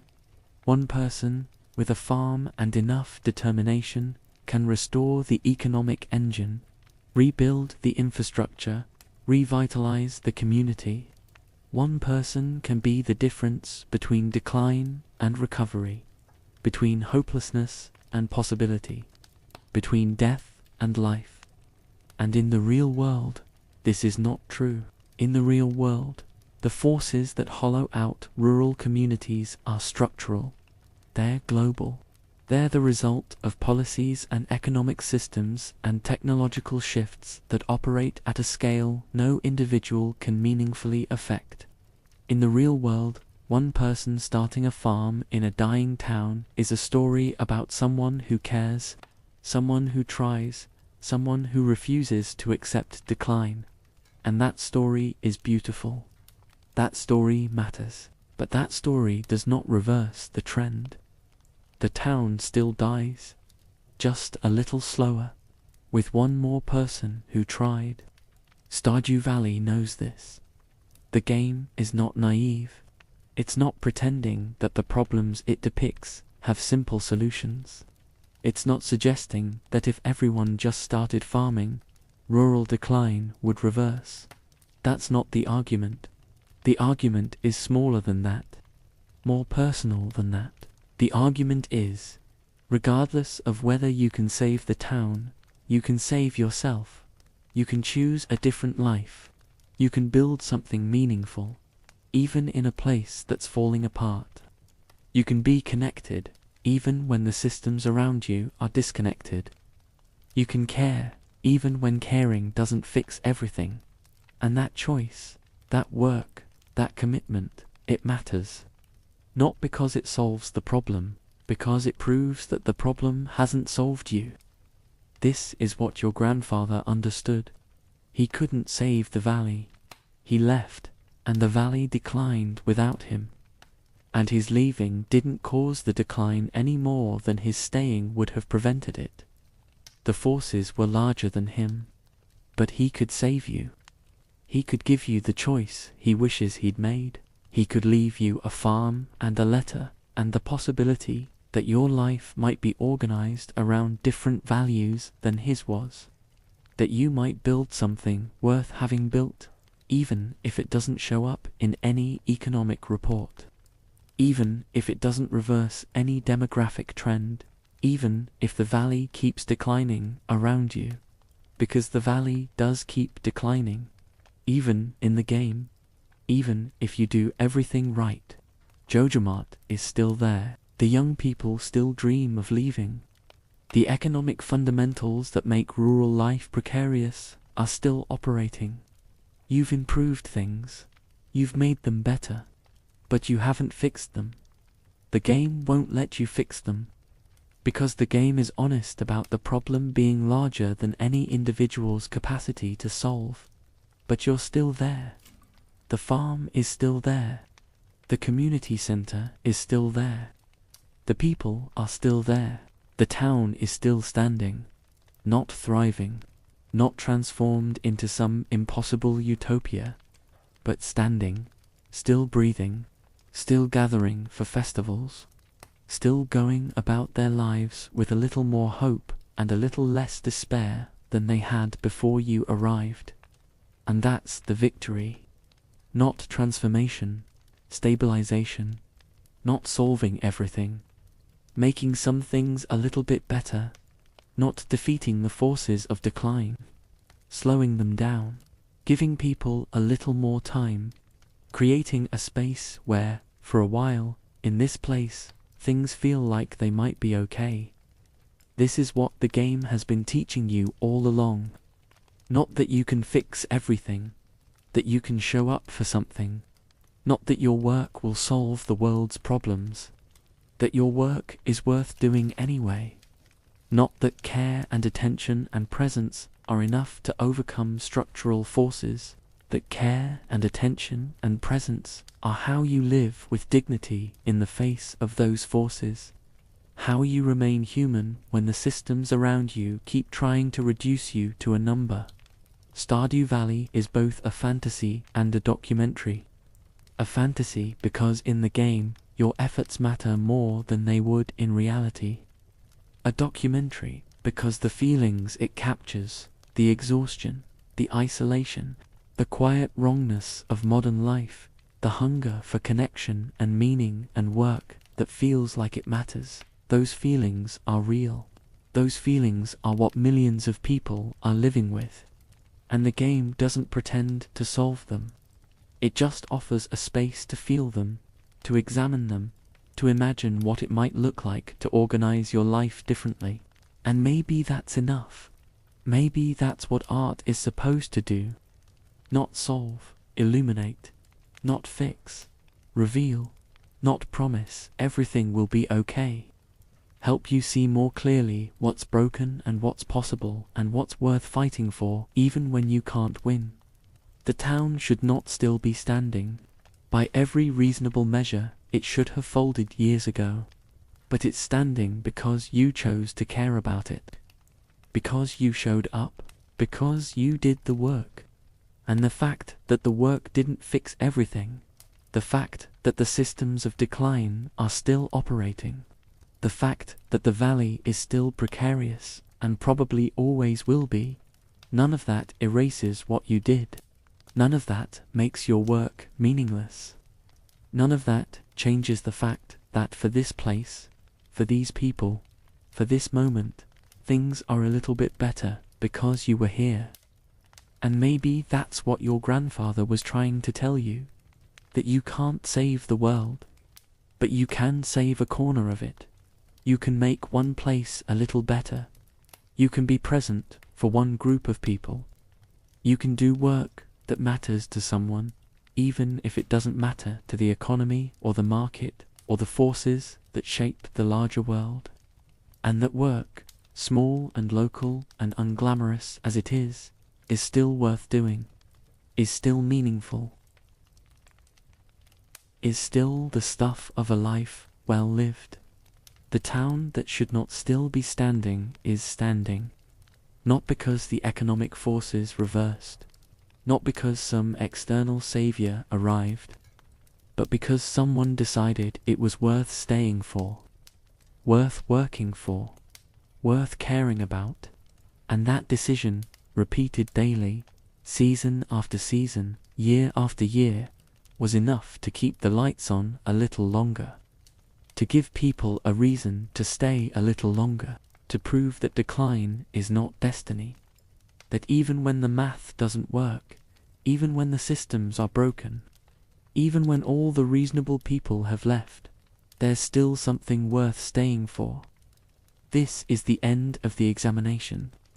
This is where all the chapters have been leading, to this uncomfortable, honest, quietly hopeful truth, that Stardew Valley is a game about fighting a battle you can't win, and choosing to fight it anyway, because fighting it with care and attention and presence is how you remain human, how you build meaning, how you live a life that feels worth having lived. The town should not still be standing, but here we are. And the crops need watering, and the townspeople have birthdays coming up, and the festivals are scheduled, and the mines go deeper, and the work continues, not because it will solve everything, because it's worth doing. Your grandfather knew this, and now you know it too, and that knowledge, hard-won and uncomfortable and true, is the real inheritance. The real gift, the real point of everything. Welcome to Stardew Valley, the town that should not still be standing, but does. because someone chose to stay, because someone chose to care, because someone chose to show up day after day and do the work. And that someone is you. And that's enough. Not to fix everything, but to mean something. And in a world that often feels meaningless, in a life that often feels empty, in a system that often feels rigged against you, meaning something is enough. It has to be. It's all we've got. And it turns out, when you really commit to it, when you really show up for it, when you really do the work, it's more than enough. It's everything.